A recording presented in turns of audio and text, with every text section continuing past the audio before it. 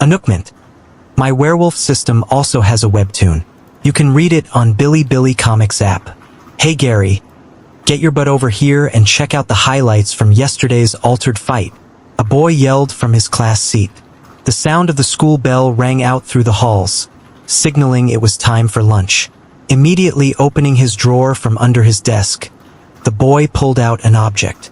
However, it wasn't a packed lunch like one would expect. Instead, the boy had taken out a tablet and put it on the table, propping it up, tilting it so he could comfortably watch the video. The immediate destination, PoTube, the #1 video sharing platform. Soon there was a crowd of classmates around him, all with their eyes glued to the screen. If you're not here in 5 seconds, I'm starting the video without you, Tom warned. Looking over at his friend, he saw Gary focused on playing with something under his desk.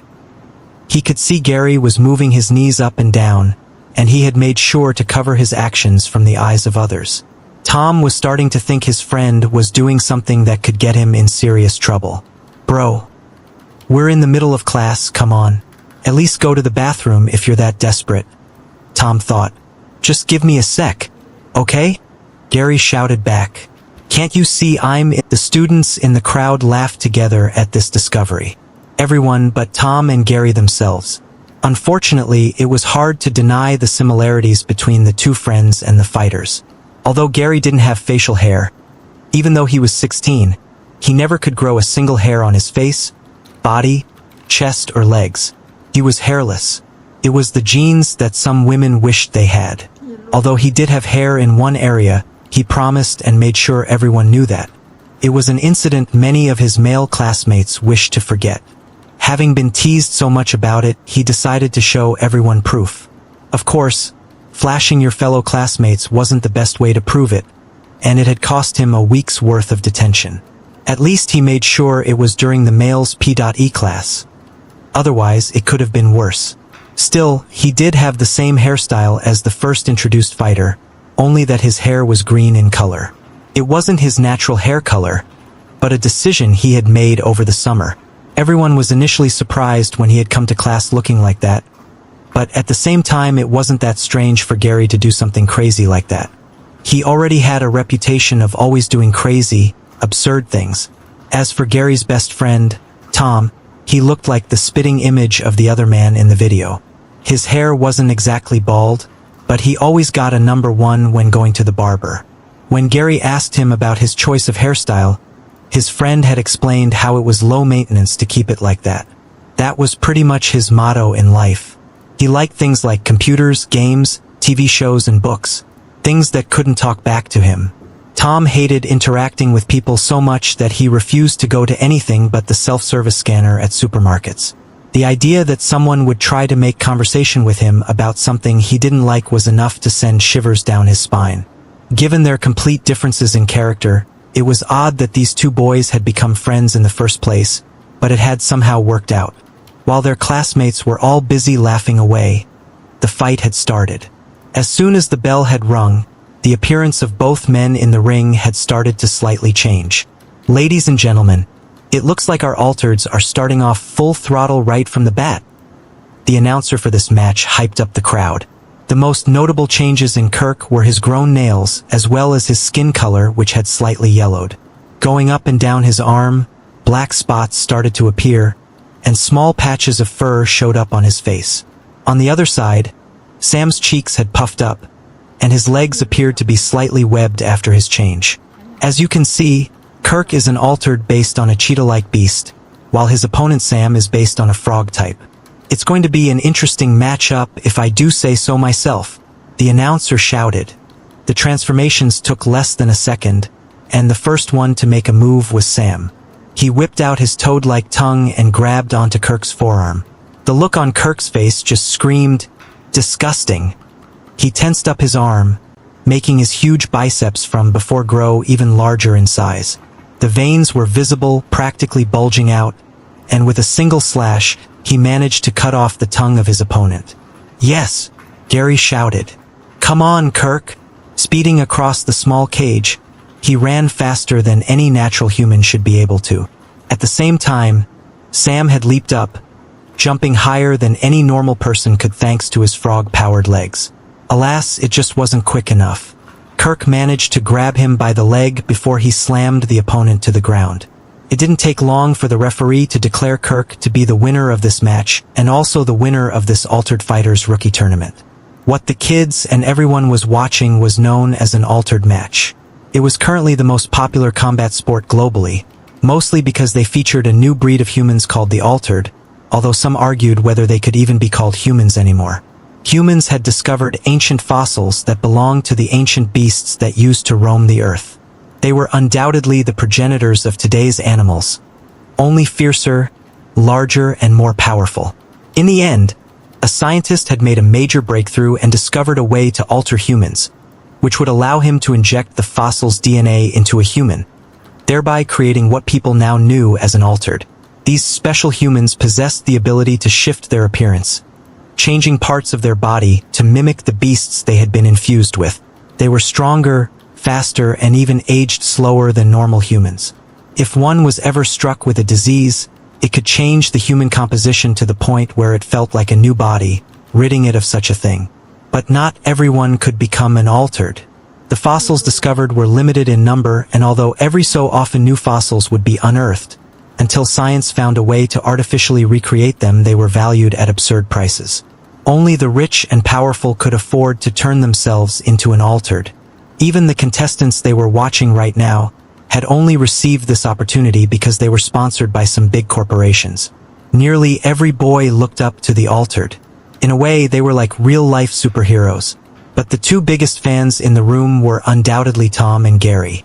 They were the ones who had gotten everyone hooked on the sport in the first place. It was normal for people to wish to one day become an altered, and it was the same for these two. Only the reason for them wanting to become one differed greatly. A big round of applause for our winner, Kirk Summerfield, the announcer called out the end of the show, when a beautiful female came onto the stage to deliver the large check for $10 million. Gary's eyes practically turned into dollar signs. The young boy was obsessed with money, and watching the altered fight, especially the large check, he couldn't think of an easier way to quickly become rich and famous. Ironically, it would be this obsession with money that would soon enough take him down a dark path. A path which he wouldn't be able to turn back from. Author of My Vampire System, bringing you My Werewolf System. Follow on Instagram, Manga to keep updated. A loud piercing sound entered the ears of the students as the whistle was blown. It served as a reminder to everyone out on the school field that it was time for their daily warm-up, meaning they had to run 2 big laps around the school field. School lessons may have ended, but that didn't mean it was the end of the school day. Staring off into the distance, Gary watched the large clock placed on the front of the school building. He was squinting hard, trying to make out where the 2 hands were on the dial, not because the clock was too small, but because his eyesight had gotten terrible. Still, Gary had always refused to wear glasses. He felt like if he did, it was only admitting to himself that he had bad eyesight. He was afraid that it would only deteriorate quicker if he gave in, and it would prove that he had bad genes. Something altered did not have. After placing his hands by the side of his head, he pulled slightly, narrowing his field of vision, allowing him to focus in. A technique he had learned when trying to see the screen at the back of the class. 3:30. I still have a lot of time left. Get a move on, broccoli head. Unless you want my size 12 feet in your backside, Mr. Root shouted. He was a large man who towered not only above the students but also all the other adults. His last name was very fitting for a man like himself. If Gary didn't know any better, he would have sworn that his teacher's genes must have been mixed in with some giant ancient tree. He was that large and sturdy. Not wanting to anger his teacher further, he joined the rest trotting along at the back of the class. There he ran side by side with his friend Tom, who was huffing and panting away. Why do they want to kill me? Each time he uttered a word, he had to take a deep breath before being able to say the next. Did you know that it's easier to breathe if you don't speak and run at the same time? Gary pointed out. He was doing just fine and could have passed his friend, yet he still chose to stay at the back. It was the same every day, and it didn't go unnoticed by Tom. He was aware that Gary was staying behind because of him. In the end, Tom decided to give up keeping up with the rest of the class and started to slow down his pace. That's better. According to the internet, when you're jogging, you should jog at a pace where you can still talk to each other. Yeah. But I don't think they meant this. The two of them were now moving so slow that they were practically walking. Trying to make their loss of tempo less obvious, they were swinging their arms backwards and forwards, imitating those running in front of them. Unfortunately, this didn't get past Mr. Root, and the rest of the students were now busy waiting for them. "Just get over here, you vegetables," he commanded. Once the students were all lined up, Mr. Root placed a rugby ball on the ground right in front of himself. Out of the lineup, he selected the largest student named Blake. He was the pride of their class, the type that was too good to be true and usually only appeared in movies as the main character. However, this wasn't a movie, and he was right in front of his fellow students. Blake had golden tan skin, with wavy brown hair that had just the right amount of curls. To top it off, his body was that of a naturally lean muscle builder, seemingly designed to excel in sports. "You know, they say 10% of the boys match with 90% of the girls," Tom whispered to Gary while looking at Blake. "On Binder, I mean. Not that I've used that app myself. Seriously, what's the point when I know nobody would swipe for me? That's why I go on the app, just to swipe the other direction. That way I've rejected all of them before they could ever reject me." "I thought you just said you didn't use the app?" Looking at his buddy, and then looking at himself, Gary was a little disheartened. It wasn't because someone like Blake must have girls lining up to be his girlfriend. No, it was because people like him were the perfect candidates to be chosen to become an altered. As long as there were people like Blake in the world, how would he ever get selected? I won't mince words. We all know that Blake here is the best on our team. Too bad for you lot, that there are hundreds of Blakes out there on other teams as well. Mr. Root gave his very motivating pep talk.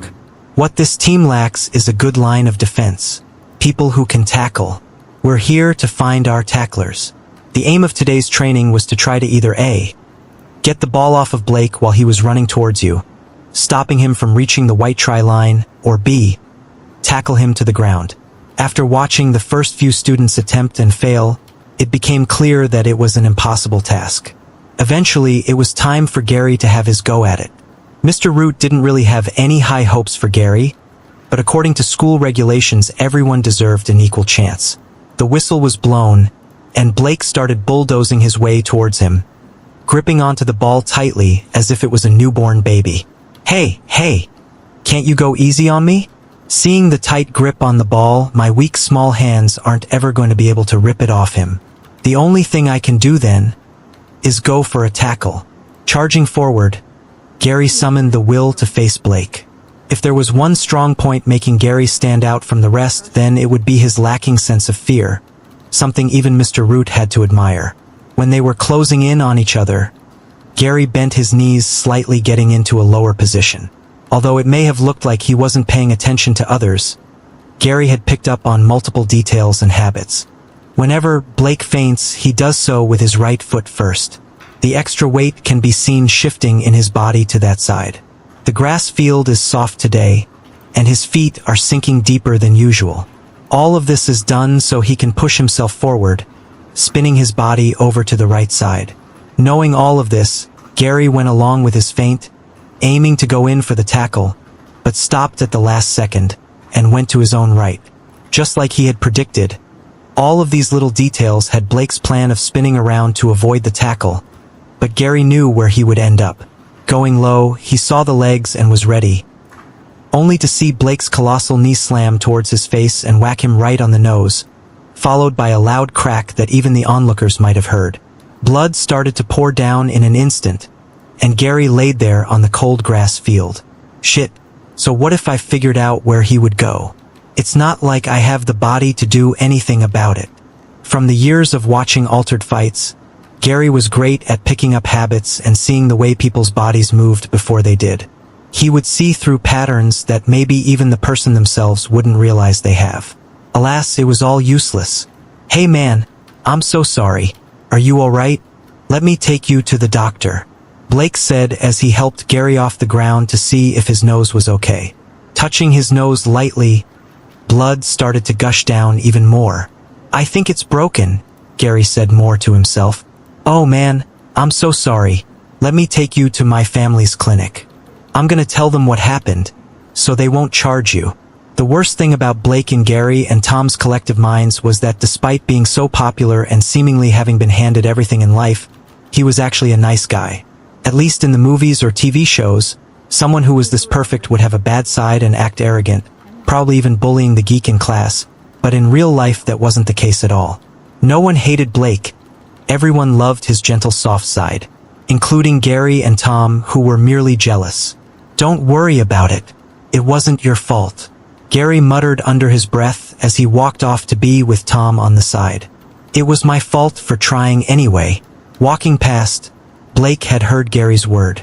Out of everyone who had tried to tackle him today, Gary was the only one that had managed to predict where he would be going. This classmate of his obviously had talent, and Blake wanted to tell him that, but he had already gone off to the side with Tom, who was accompanying him to the nurse's office. You should have seen your head fly back, Tom teased his friend, all excited. You know when you came back from the summer holiday, with your head all dyed green and that? I thought you had changed, but turns out you're just the same idiot as always. Usually, the two would laugh about something like this, but it seemed like today, Gary wasn't in the mood to be joking around. He didn't respond at all to his buddy's little whims. Why do they even make us do this sport, anyway? Oh, that's right, because our country has an obesity crisis. So they made it mandatory for every student to take part in a sports club every day, so we don't turn out into pigs like most of the adults who came with that stupid idea. Tom continued, but this didn't get a response out of Gary either. Hey, so how's your sister doing? Tom asked, trying to change the subject. You can't date her, Gary replied instantly, still holding pieces of tissue up his nose. What? I didn't mean it like that. Although she is growing up to be quite the beauty. I can already picture it. In a couple of years, she'll be embarrassed to be hanging around with her big brother. She won't be like she is now. You should treasure these days. A picture started to form in Tom's mind, of a slim curvy girl with short brown hair and perfect-shaped large eyes. Only his vision was slightly altered in a particular area. Instead of melons, they were the size of watermelons. I know, Gary sighed in defeat, aware that soon enough he might have to fight off his sister's suitors. After visiting the nurse's office to have his nose looked at, she informed him of what he had already guessed himself. His nose was indeed broken. The nurse recommended he visit the hospital if he didn't want it to remain crooked like that. It was possible to do a surgery to fix it later on as well, but it would be easier to do it before it healed crooked. That's when he noticed the time, and Gary rushed out of the room. Thank you. I'll promise to have it looked at, he called back. But he wasn't rushing off to the doctor's. Instead, he was running back home. Leaving school, he rushed outside the gate and started running as fast as possible to get back home. They lived in a small town, so it was quicker for him to run rather than get the bus. Not to mention, there was another reason why he wanted to avoid using the bus.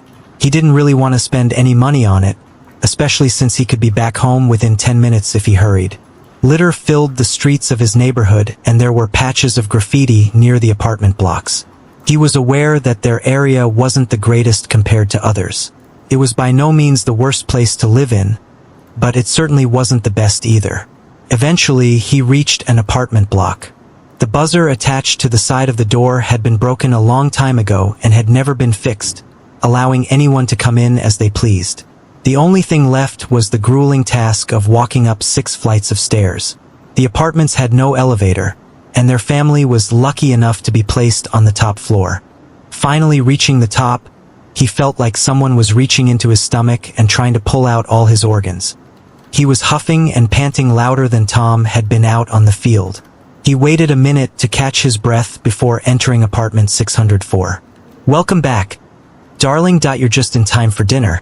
Although I'm gonna need a couple of minutes. Do you want me to leave it out for you tonight as well? His mum shouted from the kitchen. Yes, Mum. I'll be going out with Tom tonight as well, he shouted back, rushing into his bedroom. Their apartment was relatively small, only consisting of 2 bedrooms and a kitchen that simultaneously was the dining area as well as the living room when not in use. It was all his family could afford, and since there were only 2 bedrooms, it meant Gary, What the hell happened to your nose? His sister, who had been lying on her bed, noticed her brother's arrival. She was still in her school uniform and listening to some music on her phone. Just moments ago, she had been singing away until a certain someone had bulldozed into the room. Amy, don't worry about it. I've got to go, Gary replied, as he quickly changed out of his school uniform and into something else. And please don't tell Mom. That was right, the two of them shared rooms with each other. Even though he was 16 and she was 15, only a year younger than himself. Of course, both of them kept this a secret from their friends. If people found out, they might spread rumors about them being some sort of a freakish family who got up to some strange things. But it wasn't like the siblings had much of a choice. Their family situation wasn't the best, and they both knew that. They had never once complained about their situation to their mother, since the poor woman worked harder than everyone else to raise her teenage children to the best of her ability while working multiple jobs. After changing clothes, Gary quickly rushed out of the apartment and was heading off. On his way, he would constantly look at his phone to check the time, and it was now 5:30. I made it, with even some time to spare as well. He had arrived outside a well-known nightclub. Above him a sign read, "Basement." It was in the town center, and he wasn't here to meet Tom. He had lied about that part. I promise I will make our lives better, Gary thought as he walked through the doors. Inside, there was a group of men in suits who greeted him. The only one sitting on one of the sofas was a man with a cigar in his hand at the back. Two more men stood close to him, obviously acting as his personal bodyguards. I've been waiting for you, kid. The man spoke with a smile as he let out a puff of smoke. Gary had a deep, dark secret that he had been hiding from everybody. Not just his family, but his closest friends too. There was a reason for sudden change in his appearance over the summer. Unbeknownst to them all, he had joined a gang. Follow on Instagram for updates. Manga. Over the summer holidays, it had been an eventful time for Gary. It was not just because he had chosen to dye his hair and get a new look, but because he had come to the decision to join a gang. Something that he had kept hidden from his friend, his mother, and even sister didn't know about. Had you been late, I was thinking of chopping one of your toes off, so you didn't forget, the man sitting down told him. It was only 5:30, so the nightclub had a few hours before it would officially open. However, the club itself was actually just a front, run, and used by the gang known as the Underdogs. The smoking man, who was talking to Gary, was the leader of the Underdogs, Damien Hawk. The gang members mostly wore suits, making them look like the average businessman or someone who worked for the Secret Service. This included their leader, although even a student could tell he wasn't a businessman. He had this crazy look about him which was just too wild for someone who was supposed to sit inside a cubicle all day. He had a black mohawk for his hair and a round earring on his right ear. Yet, the most prominent feature about the man were his eyes. They were the eyes of a madman. Usually, Gary was fearless for someone his age. If he wasn't, he would have never gathered the courage to join a gang in the first place. But these people scared him. Gary gulped a little, not saying a word. The palms of his hands were starting to sweat a little. Hey, I'm just kidding, Damien laughed. Why don't you head to the back while the grown-ups do a bit of talking? I'll get someone to fetch you when we need you. While walking, Gary was shaking a little. It was hard to tell whether Damien had actually been joking about this sort of punishment. There had been times when he had been forced to witness the leader actually cut off one of his own men's limbs. Before joining this gang, Gary had decided to do some research into gangs. Unfortunately, he had only ended up reading a few comics and manga books here and there, and to be honest, this had led him to the conclusion that it wouldn't be too much trouble. Even the odd internet searches and movies had romanticized gangs. Alas, being in a real gang had turned out to be nothing like in those comics and manga books. The members of Underdogs did anything to make a profit. They didn't shy away from selling drugs, killing, stealing, or extorting others.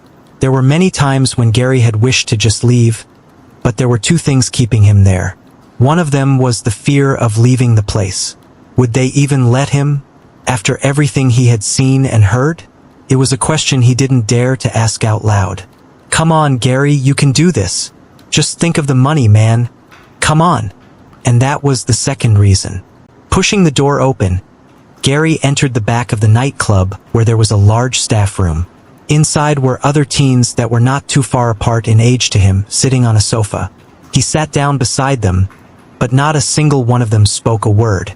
Gary had seen them a few times before, but from what he could tell none of them went to his school. While looking at them, he wondered what their reasons could be for being here. Not why they were there today, he knew that, but why they had decided to join a gang. Most people his age only joined out of necessity. The world was a tough place to live in at the moment.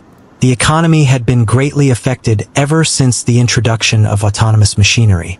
It had created new jobs, but at the same time gotten rid of many old jobs. Gary's own family had suffered the aftermath. His old mother had lost her job as a factory worker sorting out parts. But she wasn't the only one. Mass unemployment had ruined many families. The government's solution to all of this had been to offer retraining in the new skills and departments that the world now required, such as cybersecurity, programming, engineering, mechanics, and so on. But it had proven to be too hard for her to go through any type of training with the little time she had. Ever since, she had been stuck doing odd jobs. All of this had created a tiering system within the towns and cities, making the divide between the rich and poor even more evident. Tier 5 being the lowest, while Tier 1 would be the highest. These tiers were based on how high their GDP per month was. The quality of life, the technology, the medical care, all of these things were better the more cash a town or city generated.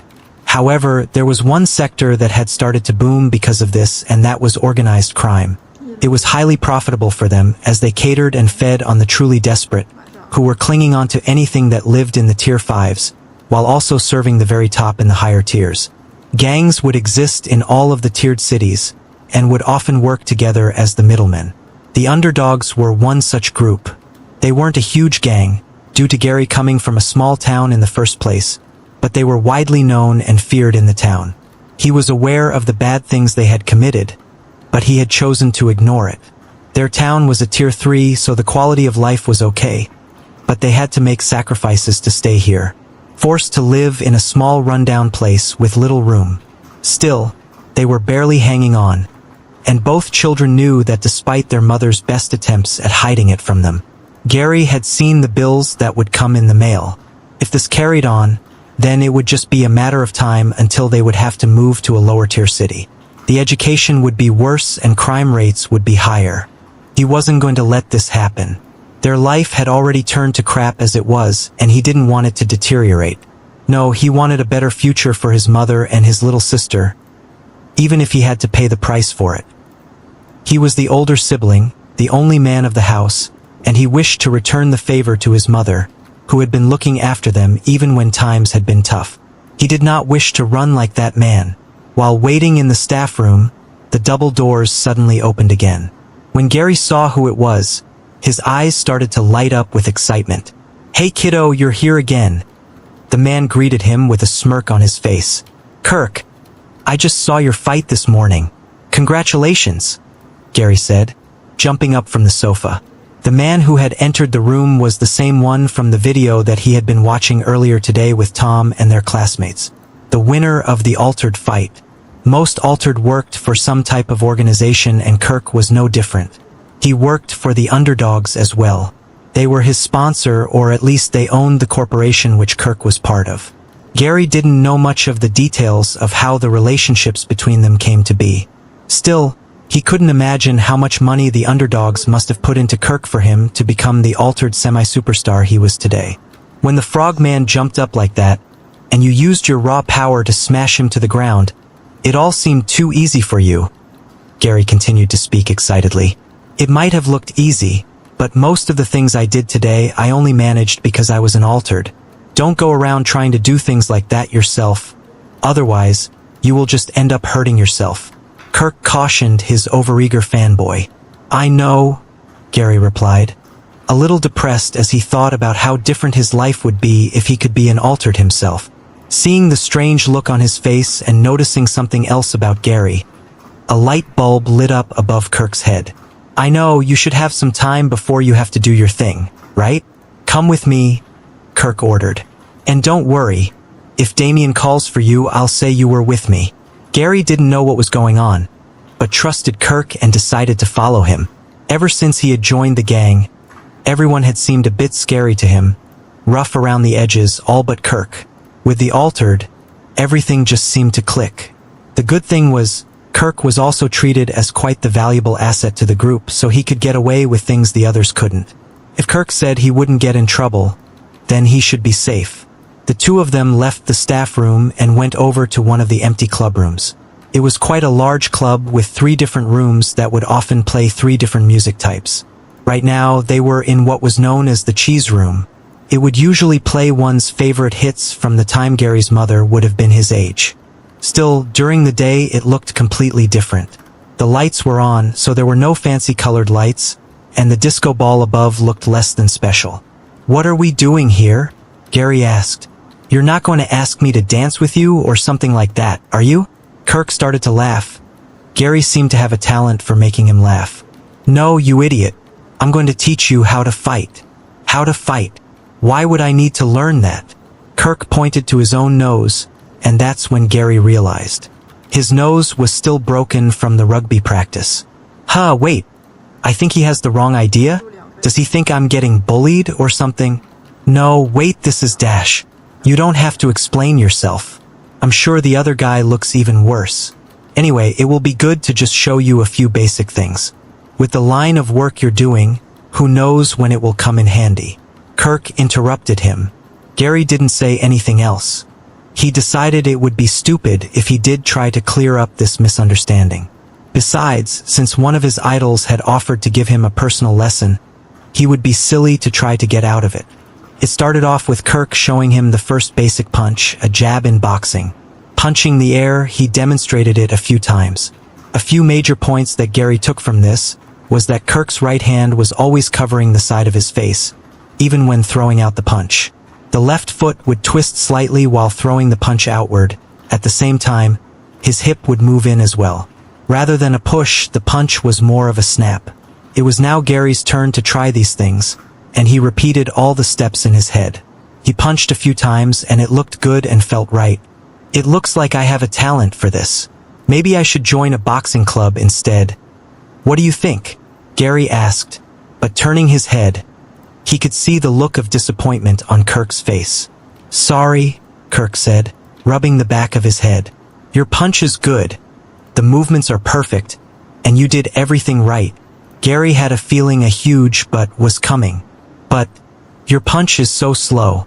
Is that as fast and hard as you can go? Kirk asked. Gary would have loved to tell him it wasn't. But unfortunately that would be a lie. He had been trying his hardest without holding back. Things always seemed to end up this way for him. He understood the theory, understood how things worked, yet, for some reason it was impossible to perform the way he pictured it in his head. The doors to the cheese room opened and interrupted their training session. One of the men in suits walked in. There you are. The boss has been looking for you. When Gary returned to the first club room, he saw Daimon still sitting down on the sofa. Opposite him were 5 kids, including Gary, all standing up straight and waiting for orders. Out on the table were 5 metal briefcases locked with a unique combination. Time for you guys to get to work, Damien said. This was Gary's job in the organization. He worked as a transporter, and tonight his job would be to deliver whatever was in these suitcases. While Damien was busily explaining the job details, something had caught Gary's eyes. It was just for a brief moment, so he was unsure if his eyes might have played a trick on him. But he felt he had seen something very odd. Did that briefcase just move? Follow on Instagram for updates. Manga. The explanation from Damien continued about today's special task. There were 5 briefcases in front of them, and there were 5 of them.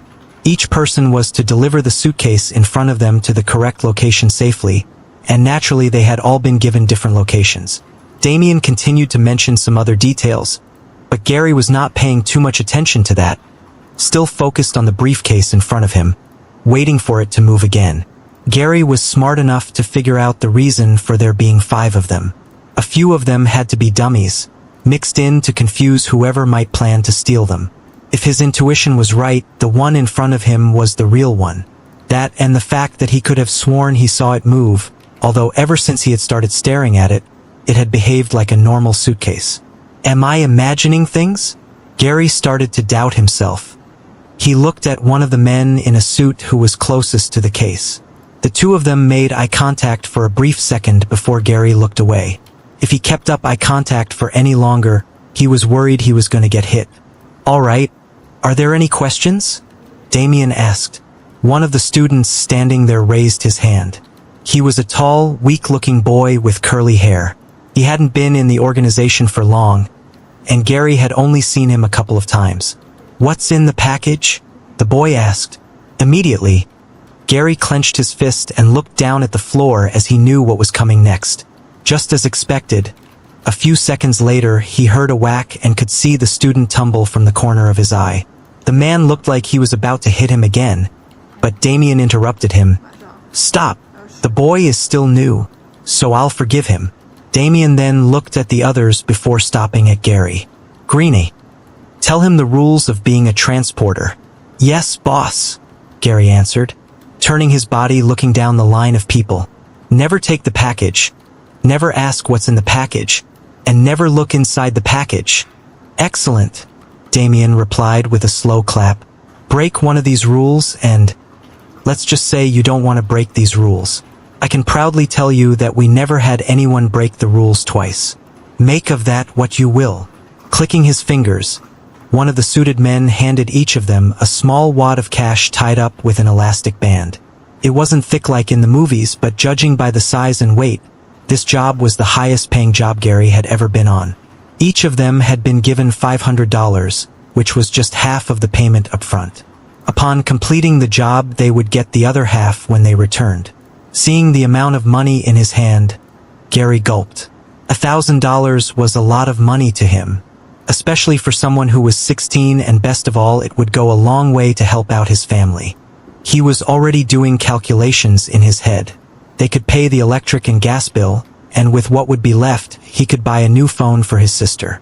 This money was nothing for the gangsters, and simply put, they were taking advantage of the students. Both sides were aware of that, but the students didn't have another choice. Where would they get a job at their age, not mention such a high-paying one? All the supermarket and fast food jobs had been replaced by computer screens and machinery. The construction sites were already full of manual laborers. Only technology whiz kids might get a job helping another corporation be the next new thing, and Gary wasn't one of these people. That type of stuff was more suited to his friend Tom. Each of them was given a location, and the job had officially started. Picking up the metal suitcase, it had some weight to it, but it was hard for him to tell if there was anything inside or if that was just the case's weight. Jiggling it, he was trying to guess what it was, and once again another man was giving him a stare. Right, don't ask what's in the case. They left the nightclub, and then each of them went their separate ways, including the tall, curly-haired boy who now had a bloody nose. Stay safe, guys, Gary said quietly, more to himself than the others, as each of them went off. During all of this, there was one big worry at the back of Gary's mind. This was the highest-paying job they had ever received. The gangsters wouldn't just hand out money willy-nilly, so this also meant it was the most dangerous job that he had ever been given as well. There had been no problems so far on all of his runs. It was the reason why the underdogs were using students in the first place. They didn't look suspicious, and their faces were unknown. There was less of a chance for the students to rat them out to another gang, and they would be too scared to do something like that anyway. Still, with every job there was this risk, and it didn't get easier. On the contrary, with each successful mission, it felt that at some point his luck would run out. It was safe to say that Gary stood out a bit. He was running around with a fancy metal briefcase that looked too fancy for the clothes he was wearing. Usually, he would do his drop-offs on foot, so he was still in his trainers and his favorite black and red tracksuit. He didn't care about the gawking eyes that were looking at him, and he just hurried on to the location. When he had eventually reached the location, it turned out to be a construction site. The workers had already left and gone home for the day. The initial foundation for an apartment block had already been built, but there were no walls or roof yet. For his job, Gary was to give the briefcase to a person that was meant to meet him there. He waited in the apartment building center, where there was nothing but the ground and a few cement bags here and there. Gary was nervously tapping his foot and continued to look all over the place. When he pulled out his phone, it was now 8:05 p.m., already past the meeting time. "Hello," Gary shouted. "I'm here." His voice echoed slightly, but there was no reply. "Am I in the wrong place?" he thought to himself. After double-checking he was in the right place, he sent a text to Damien. "No one here, what should I do?" It was the first time something like this had happened. Tired of waiting, Gary started to walk around, checking if he could spot the person. Then, while walking around, he saw it. He discovered a dark red liquid on the floor, coming from behind one of the building's support pillars. "Please tell me that's just paint," Gary silently prayed. This wasn't some movie, and Gary wasn't dumb enough to go around that pillar when he was already sure there would be a dead person behind it. Ding, his phone went off. He pulled the phone out of his pocket, and there were only 2 words. "Run back." Lifting his head, he could see a 4-inch blade coming right towards him. Out of instinct, the only thing he could do was lift the metal suitcase up, and thankfully a clanging sound was heard as the suitcase clashed with the knife, protecting his face. He only saw the man who had thrown the knife for a brief second, because before he knew it, Gary was running for his life. He didn't know where he was running, he just knew he had to get away from that psycho. He could feel his heart beating so loudly that he thought it would jump out of his chest. He also noticed that his underwear was feeling uncomfortably warm as he had let the fluids held up in him go. "I'm going to die. I'm going to die. That was a real gangster, and he just tried to stab me." Running towards where he came from, he saw a few more men at the gate that were wearing suits.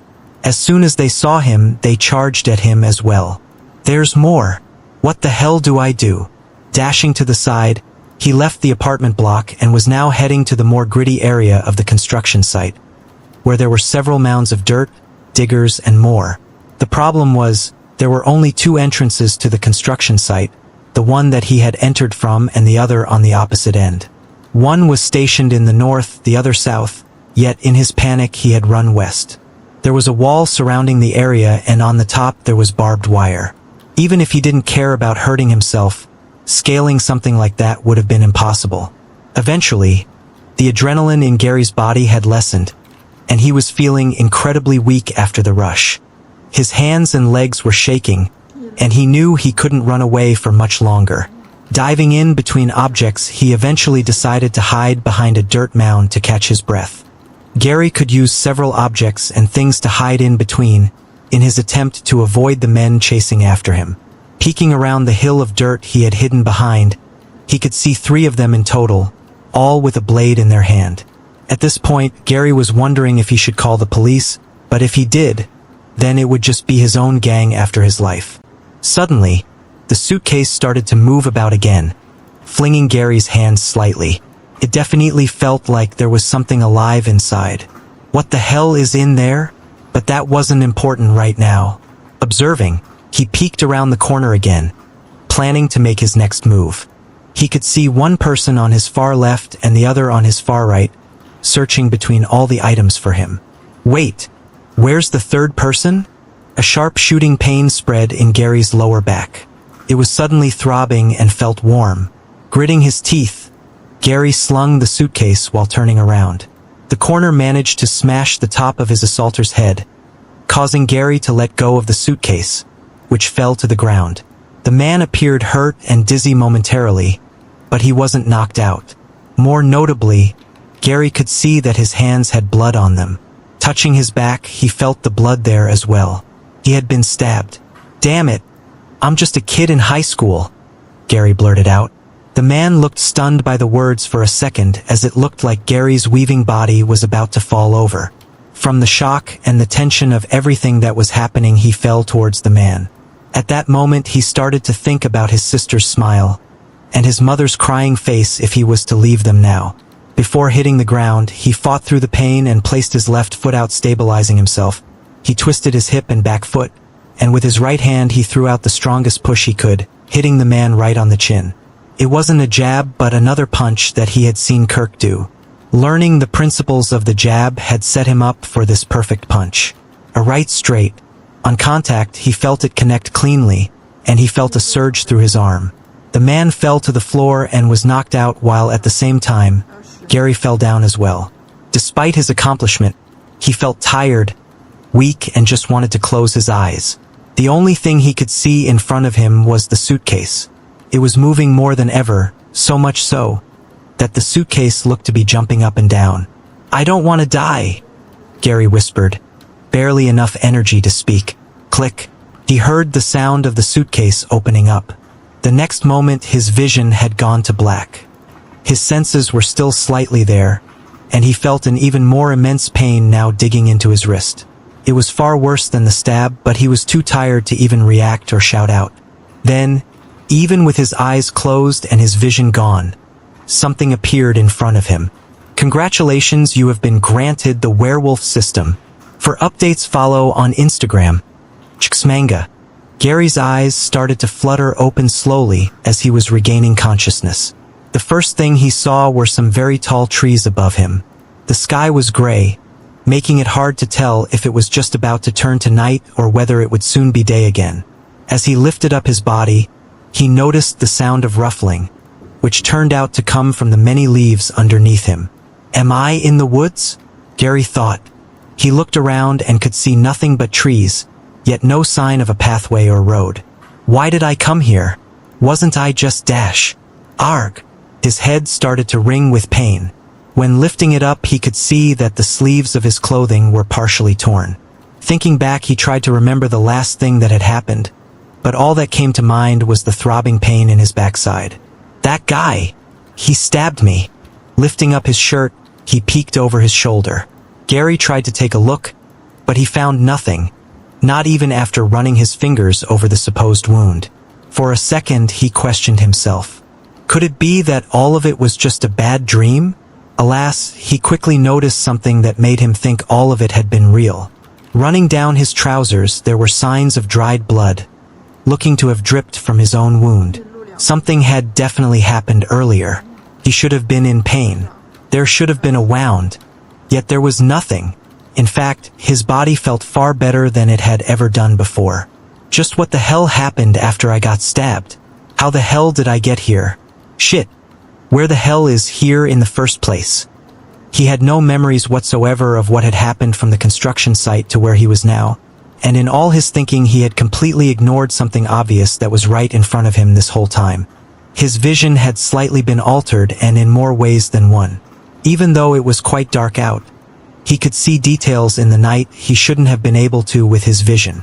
The groves on the trees a distance away, the ants crawling up on the trees, passing food to each other, and then there was the moon.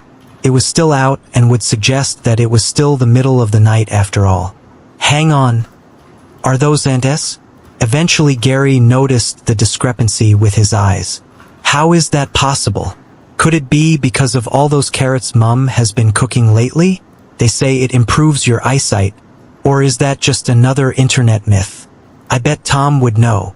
In the middle of his crazy thoughts, he registered something in the top left corner of his vision. When looking at it, it reminded him of a notification from an email or a game. He moved his head trying to get rid of it, but wherever he would look it would stay there. Then he started to touch his face to see if he was wearing anything, but there was nothing. The notification appeared to be glued onto his vision. How the hell do I get rid of this thing? When thinking about the notification itself, it suddenly opened and a screen appeared in front of him, hovering in midair. Your bloodlust has been lowered. You are no longer enraged. State has been updated to normal. Is that a system? Gary had played a few games in the past with a similar interface before. However, he wasn't quite the gamer himself. He never had time for them as he was always busy trying to come up with ways to make money. The one who this would have been perfect for would be his buddy Tom. But with his limited knowledge, Gary still knew how to navigate it a bit. The notifications looked like they could be deleted, and it looked like there were more options on his general interface. The annoying thing was it was all blocking his field of vision still. At the same time, he couldn't deny it was kinda cool. Like he had been turned into some futuristic robot. Nevertheless, he didn't like what he was reading. The word bloodlust did not sound good at all. What exactly had happened? Had he been turned into some type of vampire and was now required to feed on blood? It would at least explain the wounds healing on his body so far. He had read supernatural stories of things like that before. Quickly touching his teeth, he felt nothing and they appeared to be the same as they had always been. Then there was the second half of the message. It had been lowered. Reading this, he gulped down and tried to look at himself. There wasn't a huge amount of blood on him apart from that on his trousers. Being able to escape from that construction site alive while 3 men were chasing him, he started to consider the worst-case scenario. No, nothing happened. Stop being paranoid. Gary tried to convince himself. Surely, I would have remembered something like that. But would I really? I still have no clue how I got in the woods in the first place. Unfortunately, with his tendency to forget even menial tasks like emptying the washing machine when his mother asks him to, he was unable to rely on his good memory. After deleting those notifications, Gary decided to study the system a little. The first thing he could see was an image of himself looking back at him and his name by the side with a few stats. Name: Gary Dem. Level 1. EXP 0 out of 100. Health: 100/100. Energy: 100/100. Heart rate 42 BPM. State: normal. Looking at the information in front of him, he was trying to figure out what they meant. Gary appeared unable to open some sort of description for them, and there wasn't really anyone or anything that told him what was going on. Health seemed to be pretty self-explanatory, but energy? The best he could come up with was that it might be something similar to stamina. As for the heart rate, he considered it to be a very strange thing to appear in the first place. What worried him was that his resting heart rate had never been that low. This was the heart rate that athletes were able to achieve, and although Gary wasn't unfit, he was far from being an athlete. As for state, he could only relate it to the message he had gotten previously about his bloodlust decreasing, something he chose to ignore for now. What interested him more than anything was the level by his name. It reminded him of the RPG games that had been introduced to him. He didn't know why, but his favorite part in those games had never been the completion of quests nor the exploration of the world, but simply its grinding. He would spend hours just killing creatures watching that bar increase. Tom would always complain about his playstyle, stating that it wasn't the fastest way to level up.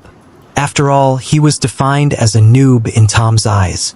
On the screen itself, at the top the tab read status, but right next to that, there was another little tab labeled quests.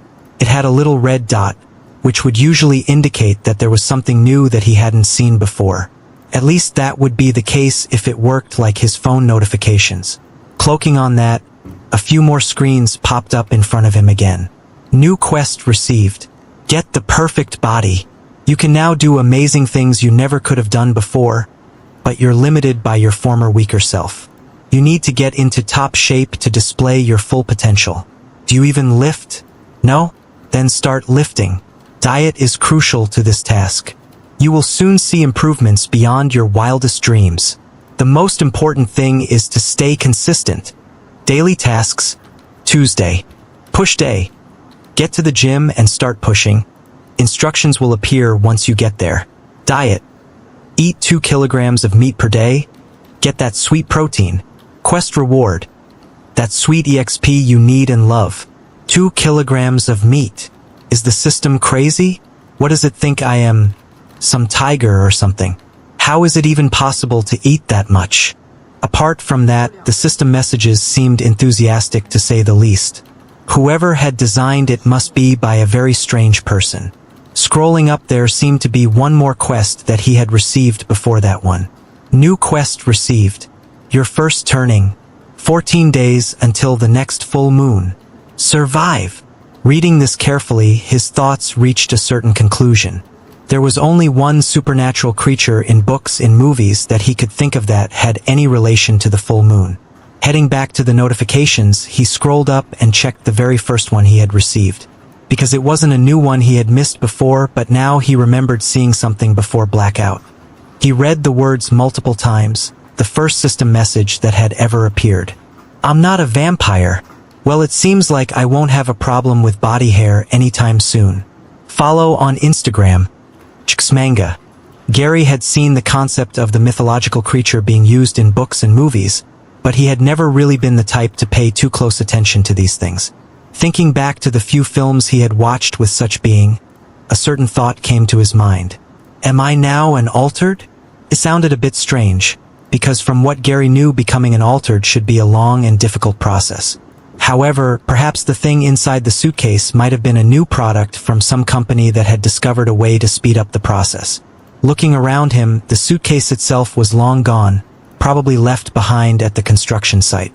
Maybe it's just called a werewolf, because it has made me into an altered based on a wolf-type beast?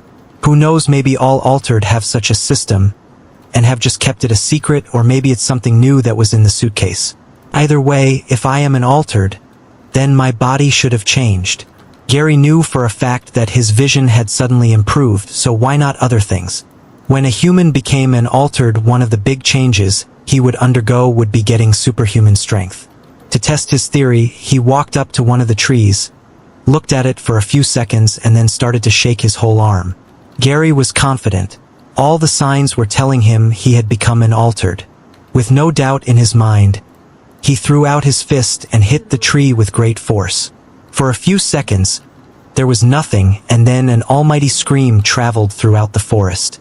Ah! The tree was completely fine, but the same could not be said about Gary's knuckles.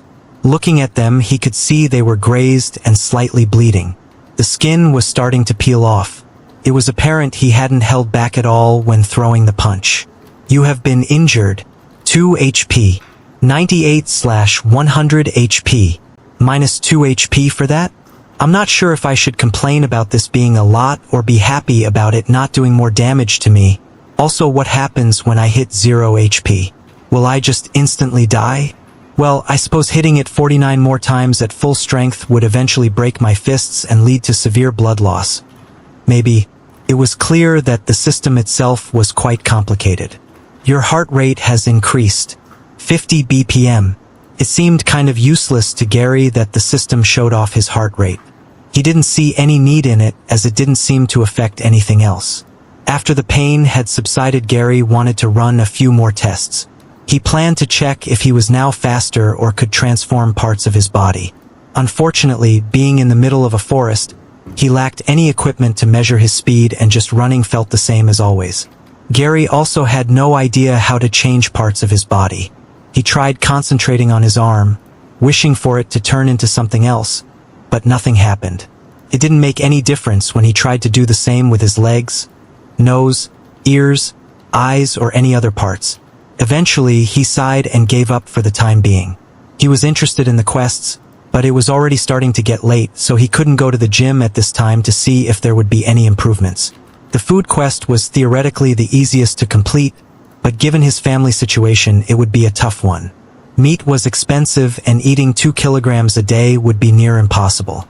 There was half the payment up front, but if he could, he would have still liked to help his mother with that. Finally, there was the other quest that would arrive in 14 days. He had an idea of what would happen on this day, but he couldn't believe it. So far, there had been no signs of his body drastically being altered other than what the system was telling him. At least he had 14 days to figure out what to do about it. It was dark out, and if he stayed out any later, his mother would probably be worrying about him, so he decided to exit the woods. It didn't take long, as he could clearly see a pathway with his improved vision, and when he was out of the woods, he knew exactly where he would be. From there, he started to jog. He had become quite the good runner, working as a transporter and being cheap with his money. The journey from where he was would take around 20 minutes. Finally, he had arrived back home and could hear the sound of his sister singing from outside the door. When he went to open it, he noticed something. His breath. I just ran for 20 minutes and I'm not even tired. Maybe I am an altered after all. This thought excited Gary more than anything. Checking his heart rate, it had also lowered down to 45 BPM. Entering inside, he immediately started to take off his clothes. They had been torn ragged, and some of them had signs of blood on them. He headed into their room, and his sister was a little surprised that her brother had just started to strip in front of her. She immediately closed her eyes and turned around. What the hell? Gary, hurry up and put some clothes on, Amy shouted. He quickly stuffed his clothes into a school sports bag and placed that in the bottom corner. before throwing the rest of his belongings on his bed and finally changing into something new. "Oh, you're back, Gary. The food is ready for you whenever you need it. Just warm it up in the microwave," his mother shouted. "Thanks, but I'm not hungry," Gary replied. "Feel free to have seconds if you want." "That's strange, you usually come back starving.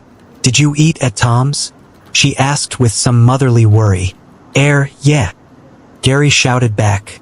It certainly was strange. Every time when he came back from his work, Gary would be hungry, and he hadn't eaten before leaving. The last meal he had was from lunch, but he didn't feel hungry at all. Going through multiple drawers, Gary was looking for something. Without noticing it, he eventually searched through Amy's side of the room. "What the? A diary?" he murmured to himself, picking it up. "Hey, stay away from my things." She snatched the diary and immediately went over to his side of the room. "Just tell me what you're looking for. Bandages, plasters, or something for my Dash." When looking at his hand, he noticed that it had completely healed. When did that happen? 100/100 HP. 99/100 energy. Eat more meat to restore your energy. When idle, energy points will be used to restore HP. It looked like super healing could be added to the list of abilities he might possess. "Did you go to the doctor? Your nose looks better," Amy pointed out, noticing it wasn't crooked anymore. Yeah," Gary replied, which seemed to be his go-to response today. It was hard for him to process everything that was going on around him. Ding ding ding. Multiple notification sounds were coming in one after the other. When Amy turned around, she noticed that they were coming from her brother's phone. Since she was closer to it, at the moment she passed it to him, but not before sneaking a peek at what the messages were. "Bastard, I'll kill you," was the preview message. The rest of it was cut off. "Gary, are you in trouble?" she asked while handing over the phone. He snatched away his phone and left the room in a hurry. "It's nothing. Must be Tom playing a prank on me. Don't worry about it." Before his sister could ask any questions, he already locked himself on the toilet. Sitting down, he started to read the messages coming through one by one, and his hands couldn't stop shaking. "Where are you? Answer now. The item is missing. You know the rules. Do you have until the end of today to return back with the item? If you're not here, you can say goodbye to your family. OSHIT. Gary was unsure what exactly had happened to the item, but he could come up with a few guesses. The item was currently with him, or more accurately speaking, it had combined with him. After a person became an altered, it was impossible to reverse the process. If he returned to the gang and tried to explain to them what had happened, he would be killed for sure. That, or they would enslave him and make him work as an altered, although he first would have to prove to be one, which ironically he was unable to. Alternatively, the real item might still be in the suitcase, but if so, it must have long since been taken by the other group after his stabbing. However, it would mean that his current situation would be unrelated, which seemed more than unlikely. Either way, at the end of the day he had failed his job, and that meant that his end wouldn't be a pretty one. It was the first time this had ever happened to Gary, yet he had seen what had happened to others in the gang who had failed the underdogs. Going back there would just be suicide. It's a good thing I gave them a fake address. They don't know where my real home is. But what do I do if they find out? What will happen to Amy and Mum? If you would like more chapters, please support the story with golden tickets. "Sir, the police have arrived, so we had to stop our investigation," a man in a suit reported on the phone. "Damn it. Do you have any idea how important that thing inside the suitcase was?" "Course you don't. Screw this. Just bring that kid here and find out who the hell betrayed us." It was early morning and the sun had barely risen, causing a dull gray sky. That day, at a construction site, when the workers were about to start work, they came across 3 gruesome bodies. In fact, it was hard for them to call them bodies. Each one appeared to have been mauled beyond recognition. Each had large pieces of flesh torn off and huge scratches across their faces and bodies. Blood was all over the construction site. The first thing they did was call the police, who had promptly closed off the site as a crime scene.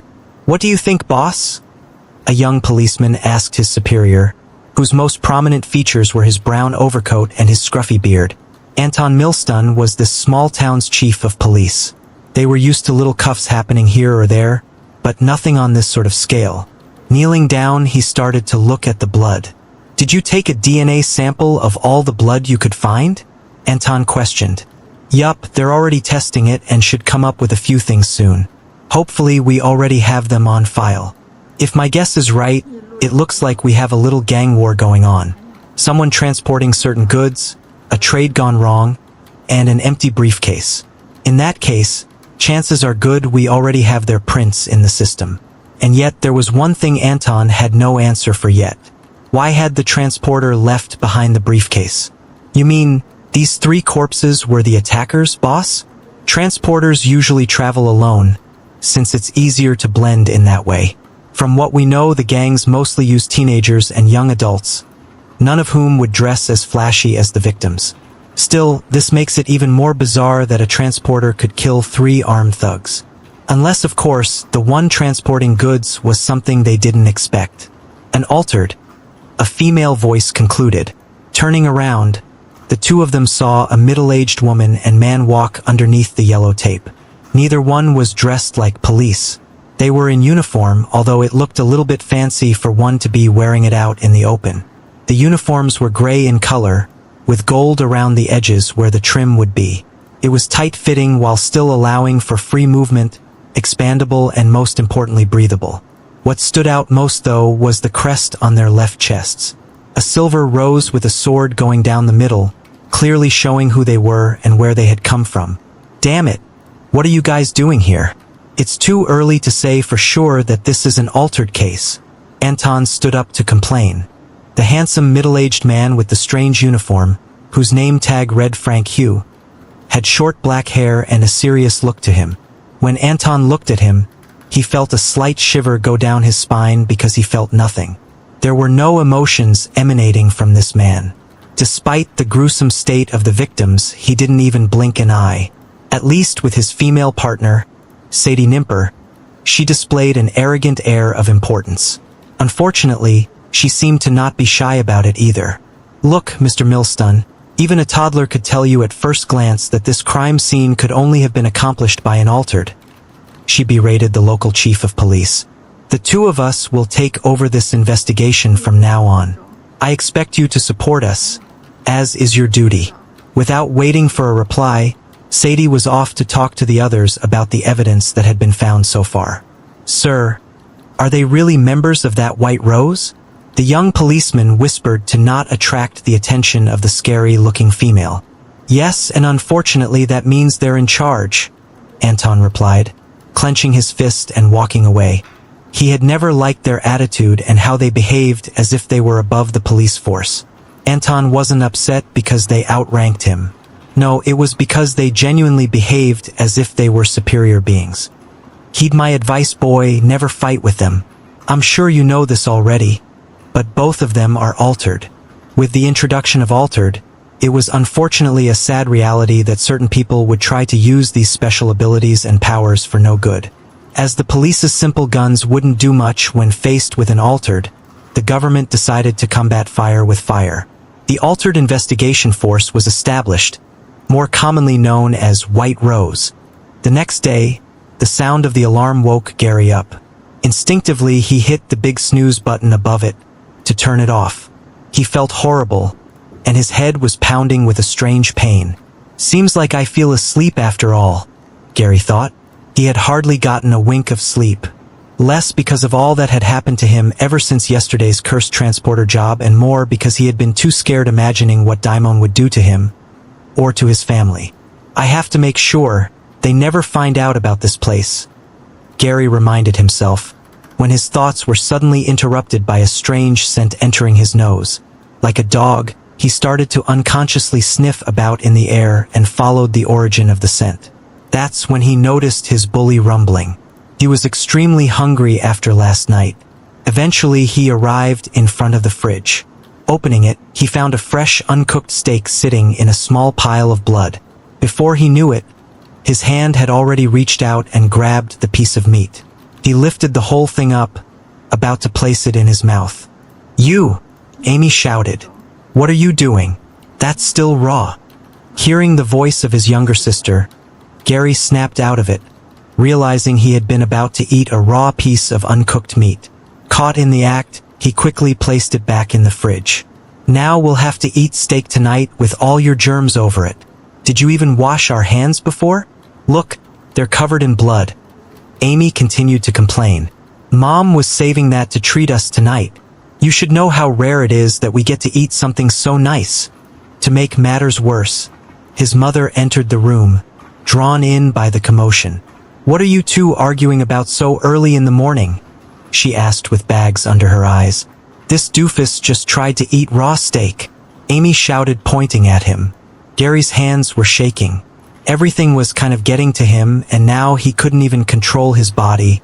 I'm sorry, Gary apologized as he ran past the two of them and headed to the bathroom.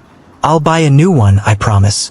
When he entered the bathroom, he looked at himself in the mirror, half expecting to see someone else, but from the looks of it, he was still the same. The only thing wrong with him was his fast-beating heart, and the system was there to tell him. Then he noticed something else. His bloody hands that had touched the steak were in his mouth. He pulled them out quickly, but it was already too late. When he had checked the system, he had licked them clean, and he could still taste it. Even worse, he enjoyed this aftertaste.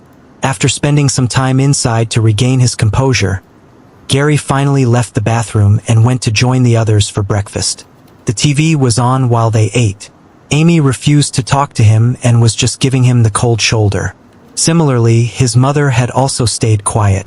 Gary was unsure whether it was because she was mad at him or just too sleepy. In front of him was a sliced ham sandwich. It didn't take long for him to finish it, and afterward he decided to check the status of one of his quests. 28 halves. 000 g of meat consumed. The single slice of ham only weighed 28 grams. If possible, he would like to test if completing the quest would give him the promised EXP, and if he could eventually level up just like in those games. Unfortunately, there was a large barrier. Meat was expensive. He still had the $500 of upfront payment in his pocket, but this amount of money could help their family a lot.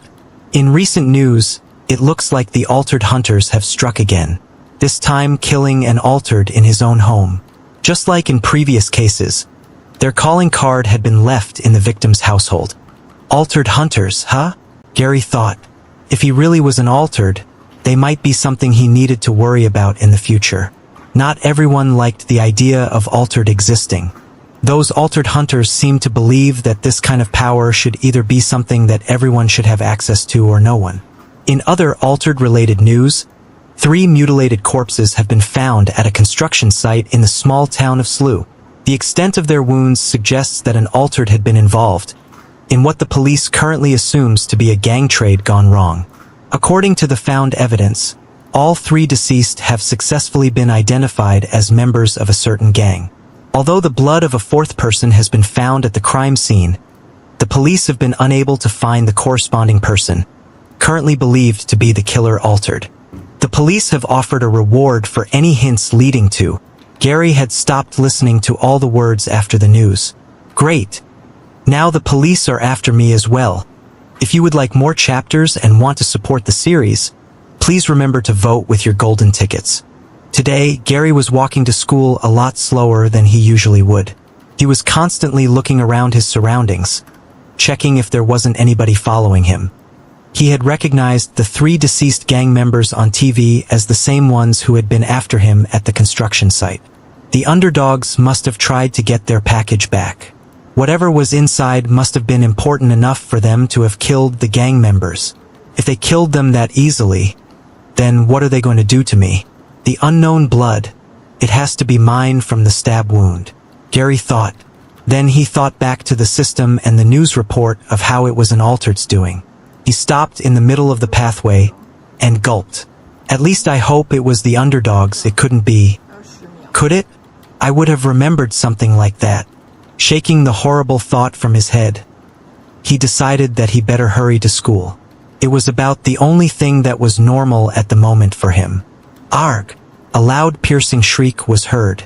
Looking around, Gary discovered the female shriek to have originated from an alleyway close by.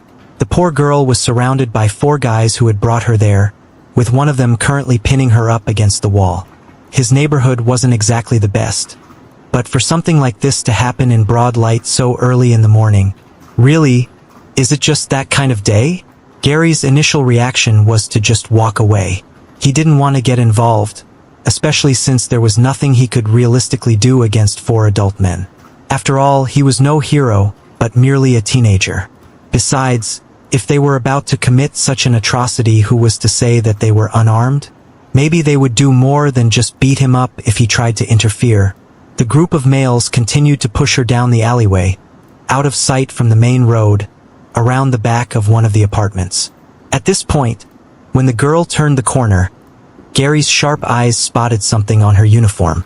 It was his school's crest. She went to the same school as him. Damn it, my own arse is already on the line. Should I try and bluff, telling them I'm part of the underdogs? No, that won't work. Given my age, it's clear that I'm merely a transporter, and using their gang name might not be the best idea. Shit, why did it have to be a girl? In all honesty, if it had been a guy, then Gary wouldn't have struggled this much. People were struggling all over the world, and had bad things done to them. He knew that since he himself had even joined a gang in hopes of a better future. However, when he saw a girl being abducted, especially in his own neighborhood, not too far from where he lived, he couldn't help but imagine the men doing the same thing to his sister. Who knew whether she had a brother who would blame himself for the rest of his life that he hadn't been there? Even if she was an only child, what about her parents? Gary considered creating a ruckus. Looking around, there weren't many others that would help. And if he explained the situation, he knew no one would, for fear that the group of men belonged to one of the gangs. It was easier to just hide their head in the sand, pretending not to have noticed the situation, telling themselves there's nothing they could do. Alternatively, he could try to call the police, but one of the things he had learned in the underdogs was that the police reacted slowly to such cases, not only because they were understaffed, but also because those higher up had been paid off to make sure the response time was delayed. By the time they would actually get here, whatever those guys were planning would have already happened by now. Looks like I got to figure this one out myself, Gary thought. As soon as he had made the decision to act, a notification screen appeared in front of him. New quest received. Save the girl. You have assessed that there are no other options and you're the only one she can rely on. Are you really going to turn your back on her now? It's time for you to show off your new skills. New skills? That's right. I'm an altered now. Well, at least I think I am. I have super healing and good eyesight. Hey, system, how the hell am I supposed to beat them with those things? Do you want me to act as their punching bag? Get away. Gary heard the girl scream again, but it was quickly muffled up. He knew he didn't have the time to think about what to do next. If there was one thing he was known for, it was his tendency to just act. Right now was no different. His legs had started moving and he was already heading down the alleyway. When he took the turn, he could see one of the guys with his hands over the girl's mouth. The group of men turned their heads and they didn't look like the friendliest bunch, that was for sure. Most of them were wearing similar clothing. Baggy trousers with a black top of some kind. A color gang? Damn it, I should have noticed sooner. No wonder they were able to act so brazenly in broad daylight. Color gangs usually were university students or high school students. Some of them worked under one of the large main gangs, but to Gary's knowledge, there shouldn't be any color gang in the underdogs that wore the color black, which was a relief. Kid, we're feeling nice, so why don't you just get out of here and head back to school? One of the men at the back waved him off after recognizing him as just a stupid brat. Gary looked at the school uniform, confirming he and the girl did indeed go to the same school. He was most likely looking for an excuse to avoid the current situation. But then he saw the fear in the girl's eyes again. She even had a similar hairstyle to his sister, only that her hair was black. Seeing this was just building up the rage inside of him. For of them, I'm going to get hit a few times, but it can't hurt more than getting stabbed, right? Gary tried to convince himself. Committing himself to the situation, he went into a boxing stance as Kirk had shown him. The men started to break out in laughter. Oh, looks like we have a knight in shining armor. Alright, let's see what you got, boy. Maybe we'll give you a little invitation. One of the men said, walking forward. Gary waited, focusing on the man's toes. He thought back to when he had landed a punch on the gangster that night, and to everything Kirk had taught him. Not yet, he's still not close enough. Then, when the man was finally in range, Gary threw out a perfect jab that even Kirk would likely praise him for. However, the punch ended up hitting nothing but air. The man had moved to the side and grabbed his fist. Do you have any idea how obvious that punch was? Seriously, if we allowed ourselves to be hit by amateurs like you, we wouldn't be doing what we're doing in the first place. The man berated him as he pulled Gary forward by the wrist. He punched him right in the head, flinging his body backward. Yet the man didn't let go, and pulled him forward again, this time kneeing him in the stomach. The wind was knocked out of Gary, who was finding it hard to breathe. I was wrong. This pain feels a lot worse than getting stabbed. While the men were distracted watching the beating, the girl saw this as her opportunity to escape. She pulled down the distracted man's hand that had been covering her mouth, and bit down as hard as she could. When he let go of her, she followed it up with a kick towards the crown jewels before running out of the alleyway from the other end. Now look at what you have done, one of the men shouted. You let her get away, now it's going to be 10 times harder to catch her again. Kid, how are you going to pay us back for this? Gary was on his knees, still hurting from the knee to the stomach, when a notification screen appeared in front of him. Quest completed. 40 EXP received. She really got away, huh? But what's the point in EXP, if I'm not going to live to see another day? The man had recovered from being hit in his sensitive area and was walking towards Gary heavy-footed. The others went up against the wall, not getting in his way, as he suddenly threw out a kick, hitting him right in the head, sending him to the floor. Hey, don't you think you're going too far? You could kill him. One of his companions from the side cautioned, but another one stopped him. Don't try stopping Raph now, or he will just take it out on you instead. Answer me, Raph shouted at Gary. Do people like this really deserve to live? I'm already beaten. The next kick was aimed at his stomach. If I wasn't the one getting hit right now, would they have done this to the girl? As he had these thoughts filled in his head, his temper was rising, and so was something else. EMP 85. Another kick, again aimed at his stomach, and blood started to dribble out from Gary's mouth. These scum, would they have done this to Amy as well? BPM 120. BPM 125. Running up, Raph went for another kick. Bring that bitch back now, he shouted, but this time, his leg was stopped, and looking down, he could see Gary holding it. The girl was running back as fast as she could, and behind her 2 policemen were following. As soon as she was set free, she had gone around looking for help, and had eventually found some that were in the area. It's down here, we have to her dash. She paused, as she looked down the alleyways and could see 4 men on the floor, some of them knocked out, others rolling about in pain, and the leg of one of them had been bent to an unnatural degree. What happened here? Was it done by that boy from before? Follow Instagram for more updates. Manga, editor Devils_Advocate. When Gary slid the door open to enter his classroom, he was surprised to see that not everyone was there yet. His eyes peeked in the direction of the school clock and could still see there was a good 15 minutes before class started. What? How? I was walking so slow and got caught up in that incident, Gary thought to himself. His hands were still slightly shaking. He still didn't understand what he had done or what had happened just moments ago. Right after he dealt with the little problem he had, his body had started to sprint towards the school, getting away from it all, which made him make up for any time that was lost on the way. Still, I shouldn't have arrived this early. Just how fast was I running? Going to his seat, he placed his bag down, and his usual friend Tom was there to greet him. What's wrong with you? You look like, I don't even know how to describe you. You just don't look like your usual self, Tom commented. Thanks for the kind words, Gary replied. In truth, Gary just wished things could go back to normal. School was the one place where he didn't have to worry about his second life as a gang member. However, now with his whole body going through these weird changes, it was hard to keep everything separate. Actually, I have a question for you. You're into games, books, and all that stuff, so what do you know about Werewolves? Gary asked. Tom had a little smirk on his face when this question was asked. Oh, I thought you weren't interested in these types of things. Don't tell me you're going to ask me the age-old question. Which one is stronger? Or, which would you rather be, a vampire or a werewolf? Vampires? No, I just wanted to talk about werewolves. I'm just curious about what they do. Is there anything to look out for?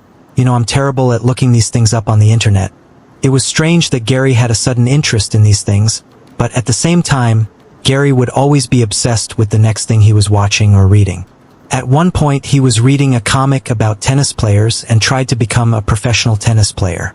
The next time he saw him playing chess after watching a TV series, and before summer he had been fanboying stories about gangs. As such, Tom didn't think much of it, besides it just being Gary's latest obsession. So he decided to humor him. Well, it's hard to say. With these types of things, there are so many different types of lore out there depending where you get your information from or what you're reading. Silver bullets, magical plants, bites, and more. But they all have one thing in common. On a full moon, that's when a werewolf is at its strongest, and in some stories that's also when they go out of control and eat their closest friends as well, Tom explained, making the actions of a wolf and attempting to scare Gary. However, Gary didn't flinch, nor was he laughing. Instead, he had a very deeply concerned look, and the palm of his hands were feeling incredibly sweaty. Are you sure you're okay? Tom asked. Gary contemplated whether or not he should tell Tom. He was still unsure if he was altered. It was easy to explain his symptoms by just telling him he was one. The problem was, then Gary would have to tell Tom everything. How he had come across the strange suitcase, informing him that he had joined a gang. One that was hunting him currently. He couldn't do that to Tom. Not after what he had been through. There was also the high chance that telling him anything would involve him in all of this as well. This was his problem and he was going to solve it. The door slid open once again, and seeing that it was the teacher, the kids got into their seats and stopped their chatter. Their teacher was a skinny male who wore glasses called Mr. Gray. Despite having a reputation for being very strict, everyone still respected him greatly. He just knew the right way to deal with kids. When he entered the room, a student that none of them had seen before followed behind him. Her long gray ash hair flowed walking behind the teacher. The color stood out nearly as much as Gary's. When she stood straight, her fringe went just down to her eyebrows. It made her big eyes and small symmetrical face stand out. The moment Gary saw this girl, something strange started to happen. His heart started to beat, but not just a little. It was to the point where he could feel it pounding in his chest as if it wanted to escape. He could hear it clearly through his ears, boning and banging, overpowering the sound of everything else around him. BPM is rising. BPM 140. BPM 145. While staring at the girl, he had heard a slight creak coming from below. Looking down, he could see that his tight grip around the desk had caused it to break a little. What was worse, his thumbnail had grown and had pierced the top layer of the wood. Oh no, it's happening again. That strange feeling from before. But this didn't happen. Gary started to panic, and it was only raising his heartbeat even higher. BPM 150. These system messages are really starting to piss me off, and his anger only raised his heartbeat even more. BPM 155. Gary started to do the only thing he could to calm himself down. Close his eyes and take deep breaths, trying to think about nothing. Like a monk, think of nothing. Nothing, he continued to repeat inside his head like a mantra. Hello everyone. A sweet voice greeted the class. My name is Isekai Clove. It's nice to meet you all. I recently moved into this town, so I don't know anyone and I'm a little nervous. But the school looks like a good place to be, and I look forward to getting on with you all. Clove, a student mumbled. Isn't that the new mayor's name as well? Oh yeah, you're right. He was the person that wanted to take the town and raise this place from Tier 3 to a Tier 2 city, right? Yeah. Everyone has high hopes for him. Hearing all these things, Isekai took a little step back, and that's when they noticed that her face had gone a little red. Wait, don't tell me you're the mayor's daughter. The revelation had caused quite the commotion, and everyone was excited to see someone of importance in their class. Can we have some respect in the room, please? Mr. Gray said in a firm voice, and soon the others quietened down. No matter who she is, I accept that everyone will treat her just like every other student in the room. Exine was given a seat by the window, away from everyone else, and it was quite noticeable that she had gained a lot of attention not just because of her relation to the mayor, but because she was considered a beauty by the boys as well. Throughout class, for some reason, Gary couldn't help but stare in the direction of Exine, and every time he would do so, his heartbeat would raise and he would have to look away. The one thing it was helping him with was controlling his heartbeat. It helped him find the best method to get in a meditative state to calm it down. Seriously, every time something gets me excited or gets my heart beating, am I going to have this problem? You horny dog, Tom commented, punching him on the shoulder. He had been watching his actions for a while now and noticed he kept staring at a certain someone in the room. Tom, Mr. Gray shouted. Are you really interrupting my class again? I know, as a punishment, once school ends, why don't you take Miss Clove and show her around before heading to your club? Damn it, he's in one of those moods today, Tom thought. When the class had ended, it was the end of school lessons for the day. But there was still 30 minutes until they had to go to their compulsory club lessons after school. Hey, so do you want to come with me and take the new girl around the school for a bit? Maybe you two can get to know each other? Tom suggested, giving Gary a nudge while he packed his things. I'm sorry, but there's something else I need to do and I'm in a bit of a rush. Gary apologized, and before Tom could say anything else, Gary had already left. Gary couldn't control his heart rate just looking at the girl, so he couldn't imagine what talking to her would do. However, this wasn't the only reason why he had refused. Worried about the gang on his back and them finding out where he lived, he needed to tie up any loose ends. And there was a really big loose end in the school. There was one person in school he needed to speak to, Kai. He was the person who was a fellow student, and also the person who had introduced him to the underdog gang in the first place. Seeing his friends storm out of the room, Tom couldn't help but think Gary was acting weird. When turning to look at his desk, that's when he noticed something. From both ends of the desk, the wood had been destroyed. It looked like it was done with someone's bare hand using their grip alone. But that wasn't possible for a human at least. Top 10 in golden tickets equals 3 chapters per day. Current release 2 per day.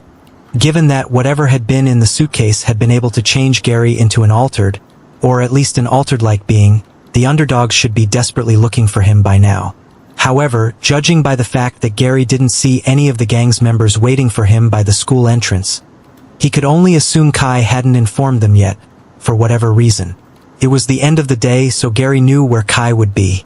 Everyone at their school was required to attend some extracurricular activity clubs. Since it was impossible to circumvent this mandatory requirement, Kai had somehow talked the teachers into letting him create an astrology club. Unsurprisingly, he was the club's only member. But since he actually stayed at school for that period of time, the teachers left him be. Opening the doors that led to the roof, Gary could see Kai standing up against the surrounding outer fence, looking down at the school field. His bleach blonde hair blew in the wind along with the dangly earring on his left ear. It was as if Kai was posing for a K-pop photo shoot. It didn't hurt that he totally had the looks to go with it as well. Gary didn't swing that way, but he could easily imagine how a girl would swoon over Kai after seeing the picturesque scene in front of him. Kai! Gary called out as he carefully strolled over to him, making sure to pay attention to his surroundings. He got ready to sprint away in case this turned out to be some sort of elaborate trap. I need to speak with you. Watching Gary act so paranoid, Kai tried to stifle his laughter, but eventually burst out to Gary's surprise. Don't worry. The underdogs don't know that you're here. The older student informed him as he wiped away a tear from all that laughter. I was sure you would come to me and you're right on time. Looks like they already did try and contact him. Just how much does he know and why hasn't he reported me yet? Did he want to make sure I wouldn't try and run away first? You've really caused quite a commotion. I knew you were desperate for money, but I thought the underdogs were paying you well. From what I've heard, you're actually regarded as quite the capable and reliable transporter. So just how much did the other side pay you to bring them the package? Kai asked Gary. His face didn't change. making it hard for Gary to judge whether this was a trick question or just pure curiosity. That's not what happened. Gary protested vehemently. He would have loved to explain what had really happened. Alas, it was impossible. The situation was just too crazy to be regarded as anything but some bad excuse from a teenager. What's worse, if someone were to actually believe him, Gary had the feeling that the consequence for him might be far worse. Yeah, you're right, you've never struck me as the double-crossing type. You care too much about your family to try something like that. Correct me if I'm wrong, but the whole reason you wanted me to introduce you was for the sake of your sister Amy and your mother, right? Hearing this, Gary's heart started to thump louder and faster. The situation at Gary's home had turned for the worse a few months ago. He had noticed that more and more letters had come through the door, and he was beginning to suspect that his mum was hiding a great pain behind the smile she would give him every day. Desperate to help out, Gary needed to find a way to make money, but being only 16 years old prevented him from doing any official work. The only thing he could do was a paper route, although that paid peanuts, and you were competing with around 112-year-old boys that wanted to do the same thing. While thinking hard about the best thing to do, he walked past a particular student in the hallway, Kai Hamper. As he swung his arms, Gary saw his designer black and gold watch shining brightly. His limited edition trainers cost more than the wardrobe of Gary's entire family put together. Finally, sitting there at eye level, he wore a unique thick gold chain that he was sure was made out of 24-karat gold. Kai was a student that just screamed wealth. It was strange, as being in a Tier 3 city meant there weren't many wealthy people. Still, it wasn't completely impossible. There were a couple of reasons for wealthy people to live in a lower-tier city. The most common one would be having a company based in that city, or they had decided that trading some guaranteed safety for the chance to live like a king instead of a commoner would be worth it. After all, houses and apartments prices rose to ridiculous levels as you went up the city's tiers. A mansion in a Tier 3 city could only get you a small apartment in Tier 1. Whatever the case, ultimately a kid who was barely older than Gary had access to a lot of money. Plucking up the courage and concerned about his family's situation, Gary went to pay him a visit one day. It was lunch break, and Gary was met with surprise as he saw Kai sitting at the very back on his own, staring out the window, even though he had all that money.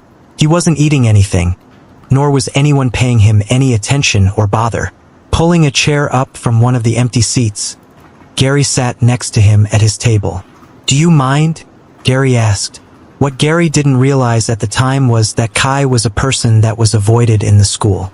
He never really paid any attention to those things, but Kai often got into fights, and there were rumors about where he had gotten his money from. But even if Gary had known about these rumors, it still wouldn't have stopped him. "I came here to ask you, how do I make money?" Gary asked. Golden ticket ranking top 20 is equal to 3 chapters per day. "I came here to ask you, how do I make money?" Gary asked. "I know I don't know who you are, or what you do. You might just be some kid who has a rich parent, but whatever it takes, if you want me to be your lackey, bring you food in the morning, I don't care, I just need the money." Even when Gary had propped himself on Kai's table, he still seemed uninterested, and it wasn't until Gary spoke that he turned his head, and a smile was shown on his face. This kid, his eyes, his determination to do whatever it takes, huh? Well, let's see how long you last, Kai thought. After that day, Gary had learnt how Kai made his money, and Kai had become Gary's in person to join the gang. "Relax, I haven't told them anything," Kai informed Gary, since the younger boy had grown silent. "Still, you're not wrong to be cautious. They seem to be very keen to find you. I don't know what exactly you took from them, whether it was important or rare or something like that, but it's already too late to simply return it. Right now, it's just the principle of the matter. You stole from them, so they need to punish you for what you have done. It's been quite a while since someone last dared to cross the underdogs, so they likely have something gruesome in store. To send a message to others." Of course, Gary already knew everything Kai had said. Still, hearing it from someone else was just making matters worse. "Fortunately for you, I don't plan to tell the underdogs about you," Kai told him with a giant grin on his face. "Huh, he won't? Why would he be looking out for me? We're not friends or anything like that. Barely acquaintances. There has to be something he wants from me." Gary became wary about Kai's generosity. Ooh, you seem to catch on rather quickly. Indeed. I don't plan to simply help you out, Kai admitted. I want to ask you for a favor which will benefit both of us. You see, for a while now, I've planned to leave the underdogs. However, if that would be so easy, you wouldn't be in your current situation. Now think about how much worse it's for me, who knows so much more about their gang. Still, it's not like it's completely impossible. What do you think we would need to do to protect ourselves from a gang like the underdogs? Kai asked with a mischievous grin. Gary wasn't completely sure if Kai actually wanted him to answer the question or not. But in case he did, Gary had no clue what the right answer would be, otherwise he wouldn't be in his current predicament. All of this seemed to be some sort of spiel from Kai to get Gary's help. The strange thing was that as far as he knew, Gary didn't have anything to offer Kai. No longer waiting for Gary to come up with an answer, Kai enlightened his underclassmen. It's actually quite simple, we would have to be part of a bigger gang. Of course, just joining another one is out of the question. The underdogs could simply pay off whoever we go to hand us out. As such, our only choice is to create our own gang that is bigger and more powerful than the underdogs. That's where you come in. You will be my little dog in all this. You will help me grow our gang. Gritting his teeth, Gary was annoyed at the fact that Kai was calling him a dog, but he had to put his emotions aside. What Kai was suggesting was crazy, for more reasons than one. The problem was, this crazy person could report him at any time. He held all the cards while Gary had none. Gary was smart enough to understand that threatening to reveal Kai's wish to leave the gang wouldn't help him in any way. Going against Kai would risk getting his family involved, not to mention he could simply deny Gary's accusation. If it came down to it, who would the gang believe? The boy they assumed had stolen from them, or the boy who had worked with them for a long time who also happened to have told them where to find Gary? How would that even be possible? The other gangs won't follow someone in secondary school. They already have a base of strong people, and those in university are already part of different color gangs. It's impossible to form a gang, Gary argued, trying to put some reasoning behind his plan. Lifting his hands up, Kai did a little spin. Where are we right now? Did you forget? Aren't there plenty of people to use right in this school? Why do the gangs use us as transporters? It's because people underestimate us high school students. There are plenty of us that are strong and love to fight, and I have my ways to persuade them. The gangs think of us as nothing but kids, but soon enough we will be adults. It starts off small, but eventually, we can create something greater than all of them. Now tell me, Gary, are you with me or not? Kai asked, walking over, holding out his hand as he looked into Gary's eyes. This person is crazy. But what choice do I have? Gary thought as he shook Kai's hand. Fine. But you have to promise not a single word to anyone in the underdogs or the other gangs about me or my family. Of course, you have my word. At that moment, a notification screen had appeared. A spoken deal has been made. Would you like to mark Kyle Hamper? There was no other information displayed about what a mark was or what it did. Gary tried to ask the system, but by the time he did, Kai had let go, and the system message had disappeared. Whatever it was too late to implement now. Kai waved Gary off as he walked back to look down on the school field. Leaving the roof, Gary rushed off to prepare for his own club activities. Turning around, he briefly saw Kai grin at him. So are you really sure? He was the one who defeated the members of that color gang that was chasing after you today? Kai asked. From behind the roof storage room, a girl with black hair stepped forward. No doubt about it. I don't know how he did it, but all of those guys were rolling over by the time I returned with the police. Hearing the response, Kai's grin got even wider. It sounds like this is going to be an exciting year. Golden Ticket Top 25 is equal to 3-chapter daily release. Follow on Instagram for more manga. After the conversation with Kai, Gary was stomping his foot on the ground, twisting it about in the grass. The whole conversation with Kia had put him in a sour mood. Hey, are you okay, bro? Tom whispered to his buddy. I don't know where you went, but I think it's best you calm down before you get called up. At the moment, both of them were taking part in their mandatory extracurricular club activity, rugby. it would be an understatement to say that Gary wasn't really in the mood for it. The two boys sat on the bench along with the rest while Mr. Root was giving his typical lecture. The gist of it was that they were going to try the same thing today as they had done last time, as they had shown enough talent to be selected for the team, not that Gary was paying too much attention to what the coach was saying anyway. He was more preoccupied with the agreement he had just made. He didn't know when, but during their conversation on the roof, Kai had somehow managed to slip Gary what was known as a burner phone. A phone often used by gangs. They weren't digital like smartphones, and instead just had the normal physical dealing buttons with a poor screen display. He was also given a new number that Gary wasn't even aware of. I don't even know when he slipped it over to me, Gary thought. He only realized when in the middle of his walk, something started to vibrate in his pocket. On the screen there was a message. "This is your new phone. Don't give this number to anyone. Whenever I need to contact you, I will do so through here. So remember to keep it charged. -3. So he really is gonna treat me like his loyal dog to do his bidding, Before his anger could get the better of him, he reminded himself just why he had joined a gang in the first place. For the sake of his family. No matter what he needed to do, his priority was to keep his family safe from the underdogs. If that meant he had to become Kai's personal dog for a while, then so be it. Personally, he found it a lot more annoying to be ordered around by someone so close to his own age, but that was something he would have to swallow. "What is wrong with you kids?" Mr. Root shouted in his deep booming voice. Apparently Gary hadn't been the only one who hadn't been paying attention to Mr. Root. Even Tom seemingly considered picking his nose to be a more fruitful activity. "It seems you guys need some motivation. Luckily for you, I know just the thing that would have rattled my behind when I was your age." Blowing on his whistle, it was Mr. Root's signal to cue in their surprise.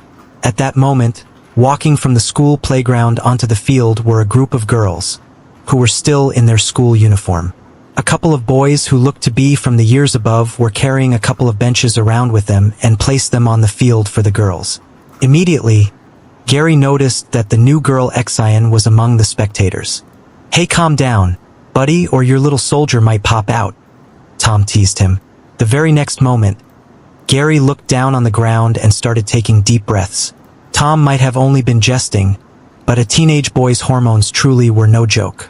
Just thinking about the possibility elicited some type of reaction in his pants.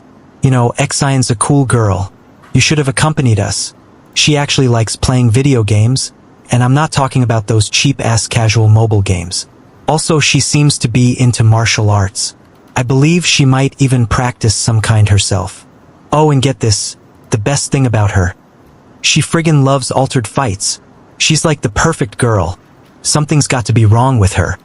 Right?" Tom further nudged his buddy Gary on, expecting some type of reaction.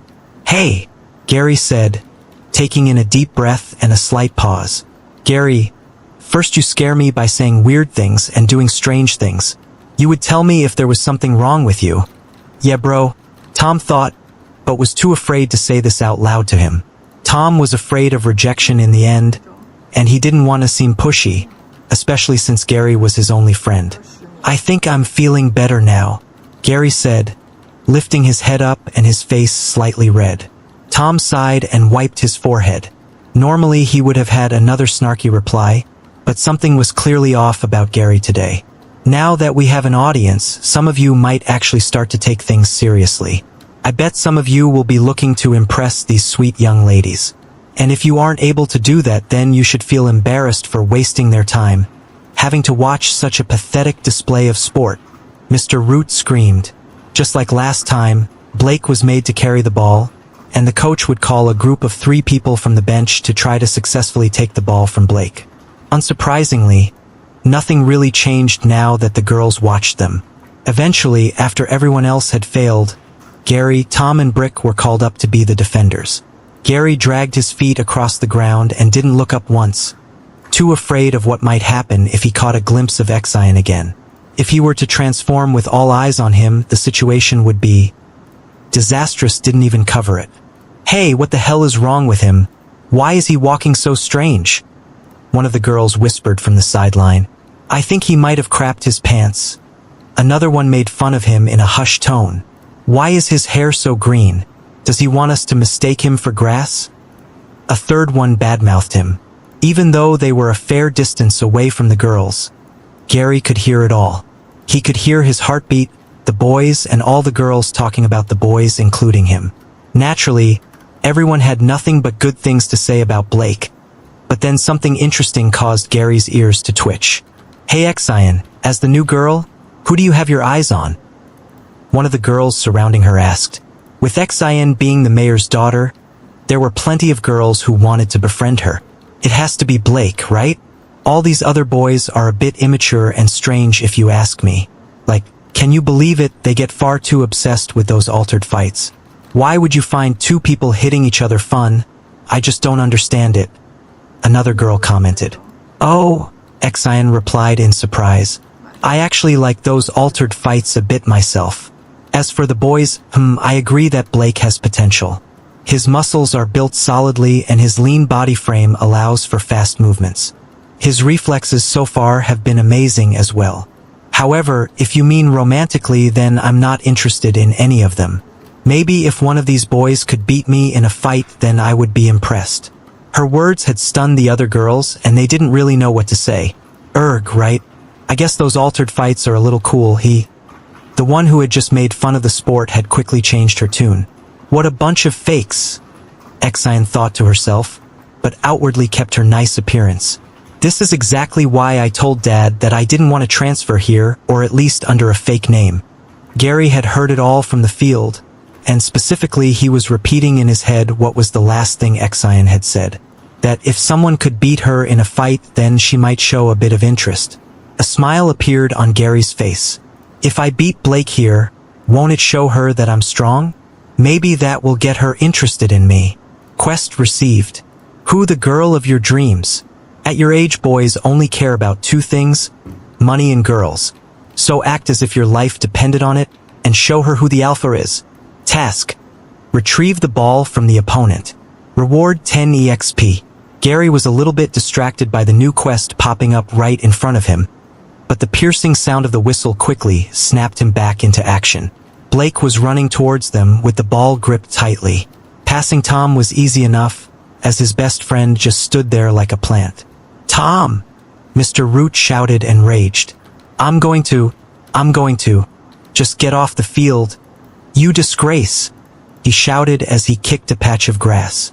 Brick attempted to get the ball, but as usual, an athlete like Blake easily avoided the grab, leaving only Gary, who was now intentionally hyping himself up. BPM 130, BPM 135, BPM 140. His pulse didn't stop rising, and Gary wasn't trying to control it. Running forward, a large piece of mud with grass was thrown into the air, and Gary shot off like a rocket towards his schoolmate. Blake didn't even have time to react, and the only thing he could do was go for a spin. I'm faster than before. I can do it, Gary thought triumphantly. When Blake had finished his spin, Gary was right there in front of him.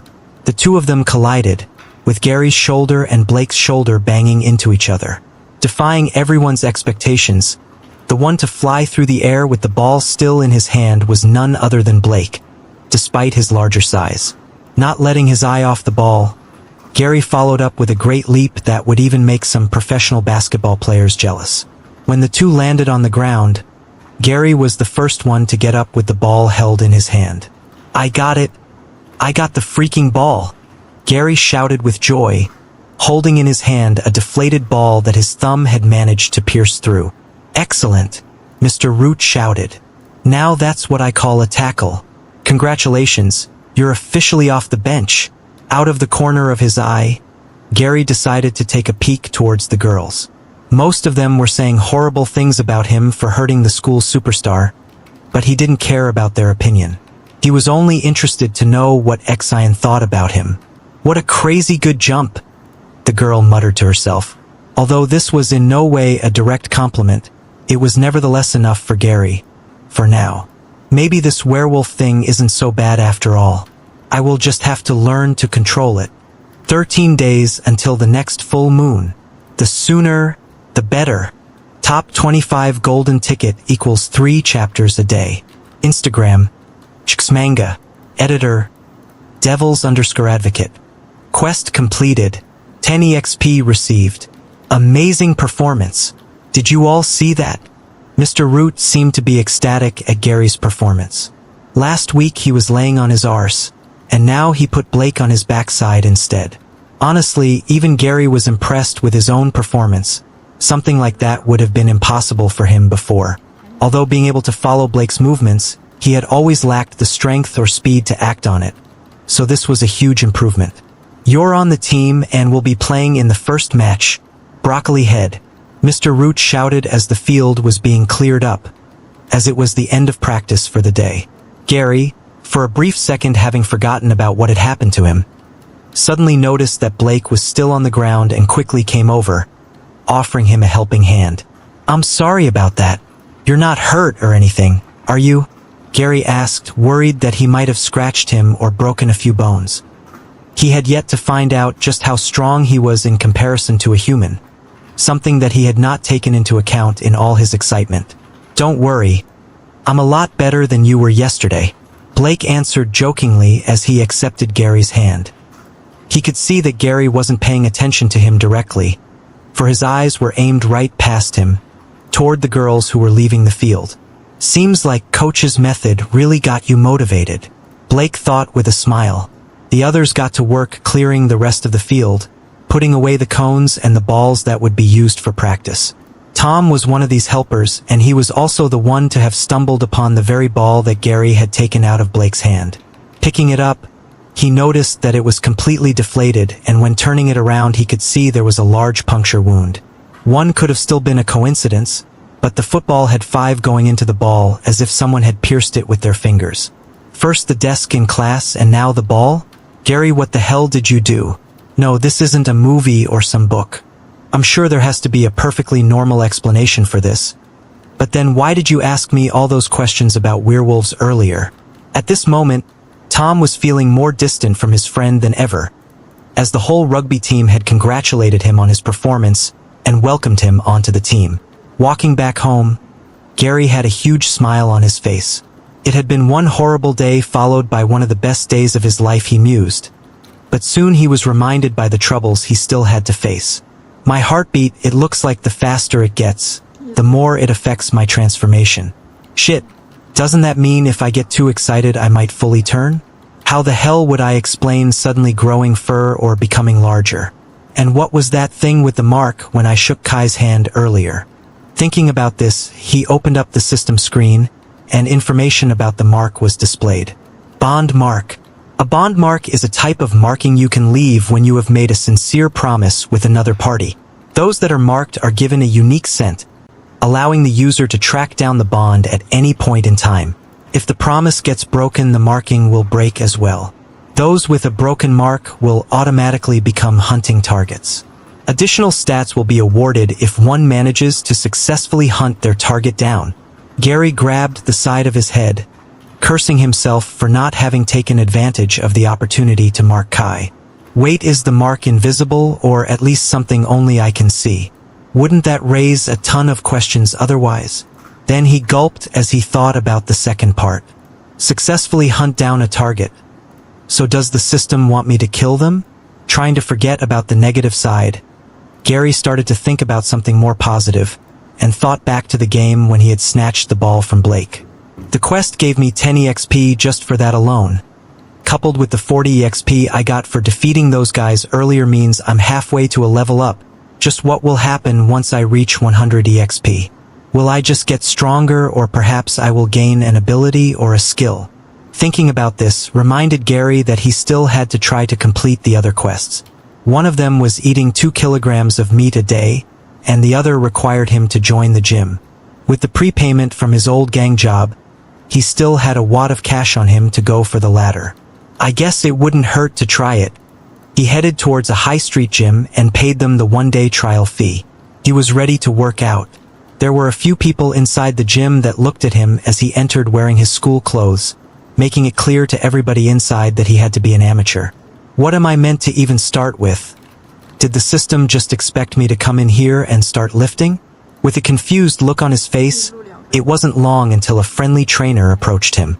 He had a giant smile on his face as he rubbed his hands together. "This looks like your first time here.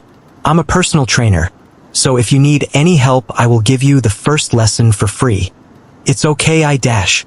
No need to be so cautious. As I said, the first lesson is completely free. Here, let me guide you on how to use the equipment.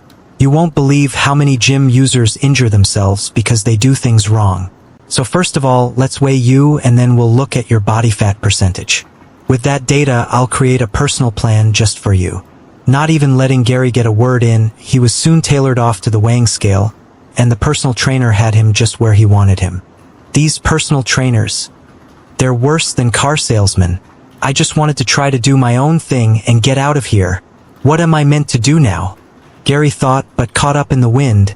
At the end of the day, the guy did say the first lesson was free. After some measurements, the trainer took him over to the bench press. He was quite the buff guy, nearly as muscular as his teacher, Mr. Root. Weight after weight was being put on either end, and soon the trainer was pushing away while describing all the correct points. Is this guy really trying to teach me? Or does he just want to show off in front of a newbie? Finally, the trainer stopped and allowed Gary to try, while he went around the back of the rack to help him in case anything was to go wrong. "I've never even been to the gym before. How much weight can I lift?" The trainer was looking at the weights on the bar that he still had, and also had his hands ready.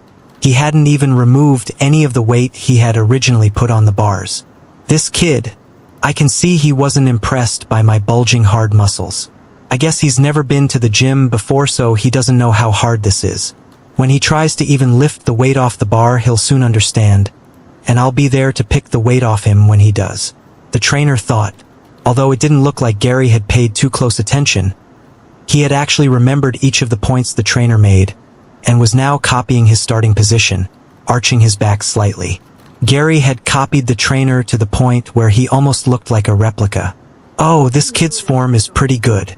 The trainer was surprised, wondering if Gary was just pretending to be new to this. Then, when trying to push the weight of the rack slightly, Gary could feel it budge only slightly. He held his breath and began pushing and pushing. "It's no use. BPM 100, BPM 110, BPM 120. Your strength is increasing." Soon the bar was pushed off the rack and lowered down to his chest.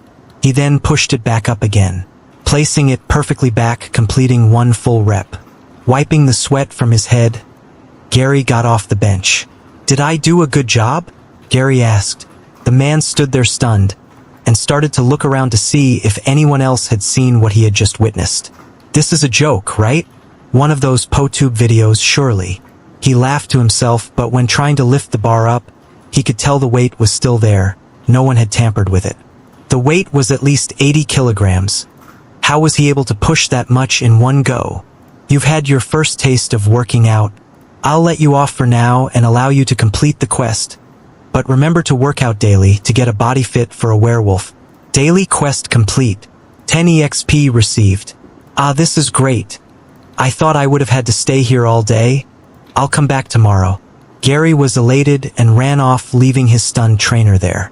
Knowing that the system was giving him EXP for completing all these quests, using the money he still had, Gary decided to stop off at the supermarket. Here he grabbed 2 kilograms of meat, piled up in his basket, and it was time for him to complete the second daily quest. While walking though, he suddenly stopped. "No, I can't just go and bring back the food. If I cook all of this and eat it in front of Mum, she'll ask where I got the money to buy so much steak from, and they'll think I'm a monster for chugging down so much meat." Pulling the meat he had just bought out of the plastic bag, Gary could see it through the cellophane plastic. The red blood that was dripping off the raw steak, the white marble areas. He never found raw meat apprising before, but for some reason his mouth was just rolling at the sight of it. Looking around, he made sure no one was looking, and then stepped into an alleyway between 2 buildings. He soon found himself using his nail to pierce the plastic, and the scent had immediately hit his nose. There was no second-guessing himself, as if he was being controlled by something. His hand grabbed onto the raw meat and he took a big chunk out of it. Soon he found himself gulping all the food, ripping it through it with his teeth with ease. When all the meat was gone, once again the message had popped up. "Daily quest complete. 10 EXP received. Naturally, he wiped his mouth with the sleeves of his shirt, which was now covered in blood. What the hell am I? No regular altered ever said that his instincts got the better of them. Oh God. I really am a monster. Gary lamented, having accepted the job that day. Now that he walked home, Gary was depressed as his head was filled with these types of negative thoughts. But when he entered his bad neighborhood, he was soon reminded of why he was doing what he was doing. If this system is really like a game, then when I level up I should get stronger. Those quests were daily, so I should get them again tomorrow as well, he thought. The problem is, meat isn't cheap, yet neither is joining the gym, and then I still want to help Mum and Amy. To do all this I'm still going to need money, and lots of it, yet I can't go back to my old part-time job. Racking his head, thinking of anything he could do, he regretfully decided to text one person. I can't go back to the underdogs, but I really need some cash ASAP. Do you have a way for me to make more? Maybe I can help you with something? The text message was sent to Kai. Even though the two of them had both belonged to the same gang, he had never seen the other boy work as a transporter. Not to mention his upperclassman was clearly a lot better off than he was, so Gary was willing to bet Kai was doing something else for the gang. No problem. Meet me at the school gate tonight. Just make sure to come alone. Top 25 golden ticket equals 3 chapters a day. Instagram, Chxmanga, editor, Devils_advocate. Once school was over, Tom had directly headed home. Only today it had been without his best friend by his side. Honestly, after how weird his buddy had behaved the whole day, Tom was convinced that something was going on with Gary. The broken desk, suddenly being able to send Blake flying, and the pierced rugby ball. Could Gary really be a... He gulped before allowing his mind to finish his thought. A werewolf. Just 1 day ago he would have immediately refused to believe such lunacy. Unfortunately for the current him, it was an answer that would completely and perfectly explain all the strange occurrences today. If Gary hadn't brought it up earlier, it might have never even crossed his mind. As always, Tom was the first one to arrive home. His parents were both scientists working for some important company 1 hour's drive away in a Tier 2 city, and were therefore gone for most of the day. He was happy that their income allowed them to live comfortably in this middle-class house, in their middle-class city, although he wouldn't have minded seeing them more often. By the time they came home they were completely tired out, and working overtime and on weekends was unfortunately rather the norm than the exception. Tom worked extra hard at school to avoid ending up like his parents. His dream was to one day own a huge mansion in a Tier 1 city, surrounded by beautiful maids who would cater to his every wish. Just like Gary, he saw becoming an altered as a surefire way to end up living such a cozy life. However, unlike his best friend, he was also very interested in the technical side surrounding altered. Tom had clearly inherited his parents' curiosity, so he kept up to date on everything in that regard as well. Be it whenever new fossils were unearthed or any developments that might allow humanity to gain more altered. Entering his room, it was filled with computers that Tom had hand-built himself. There was more than one tower, and he also had multiple screens with tabs still open from months before. Sitting down at his desk, his hands were slightly shaking as his fingers hovered over the keyboard. If Gary really is a werewolf and it's like in those movies and books, then on a full moon this could get very dangerous. He could end up hurting everyone, including his mother, his sister, or even myself. With this in mind, Tom knew what to search for, and he started typing away. How to kill a werewolf. As usual, the internet was full of contradicting information. Not counting the sites that claimed that werewolves didn't exist, others made them out to be just supernatural beings, most likely dog types altered, which could be killed similarly to humans. It would just take a little bit more effort. However, this wasn't what Tom was looking for. He just wanted to find an easy method to verify whether Gary was one. The most common answer that came up was to use silver, which was supposed to hurt those creatures to varying degrees depending on the source. He opened his drawer and pulled out a snake-shaped silver pendant his parents had gifted him on his last birthday. He had never worn it at school because he thought jewelry was a little too tacky and didn't really fit his style. Of course it's a snake, Tom thought as he looked around the room. During his childhood he had a phase when he had been fascinated by those cold-blooded reptiles, and he had made the mistake of telling his parents exactly that. From that day on, all of his relatives, including his parents, bought him presents pertaining to those creatures. Be it snake posters, snake toys, or snake movies. Unsurprisingly, he had long since come to grow to hate them. Still, for once he was glad as he held the silver necklace in his hand. However, just that wasn't enough for him, and Tom wanted something else. After a couple hours of research, he found something else that might work, though the opinions on that were very split. It was a hypothesis that since neither dog nor wolves could digest chocolate, the same was likely true for their werewolves. As dumb as he found the idea to be, it was the best thing he could actually test for. Rushing down to the cupboard, Tom opened it to only be disappointed. I better go out and get some then, Tom thought. It was a little late out at night, and he had heard his parents come home today of all days. They might be sleepy, but they wouldn't let him go out, unless he had a very good reason for it. It didn't take a genius to figure out getting chocolate wouldn't cut it. This left him with no other choice but to sneak out via his bedroom window. It wouldn't be the first time climbing down to leave the house without anyone finding out. Fortunately, there was a shop that should have some not too far away, so Tom wasn't too worried, but just to be safe he still changed into a hoodie. During the day it was largely peaceful, but everyone knew that the city had many gangs.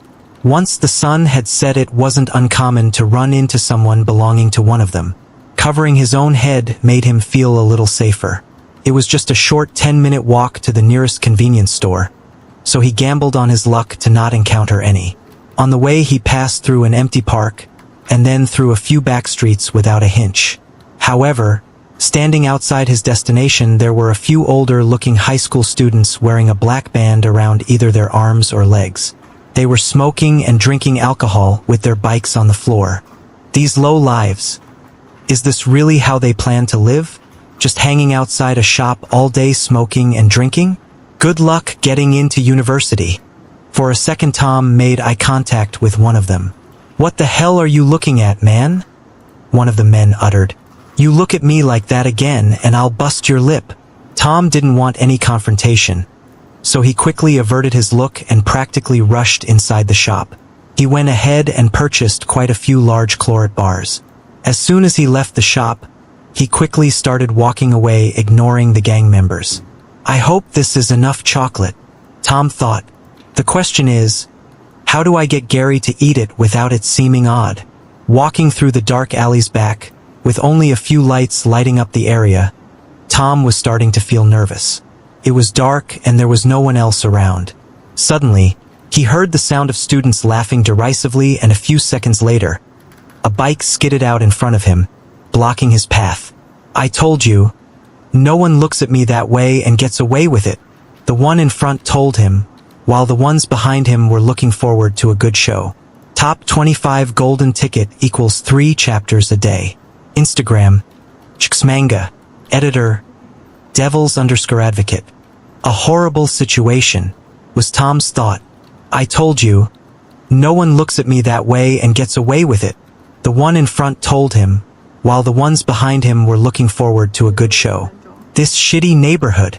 I didn't even do anything to you. I may have thought you were a scum of society, but it's not like I told you that to your face. I never spoke those words out to you. Tom gulped down hard. Outrunning someone on a bike was impossible for someone like him. There were 4 of them, all with a black band around a part of their body showing their affiliation to a color gang.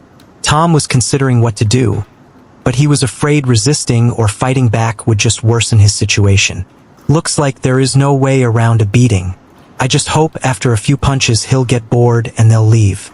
The one Tom had offended hopped off his bike, while the rest stayed on theirs, likely to catch up to him if he tried to make a run for it. Tom had resolved himself to his inevitable fate, so he gritted his teeth, clenched his hands and closed his eyes as he waited for the impact from the fist that had just been thrown. Instead, he heard a scream from the boy. My arm! You shithead! This had nothing to do with you. Who the hell are you? Opening his eyes, Tom saw the boy down on the floor, holding his elbow which appeared to have been broken. He was addressing a man completely dressed in black with a large trench coat, who had suddenly appeared in front of Tom. Me? I'm just someone who happened to pass by. This world has enough dangers that we humans don't have the need to be fighting amongst each other. Yet here you are ganging up on a defenseless kid. You scum are the worst. The man answered. Since he was in front of him, Tom could only see that the man had long flowing hair and a solid body. Calling him tall would be an understatement. Tom estimated him to be well over 8 feet. As he turned around, Tom got a good look at his face. His savior had a scruffy beard, but overall good looks. It was as if he was staring at an older version of Blake. The other students who hadn't gotten hurt got off their bikes and started to pull out weapons, with the one on the floor taking out a pocket knife. Don't worry about me. I deal with things a lot worse than these small time trashes on a daily basis. The man smiled at Tom. As he ran forward to one of the students with a bike chain, the boy panicked and lashed it out, but stepping away, the man avoided it and grabbed it. He then ripped the bike chain out of the other's hands and swung it at the attacker's legs. Tom found it a bit ironic that the man seemed to have better mastery over the boy's weapon. Without taking a break, the man easily dispatched the others one by one. Without breaking a sweat, he had simply knocked the pocket knife from the first boy's hand before kneeing him in the face. Tom had to pinch himself to make sure he wasn't dreaming. He even took a look around to check for some hidden cameras, but of course there were none. There was no one else to witness the 6 of them. It didn't take long, and the man had taken out all 4 of them carefully. Go home, kid. There are a lot more dangerous things in the middle of the night, and you won't always be lucky enough for a good Samaritan to help you out, the man advised as he started to walk away. Who was that? Tom wondered. There was one more person who had snuck out from home, only in Gary's case it was a lot harder to do so. At least it should have been. However, this time, he found it a lot easier to escape their apartment on the top floor. There was a lot more strength in his fingers as he grabbed onto the window ledges and slowly went down until he reached the bottom floor. Even landing on the floor from his height didn't result in any pain to his feet or knees. Hee hee. Gary smirked to himself. Maybe this whole werewolf thing does have more perks than I initially thought. The meeting place set by Kai was in front of the school. He would have usually changed into his normal black and red tracksuit when out, but that was also the uniform given to him by his gang. There was no reason to run around with a target on his back. Instead, Gary had grabbed some plain clothing, just a white top, and some black trousers. When Gary finally arrived, he could see Kai standing there, staring off into the distance just as he had done on the rooftop. The only thing missing was the wind to make his hair flutter. From a distance, Gary noticed the other one still wearing his black and gold Rolex watch, which just annoyed him even more, but also reminded him why he was here. I'm here just like you asked. So what's the job? Gary asked, getting straight to the point. Kai looked Gary up and down and scoffed a little at what he was wearing. You got here a lot faster than I expected, seeing as I only texted you a short while ago. Did you already happen to be in the area? Kai questioned back, and Gary just scratched his head nervously and nodded. Well, it seems to be a good thing considering your current outfit. There's no way in hell I'm letting you go like that. Here. Kai threw a sports bag over to Gary. What's this? Gary asked. Opening it up, he found some clothing inside waiting for him. He was surprised to see that it was just his size, even though he had never told Kai that information. Have you already forgotten what I told you? We'll be making a new gang, and today you'll be the one to represent us. I don't want us to be one of those poor gangs who wear hoodies and tracksuits and harass people. The first impression counts, and since this will be our debut, you'll need to make yourself look a little nice. Gary looked around, looking for somewhere to change, but the school was already closed and there was nowhere else. Seeing him hesitate, Kai pointed at the floor. It's nearly the middle of the night, so there's nobody to see you anyway, Kai pointed out as he tapped his foot impatiently. Gary wanted to argue that Kai was there, but the other's gaze made it clear that he was starting to get irritated. Unfortunately for Gary, he was depending on Kai and couldn't risk pissing him off.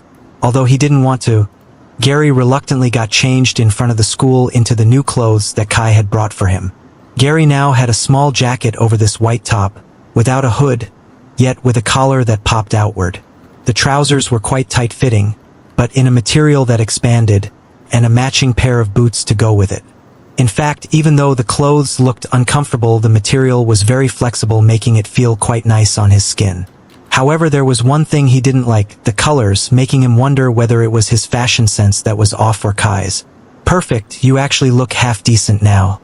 Don't look at me like that, you should know that every gang has something that symbolizes which gang they're from. Kai started to explain. Before you wore red and black, and now you shall be black and gold. Trust me, with how many gangs there are, this was the best available color combo. Now that Kai had pointed it out, Gary noticed that everything that Kai was already dressed that way.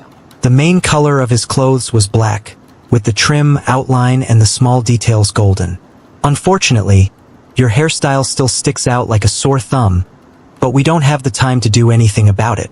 It's something we'll have to solve another time. Kai stated with a smirk as he jokingly made a gesture of cutting them off. At least Gary hoped that it was just a joke.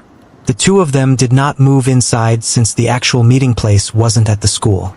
The destination was somewhere else, but no matter how many times Gary asked where they were going, after telling him it would be a surprise the first time, Kai ignored his questioning. Eventually, they reached a car park. It was a bit away from the main shopping street and other places, and it also looked a little run down.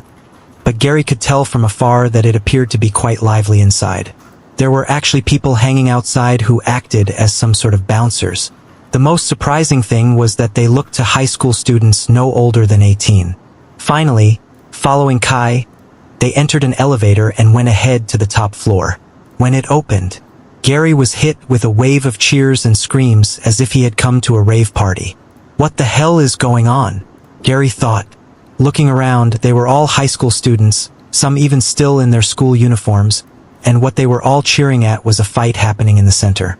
This is an illegal fighting event, for high school students only, Kai explained, with a nasty smile on his face. Here's where the strongest students meet up and duke it out amongst themselves to decide who the top dog is. Top 25 golden ticket equals 3 chapters a day. Instagram, Chixmanga, editor, Devils_Advocate. It's pretty impressive for just high school students, right? And this isn't the only one. This is one of the many underground fighting clubs spread through the whole country. Although this is just a small one, Kai revealed to Gary, who was still a bit taken aback at the idea that people his age would gather in secret to watch others duke it out live. If this is considered small, just how large is big for you? Gary found it hard to comprehend since he guessed that there were at least 500 people present.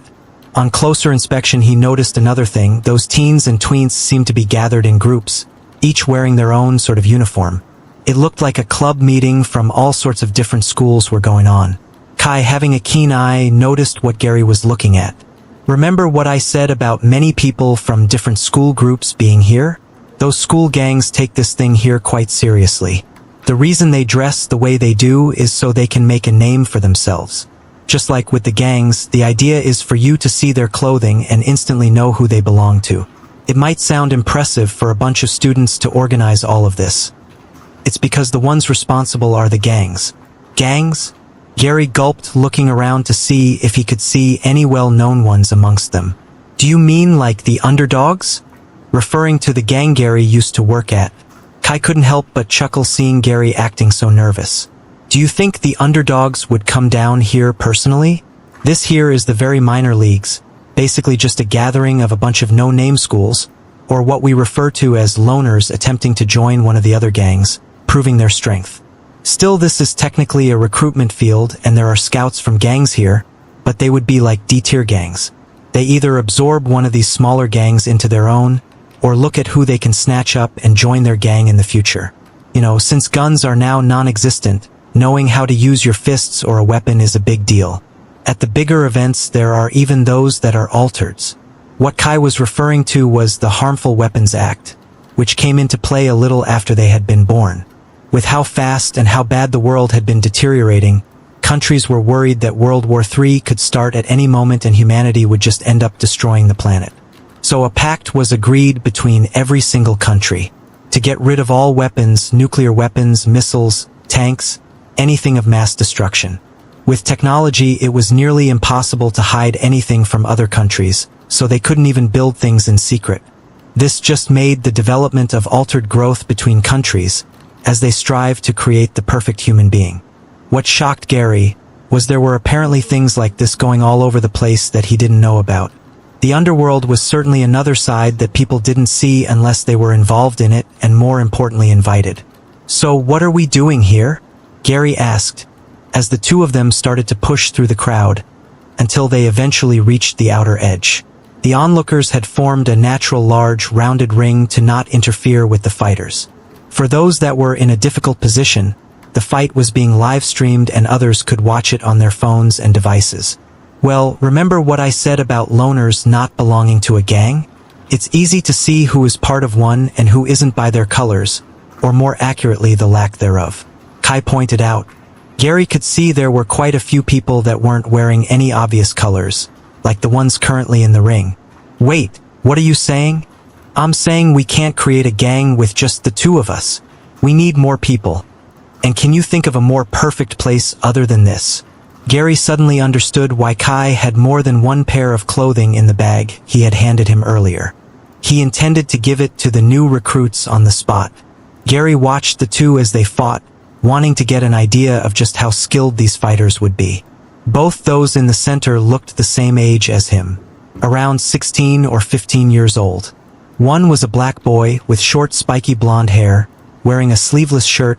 His muscles showed quite well and he had a couple of scars on his shoulders. His opponent was a larger boy who was nearly twice as big as the first one.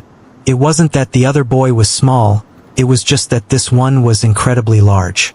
The two of them exchanged a few blows, and a few punches from the black boy had hit the larger one in the stomach, but he just laughed it off as if it was nothing.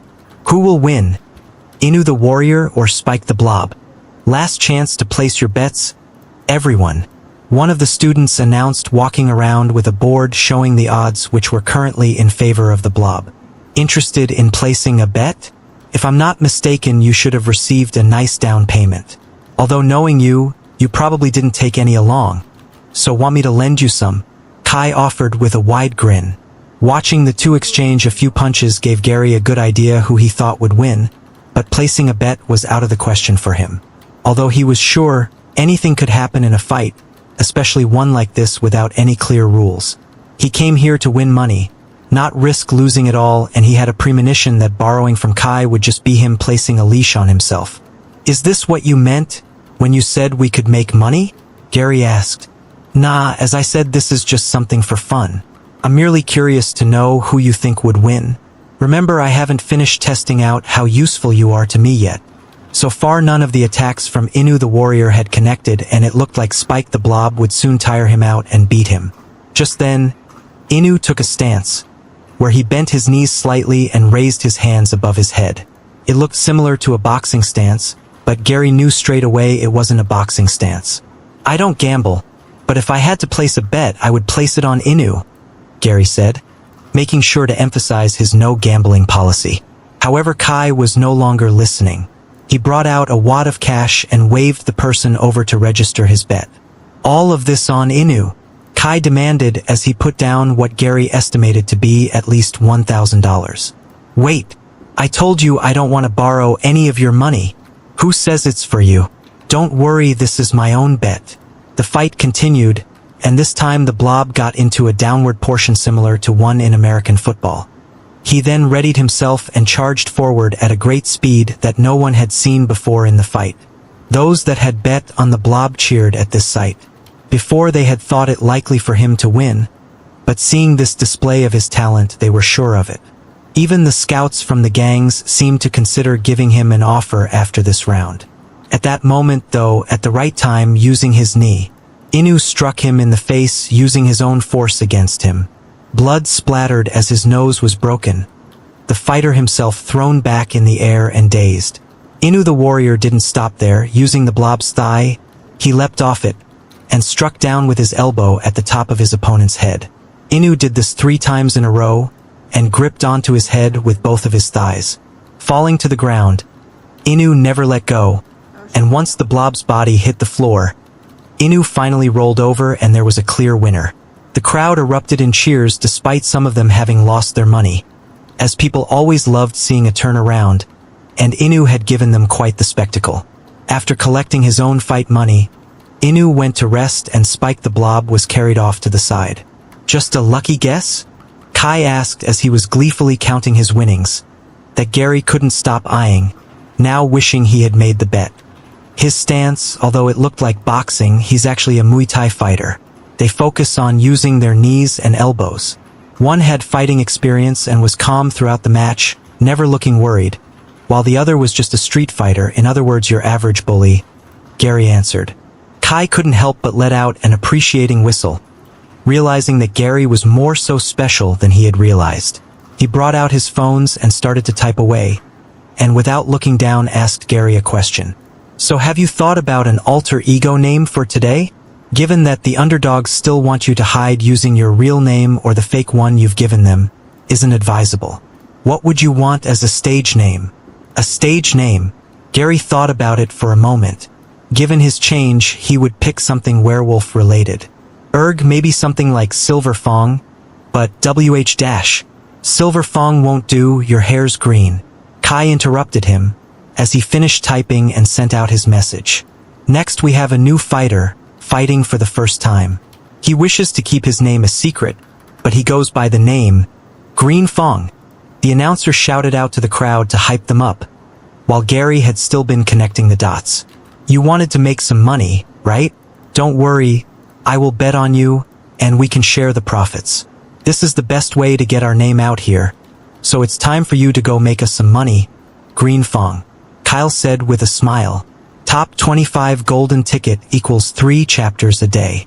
Instagram, Manga, editor, Devils_advocate. Before Gary had any chance to refuse participating in the next fight, the crowd opened up a way for him, and with a not-so-gentle push, Kai forced him to enter the arena. The high school students were now looking at him from all over. It felt as if they were seeing right through him, trying to analyze what type of person he was. Was it a mistake to go to Kai? Gary was left wondering. As a fan of altered fights, he had naturally dreamed about being on stage himself. Who would have thought he would get a chance? Only that it would be at an underground fighting club. The spectators did not seem to be too impressed with Gary, as he was pretty average in terms of height.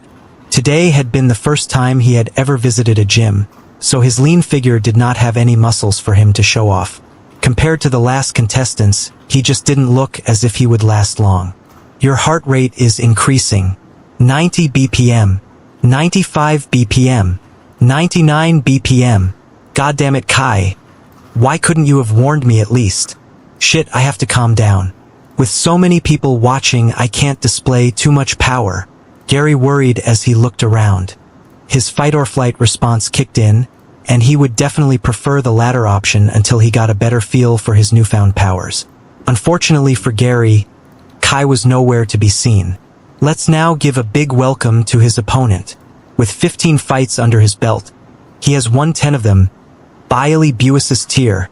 The announcer called out, and the crowd erupted in cheers as a large bald-headed man entered from the opposite side. Billy had his top off, displaying his six-pack of flabs, and aside from a normal-looking pair of pants, he had a pair of thick gloves on his hands. Oi, you gotta be kidding me. I thought this was high school students only? Why the hell is my opponent a middle-aged man? Gary complained to the announcer, panicking far too much to realize that what he had just said could be heard by everyone, including his opponent. Your opponent might have been held back, but he is merely 19 years old, the announcer explained to Gary, as well as some other newcomers. Thanks for not making me feel bad about giving you a beating, Billy spoke, approaching Gary as he punched his right fist into his left open hand, a large vein sticking out from his head due to his anger. Looks like both of our fighters are ready. Let's get this show on the road, the announcer shouted out, and Gary's system apparently agreed with him as well. New quest received. Win your debut fight. The opponent in front of you is out for blood. Use whatever means necessary to defeat him. Quest reward, 50 EXP. The quest this time didn't make Gary feel any better about the person he had to fight, and through the clear screen he could see Billy charging right at him, swinging his right fist.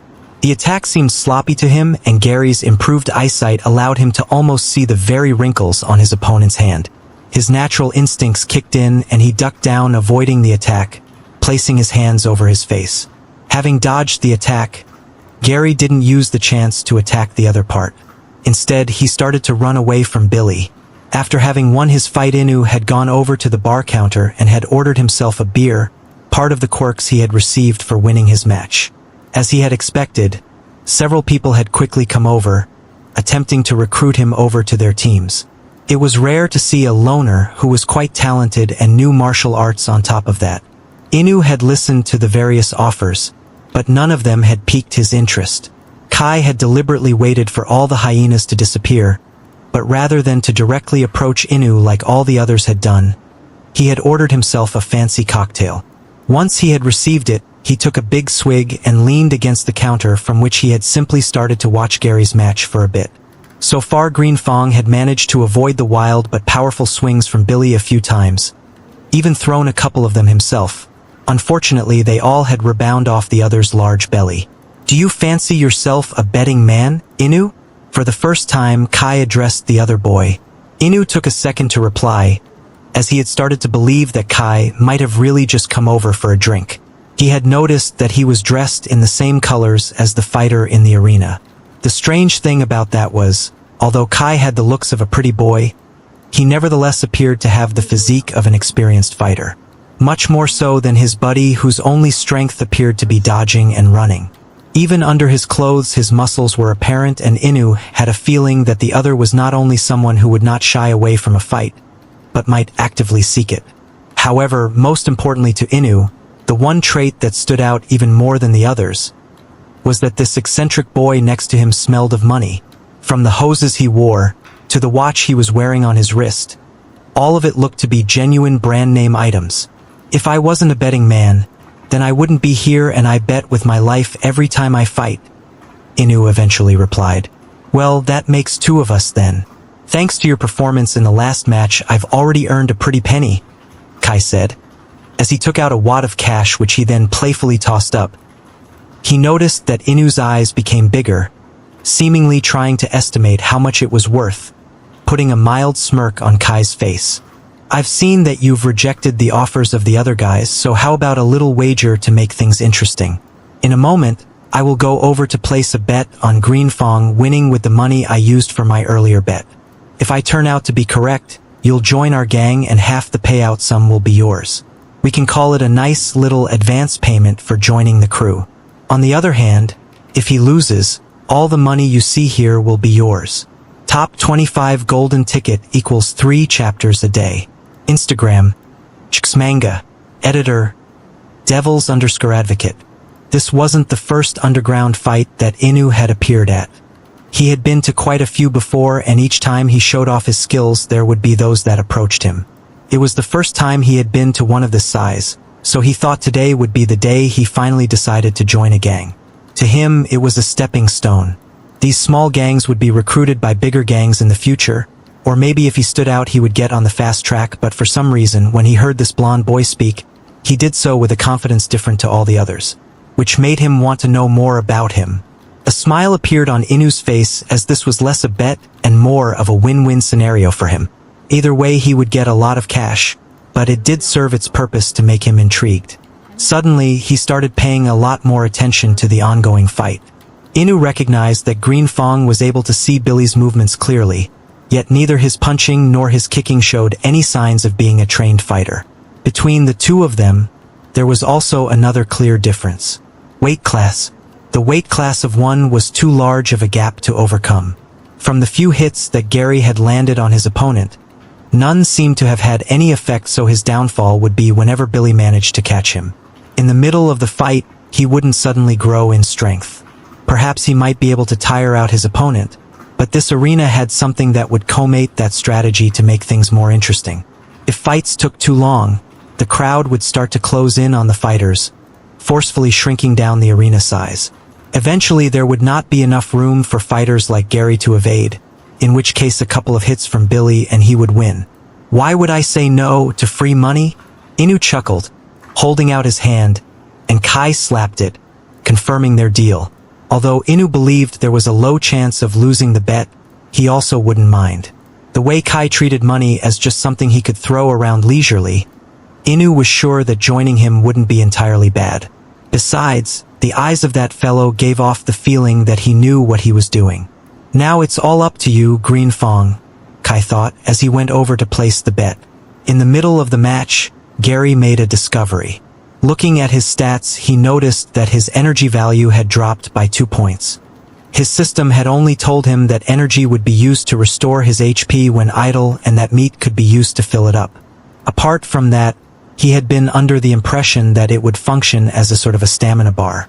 Despite all the running and wild swinging he had been doing, he still felt like he could go on for hours, so if it was that, then he had far more stamina than a normal human. He just had to take a look at Billy for that. The fighter was no longer in the best shape of his life, with sweat visibly dripping down from his face. Deep huffing and panting, and his swings were getting slower as his arms felt heavier. Should I just wait for him to run out of gas? Gary wondered, yet at that point a buzzer-like sound could be heard. The next moment, everyone in the crowd took a single step forward. Suddenly the arena had gotten smaller. Gary didn't know the rules of the event, but he could tell that something was about to change, and it was unlikely to be anything good. With Gary looking around in a slight confusion, Billy saw it as a chance and went in for a grab. With no path of retreat, Gary went to do the only thing he could do. It should be something like this, right? Jumping off his feet towards the other guy, he shoved his right knee forward.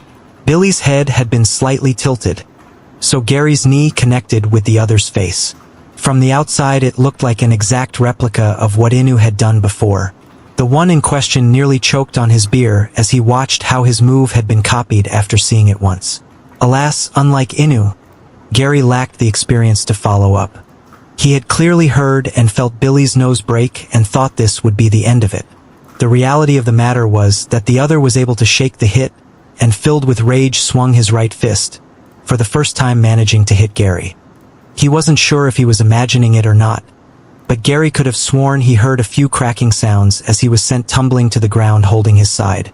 The pain was intense, and with every breath he took it seemed to hurt even more. Does that blob have a sledgehammer hidden in those gloves? You have been inflicted with a grave injury. Minus 17 HP. 83/100 HP. Your left rib cage has been broken.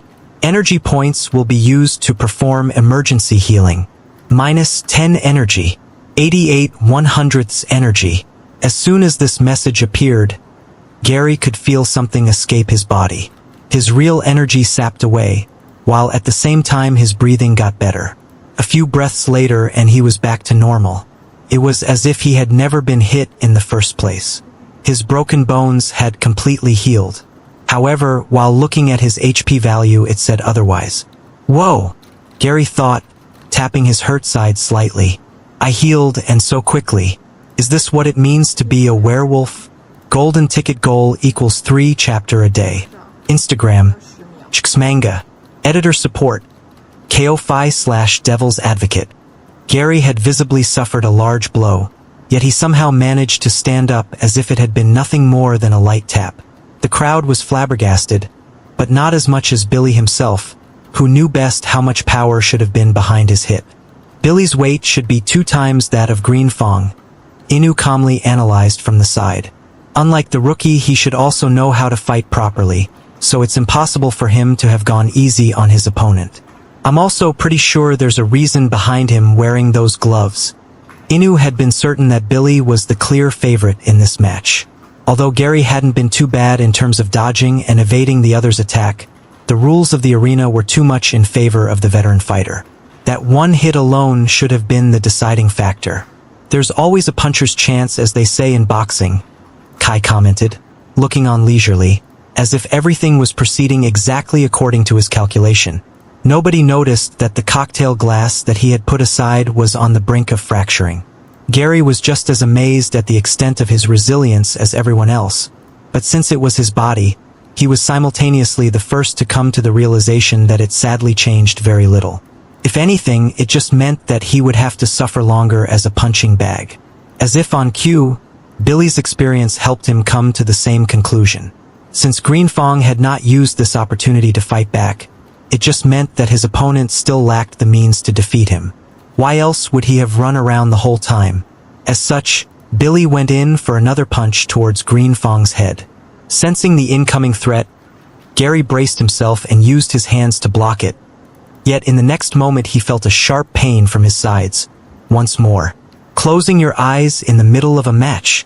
You really are a greenhorn, Billy shouted.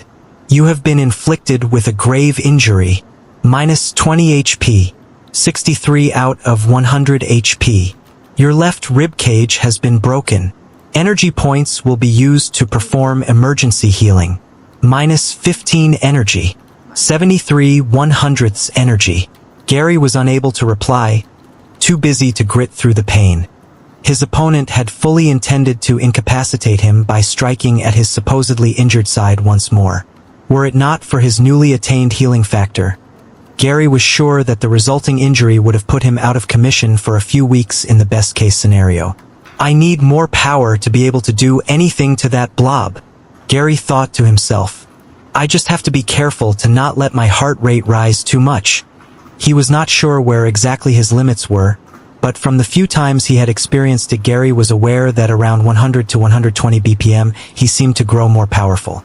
Nevertheless, somewhere between 130 to 150 BPM, he also started to transform and lose his sanity.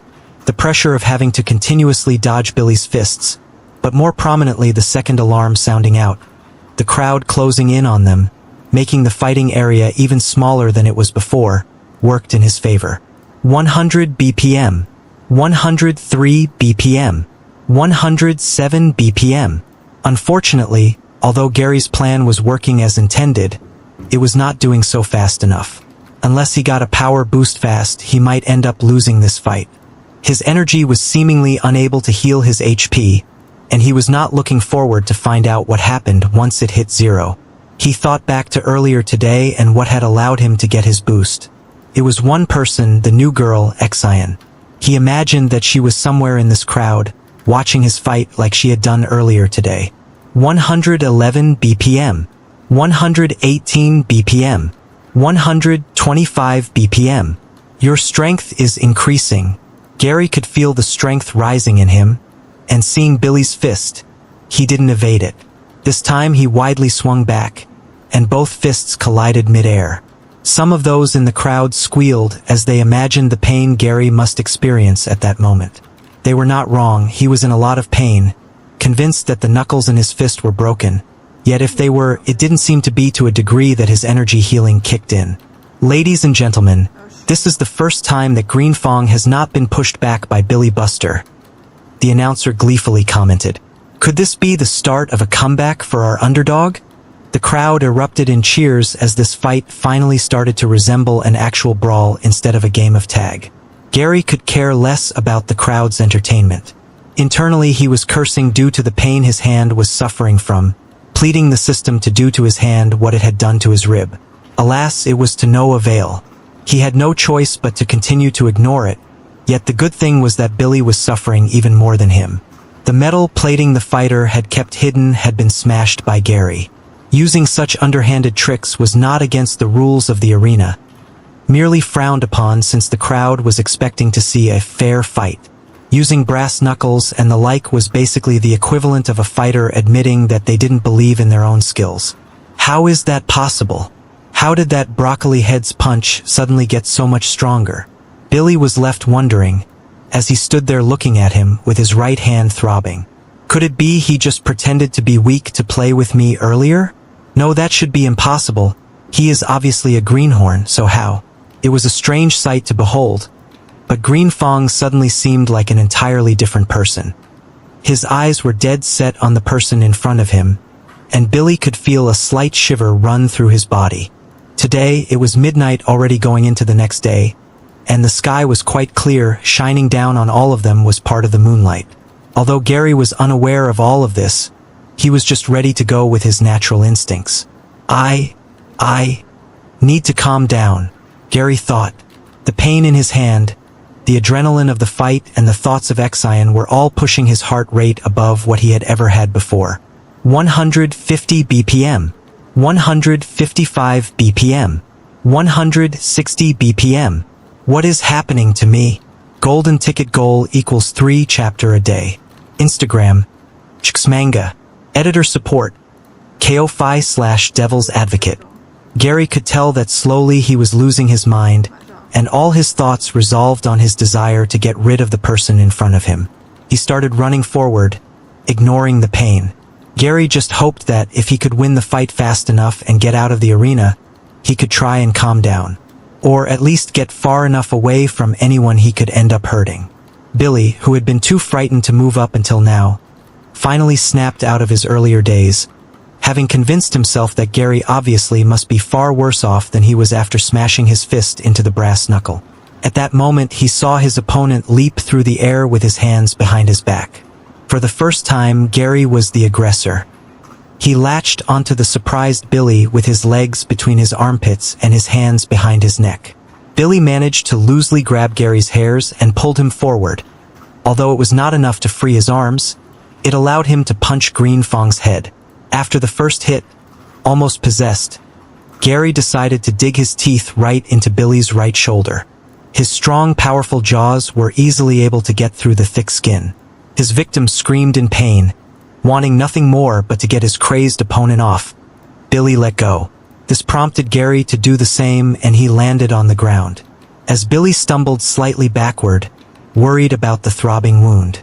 Unfortunately for him, Gary was not done yet. He leapt through the air once more, but this time delivering a dropkick aimed right at Billy's head.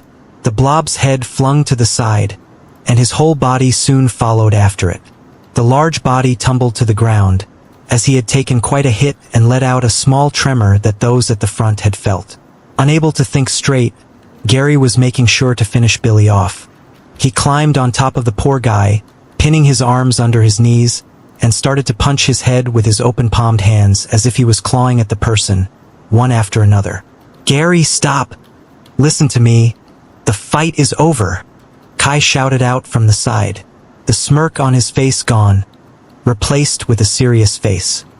He had seen many go through a fighter's high, but in Gary's case it seemed that there was something more to it. "Oi, announcer, are your eyes only for decoration? Even an amateur could tell you that Billy Buster is out cold. Announce the result." Inu, just like everyone else, couldn't believe their eyes. How was it possible for such a scrawny guy to have such strength and such wildness? At the end, his fighting style, if one wanted to call it that, seemed more like that of a wild animal. One that had been backed into a corner and started to fight without any concern for self-preservation. Fortunately, the call had reached Gary, who had stopped, looking over to where Kai was. He suddenly felt exhausted and could only look over. His gaze seemed to ask Kai whether the fight was really over, and the next moment his eyes and body felt as if he had run a marathon. "Ah yes, everyone, as you've heard, Billy Buster seems to have passed out. Please give a big round of applause for our newcomer, GRRRNFANED," the announcer declared, after it had become clear that the fight could not continue. Once he did, the system screen appeared in front of Gary to congratulate him. Quest reward, 50 EXP. Congratulations, you have reached now level 2. A new skill has been unlocked. A stat point has been granted. Gary was quite interested in the new skill, but quite honestly he felt like he was going to collapse at any second, and just when his eyes were about to close, he could see that Kai had hurried over with his hand held out. "You did well, Green Fong. Come on, I'll take you home," Kai insisted. Accepting his hand, Kai carried Gary out of the place with him over his shoulder. There were many that wanted to speak to them on the way out, but nobody dared to stop Kai as they made their way back. Before leaving, he turned towards Inu. "Remember our deal. I'll contact you about where and when to meet tomorrow," Kai said, as he continued to walk out, shortly stopping to collect his earnings. "But how will I contact you?" Inu asked with a big smile on his face. "Check out your new uniform." Looking down in the bag that Kai had left next to him, Inu pulled out a uniform, and underneath the clothes there was a little burner phone. It was old and had physical buttons on it, but programmed on the phone was Kai's number. "Looks like I found my gang," Inu thought. A few minutes later, after Kai and Gary had left, Inu suddenly realized that the former had yet to give him his money. Unable to move, Billy had been taken off the stage and transported to the medical area. He had woken up around half an hour after he had been knocked out. The last thing he remembered was having been bitten by Green Fong. Although he wasn't sure what happened next, he just knew that there was no way in hell he would ever fight that crazy bastard. The medical staff present were mostly university students who were studying medicine. They were able to treat most things as long as they were not too serious. Billy's broken nose had not been a problem, and once he had woken up, they had informed him that he was mostly fine. The main thing they were concerned about was the bite mark on his shoulder. We tried our best to disinfect it, but if it still hurts or stings by tomorrow, it would be in your best interest to get it checked out at the hospital. The one in charge, an actual graduate who was already helping at his parents' doctor's office, advised him before he went to check on his other patients. Standing up, Billy did indeed feel fine, only the wound on his shoulder continued to throb. How the hell am I supposed to explain to them that I was bitten by a human, though? Top 25 golden ticket goal equals 3 chapter a day. Instagram, Chixmanga, editor support, KO5/Devil's Advocate. After a while, Gary felt fine enough to be able to walk on his own. Yet he didn't know how to tell Kai that. His upperclassman was still carrying him over his shoulder, and it would be strange for Gary to recover this fast. After the fight he had, it wouldn't be too surprising if it would take a week to recover. Without any better idea, Gary just continued to play the role of an exhausted fighter. I really need to find a way to control this power. Whenever my heart rate rises, my whole body feels different, and then soon after, when it's all over, I get to a low point. By low, Gary was referring to his energy value, which would deplete after a while, and in his actual status, he had used a lot of energy points for healing as well that seemed to affect him. Eventually, Kai arrived at their school. "Are you going to be okay getting back on your own?" Kai asked. "I've noticed you're walking a lot better."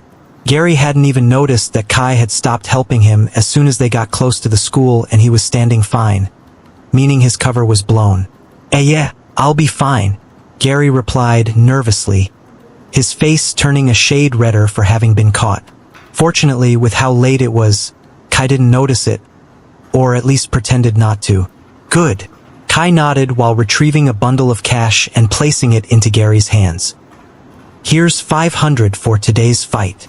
Gary had to repeat the number in his head, and he instinctively counted the cash to make sure the other boy wasn't joking. It was only a couple of days ago that he had received 500 for doing the most dangerous job ever, and now he was receiving this much because of one fight. "Is this how much I won for fighting?" Gary asked, still shocked, wondering why he had ever risked his life working as a transporter when he could have just become a fighter. "Actually, scratch that idea. What are you thinking, Gary? You would have lost every single fight before getting this system." His voice of reason reminded him. "Not quite. This is a low-level event after all. Normally, you would have received between 100 and 200 bucks, depending on how exciting your match would have been. As an incentive from the arenas, you get some extra depending on how many bets were placed because of your fight. Most of that is due to the bets I had made on you. As a newcomer, your odds were naturally horrendous, so great job pulling through. Since this was your debut fight and you left quite an expression, it seemed kind of shabby just giving you the minimum amount. Besides, I haven't forgotten that you came to me because you were in dire need of money. There's actually a lot more to it than that, but for now the rest of today's earnings will be set aside as gang funds for the future. I'll keep setting that money aside for a rainy day or when the gang needs expanding. Once our gang has grown into a respectable size, you'll have free reign over it," Kai explained casually, as if he had planned this all along. "You'll let me have access to even more money than what I'm holding?" Gary questioned. His brain was trying to process all that information. He had just come out today to earn some cash, yet his partner in crime apparently had already made plans far beyond that. "Of course I will let you use the money. I'd advise you to discuss what to use it for with your future lieutenants, but as the leader of a gang, your word will be law," Kai answered nonchalantly. "Leader? Now hang on a moment. I know you said you wanted to form a gang and wanted me to work, but this is the first time I'm hearing anything about me being the leader of it. Why would you even do that? It's your gang," Gary complained. "Look, I've already made up my mind after watching you fight today. A gang needs a certain type of leader, and I think you're perfect for that role. Me, I will be the brains behind the whole thing. I don't really like being in the limelight anyway. It's not my style, Kai argued. However, Gary wasn't really convinced by that. In school, he stuck out like a sore thumb. Not to mention all the fancy jewelry and expensive clothes of his practically screamed, "Look at me! Do you really think you have much of a choice, Mr. Loyal Dog?" Kai teased him after seeing the unwillingness in the other's eyes. Just think of it as being the public face of our gang. All you need to do for the time being is concentrate on getting stronger. For starters, you might want to pick up a proper style, otherwise Green Fong might soon enough become infamous as Rabid Dog. Afterwards, they each went their separate ways. It had been a crazy evening, that was for sure, and it was hard for Gary to take everything in. Truth be told, he didn't take it all in. One event was just leading to another for him, but most of all, he just wanted to figure out this crazy system. Level 2. EXP 2200s. Before, Gary had 70 points of Express and needed 30 more points to level up. After defeating his opponent, he had gained 50 points of Express, bringing his total to 120 to 100. At least it looks like the EXP carries over, but the way quests come up is so random. The only one that is consistent is the workout one and eating food, since they're both daily quests. However, with the level up there also seemed to be a few more changes. For one, he had received a stat point which appears as if it could be used in a number of different ways. The stat point can be used to improve a user's basic stats, or can be used to increase one's health. If used on health or energy, it will be increased by 10 points. Wait, I have stats. Didn't see that before. What even are my stats? Thinking about this, another status screen appeared in front of him. Strength 4, Dexterity 3, Endurance 8. Looking at these numbers, Gary didn't really know how to gauge them at all, but he knew based on how high his endurance was, that his strength and dexterity were extremely low. I knew I was weak, but that weak? So I have health, which seems to go down as my body gets injured. Then there's energy, which is used up just on a day-to-day basis, but if I start fighting more, then it uses it, similar to a stamina bar in a game. However, it can also be used in an emergency to heal my body as well. As for the normal stats, strength had to mean how strong I am, right? Dexterity must be things like speed, agility, and reflexes. I am pretty slow, so that makes sense. And then endurance. I'm glad to know that the only thing my body is good at is taking a beating, but I'm guessing some of that has to do with me turning into a... I don't even want to say the word. It feels like bad luck or something. Thinking about the fight that just occurred, Gary was wondering what the best way to use the stat point was. At first, his mind thought something like dexterity would be most useful. He could become a counter-hitter using opener's strength against them, especially if he was going to participate in more underground tournament fights. However, his mind started to wander, and he found himself thinking about the rugby match and how Exion thought he was kinda cool when he had tackled Blake. Don't be stupid, your life is more important than getting some girl. Your energy has now increased to a maximum of 110. In the end, Gary had opted for increasing his energy. With the other basic stats, Gary wondered if he continued to go gym if they would change by themselves. His stats were based on how his body currently was, so he thought this was possible, but how would he increase his energy or his health without the system? The energy was important for him to fight for a long time, which would give him more time to come up with a way to defeat his opponents and also healed him up. To him, this was a no-brainer.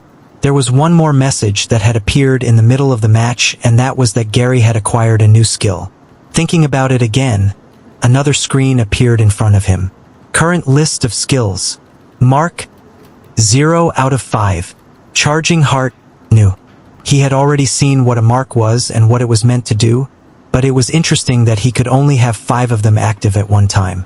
Charging Heart. When activated, the user's heart rate will increase to 150 BPM. The skill will take 10 points of energy to use. When the user's heart rate is above 150, all physical stats will be doubled. Does that happen even if my heart rate rises that high on its own? That would explain where the sudden surge of strength came from. But if I had this in the last fight, I wouldn't have had to start thinking about. Anyway, this is good news. If only there was a skill that could lower it as well. After reading all the notifications, Gary thought it was time for him to head home. He couldn't stop counting the money that had been given to him as he walked. With this amount, depending on how regularly he earned it, he would be able to help out his family. He was still unsure how much he could rely on Kai, but it was working out for now. Using some of the money, Gary stopped by a 24-hour convenience store and bought some raw steaks. They were expensive, but his energy was low and he knew to replenish it he needed to eat. Plus, it didn't hurt to treat himself once in a while. It was the middle of the night, so no one was around, and this time it was a lot easier for him to eat. He dug into the steak so quickly that he didn't realize how much his body needed it. Daily quest complete. 5 EXP received. The quest to consume 2 kilograms of meat had already been completed and it was nearly 1 o'clock at night. But this time the EXP awarded was half that of before. Looks like I'll have to find other ways to gain EXP later. For now, I better head home, Gary thought, as he ran through the empty streets to his bed. The next day, with the sun rising, Tom was a little nervous. He had his silver pendant ready and his bag of chocolate. Gary, I hope what I'm thinking isn't true. Top 25 golden ticket goal equals 3 chapter a day. Instagram, Manga. Editor support, KO5/Devil's Advocate. After consuming the raw meat he had purchased from the convenience store, Gary's energy bar quickly started to fill up, and by the time he snuck back home he already felt as good as he had before leaving for this nightly adventure. Waking up nearly 5 hours later, Gary's body felt completely fine. The teenager was unsure whether this meant that he could use the raw protein as an energy drink substitute to keep on going for as long as he needed, but at least his need for sleep appeared to have lessened. I feel so alive, Gary thought, as he moved his body about and got ready to school before anyone else. His mother and sister were not even awake yet. There was one thing he was thankful for though, the fact that his sister was keeping everything a secret for him. Gary was sure that she didn't know what he was doing, but since the two of them had to share a room, it had been impossible to hide the fact that he had disappeared from her. Damn, I bet she's going to ask for some big favor later on, Gary lamented internally, as he scribbled a note for Amy to make sure she knew he had in fact returned and hadn't gone missing. Waking up before everyone else proved to be a blessing in disguise, especially since his acquired taste had changed.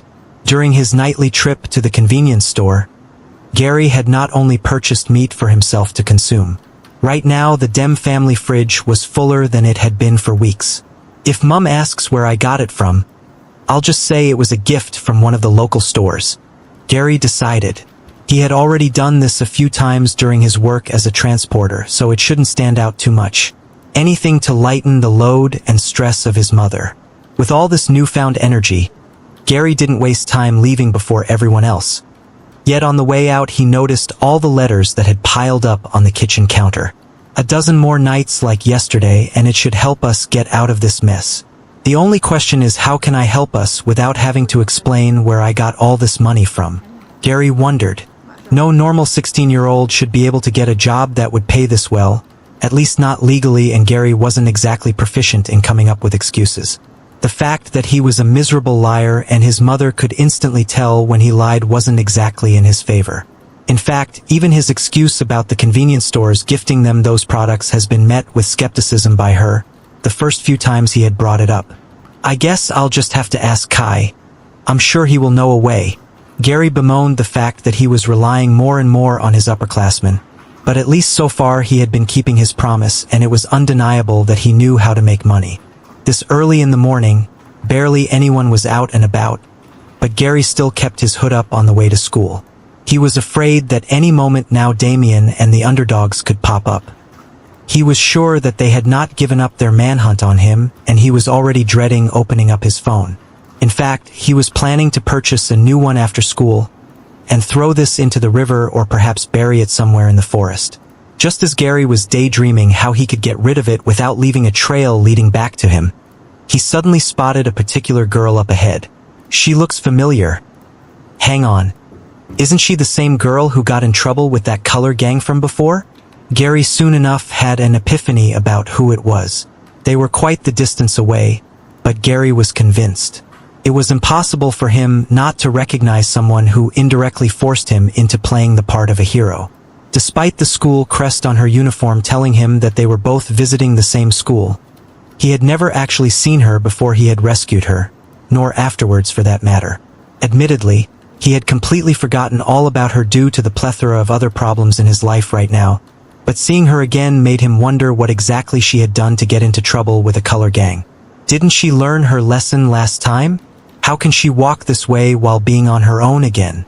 At this point, she is just asking for trouble. Gary shook his head in disbelief. He would have loved to just mind his business, but seeing as the two of them were using the same route, he couldn't just not look out for her. Eventually, Gary decided to catch up to her since there was no real reason for him to hide. He had followed her from a distance for a while and had been happy that there had been no encounters. However, a few moments ago the girl had abruptly quickened her pace. The teenage boy had yet to realize that the girl had done so because she had felt that someone had been following her. Let's see what I can do, and how close I can get, Gary thought. Charging heart. Activating the skill, he could feel his chest in great pain almost instantly, to the point he nearly fell over. His heart was beating as if he was sprinting even though he was just standing still. After the initial shock of impact was over though, he now was filled with energy. 10 points from his energy stat had been consumed, and his heart was now above 150 BPM. With this new energy, Gary started walking faster, but he knew he couldn't just get straight up behind her, so he thought maybe there would be a better way. Going down one of the alleys behind a small apartment block, he looked at all the pipes and ledges from the windowsills. This is crazy, right? Am I really going to try this? Top 25 golden ticket goal equals 3 chapter a day. Instagram, Manga. Editor support, KO5/Devil's Advocate. It was only a few days ago, where Gary couldn't do any type of physical activity, and now, he was planning to scale the side of an apartment block. Leaping up, Gary had jumped higher than he had ever before and grabbed onto one of the ledges.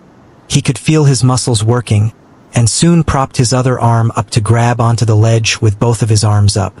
The only way to progress further up was if he leapt up to the next windowsill, or if he jumped to the metal pipe and attempted to climb that. After completing the first jump, he was full of confidence and swung his body over, but at the last second he hesitated. Still, his body weight had swung in motion and his fingertips had left the windowsill. Ah crap! Gary shouted, as he had completely missed the metal pipe and had fallen onto the solid hard concrete. That freaking hurt, Gary said, attempting to get up slowly. His heart was still beating fast though, and his energy points were going down quicker than when he didn't use the skill. I guess, even if the skill does make me stronger, it still doesn't change me. I need to get used to it. He started to flex his fingertips a bit and could see that the skin on it had slightly ripped as well, and his arms were now sore from holding onto the ledge, but he could feel the pain going away quickly. I guess, double my current strength and stats isn't so impressive. If I can improve my whole body shape and increase my stats, that will also make the skill more effective. I also have to be wary of my energy points. Using the skill itself takes up 10 energy points, and it almost feels like an adrenaline shot, but then I have less points to heal myself with. While getting my heart rate up naturally that high, it won't use the energy points initially. But other than thinking of that, I don't really have a good method of controlling my heart rate. Thinking of that said person, Gary almost forgot the reason why he was trying to scale the wall in the first place.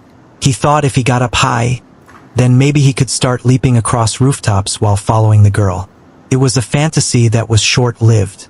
Canceling the skill was easy, and Gary soon just stuck to what he was doing before as he exited out of the alleyway and attempted to catch up with the girl. The good news was there didn't seem to be any signs of trouble. Gary wasn't sure if it was because it was so early in the morning, or if something else was going on. Eventually, though, they had reached the school, and at least knowing this place was safe from others, he could take off his hood, but he didn't stop to follow the strange girl. Damn, I feel like a stalker. Why am I still following her anyway? I was just going to protect her, right? Gary thought, and eventually found himself on the 3rd floor, where the senior students would be. He never expected her to be a senior student. Just as he was about to turn away though, he saw the girl talking to someone else he knew, and it looked like the two of them were on good terms. Is that Kai? Gary thought. Without a doubt it was Kai. But why would these two know each other? He thought that anyone who would know Kai would also be involved in the underworld like he was. Thinking about this made him think about how the girl was also being attacked by the gang. Could it have something to do with Kai?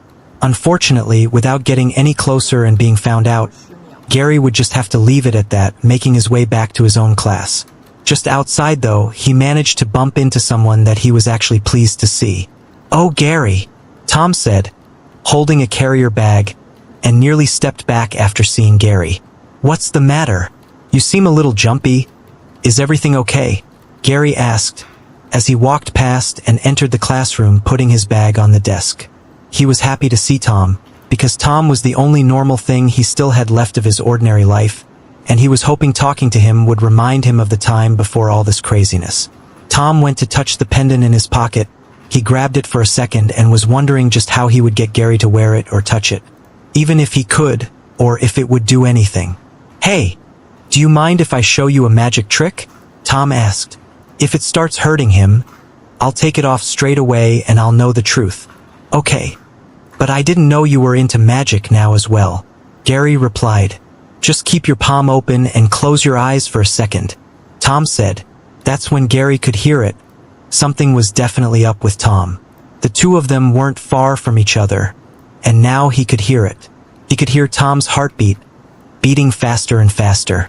Is he that nervous that the magic trick is going to fail? Gary thought and closed his eyes, opening the palm of his hand to give him more confidence. Then holding the silver chain with the pendant. Tom was about to place it in his hand when he started to have second thoughts. "Why am I doing this? Shouldn't I just ask?" Tom thought as he felt a little bad. He was tricking his longtime best friend. Due to how long it was taking, Gary got impatient. "Come on," Gary said, having opened his eyes and grabbed the pendant. He then looked at it and wondered what it was. Tom nearly shouted out telling him to stop, but there seemed to be no reaction at all. A big, huge smile appeared across his face instead. "Did I ruin the trick?" Gary asked. Yeah, but don't worry, I need more practice anyway," Tom said, as he took the pendant away and placed it back into his pocket. "What the hell was I thinking? Gary a werewolf? Maybe I've been reading too many novels," Tom thought. "Hey, so what's in the bag?" Gary called out. "Oh, this," he replied, opening it up and pulling out a large chocolate bar.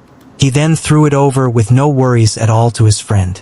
"I had a craving in the middle of the night, but I can't eat all this on my own, so decided to bring it in." Tom smiled. Class hadn't started yet, as the students were still coming in.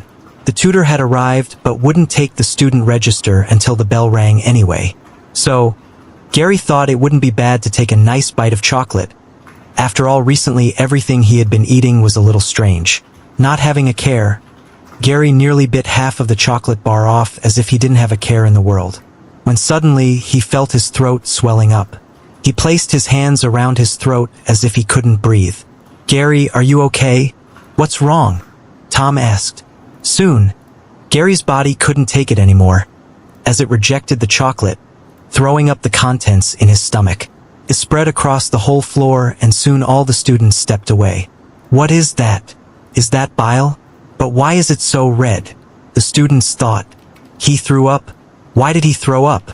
Don't tell me it was from the chocolate bar." Tom started to panic. Top 25 golden ticket goal equals 3 chapter a day. Instagram, Manga. Editor support, KO5/Devil's Advocate. Is that blood? That can't be healthy. Should we call him an ambulance or something?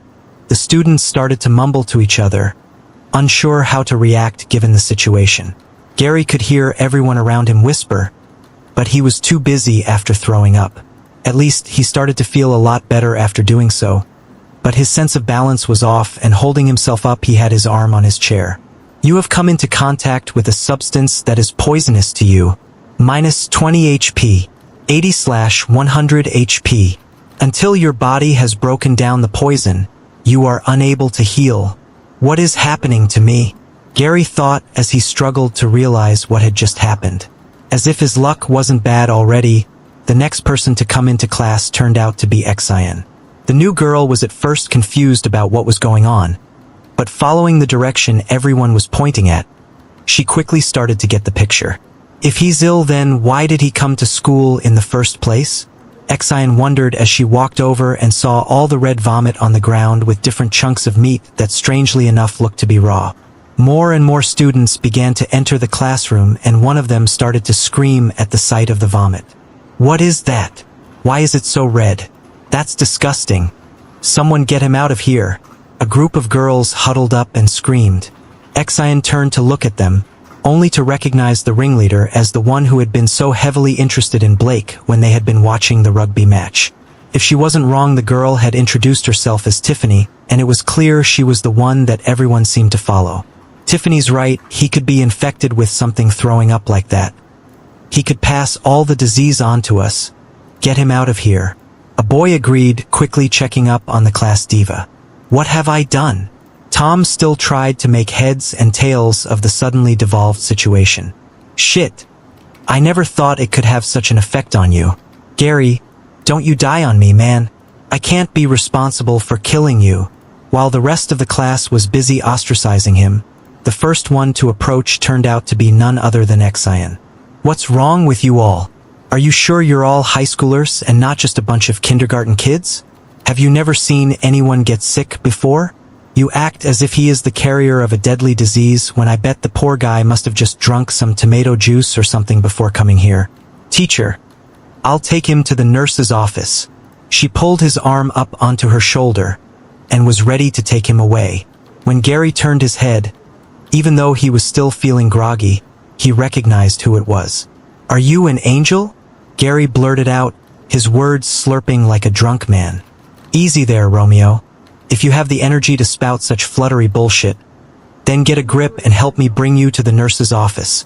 Exian replied. If it had not been for his miserable situation, she would have been convinced he was hitting on her. Wait, let me do it. Tom insisted, as he clenched his fist. After all, this entire situation was his fault.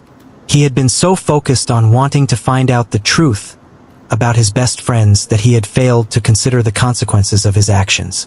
You probably don't know where the nurse's office is yet, and he's my best friend. Let me take him, Tom argued, ashamed that the new girl was the first and only one who had been willing to help Gary. Exian was a bit surprised that Tom wanted to take over with such enthusiasm, but she saw no need to argue, as long as someone helped the poor guy. Damn, Gary, can you please stop leaning on me so hard? You should know that the only muscles I have are in my fingers. Tom complained in a hushed tone as soon as the two of them had exited the classroom. With the two of them gone, Exian looked over the contents of the vomit one more time before looking at their desks when she noticed something. Tom had placed his carrier bag down on his table, and it was full of chocolate, while Gary's seat had a half piece of eaten Claret bar on his table. Was the green-haired guy allergic to chocolate? Shouldn't his best friend have known that? While looking at the tables, someone suddenly grabbed her shoulder. Driven by instinct, she grabbed the offender's wrist and spun the person around. The next second, she had dug her hip into them and flipped them onto the ground, right into the vomit. Only after finishing her routine did Exian suddenly realize what she had done. Oh no! Why did we have to practice throws all day yesterday?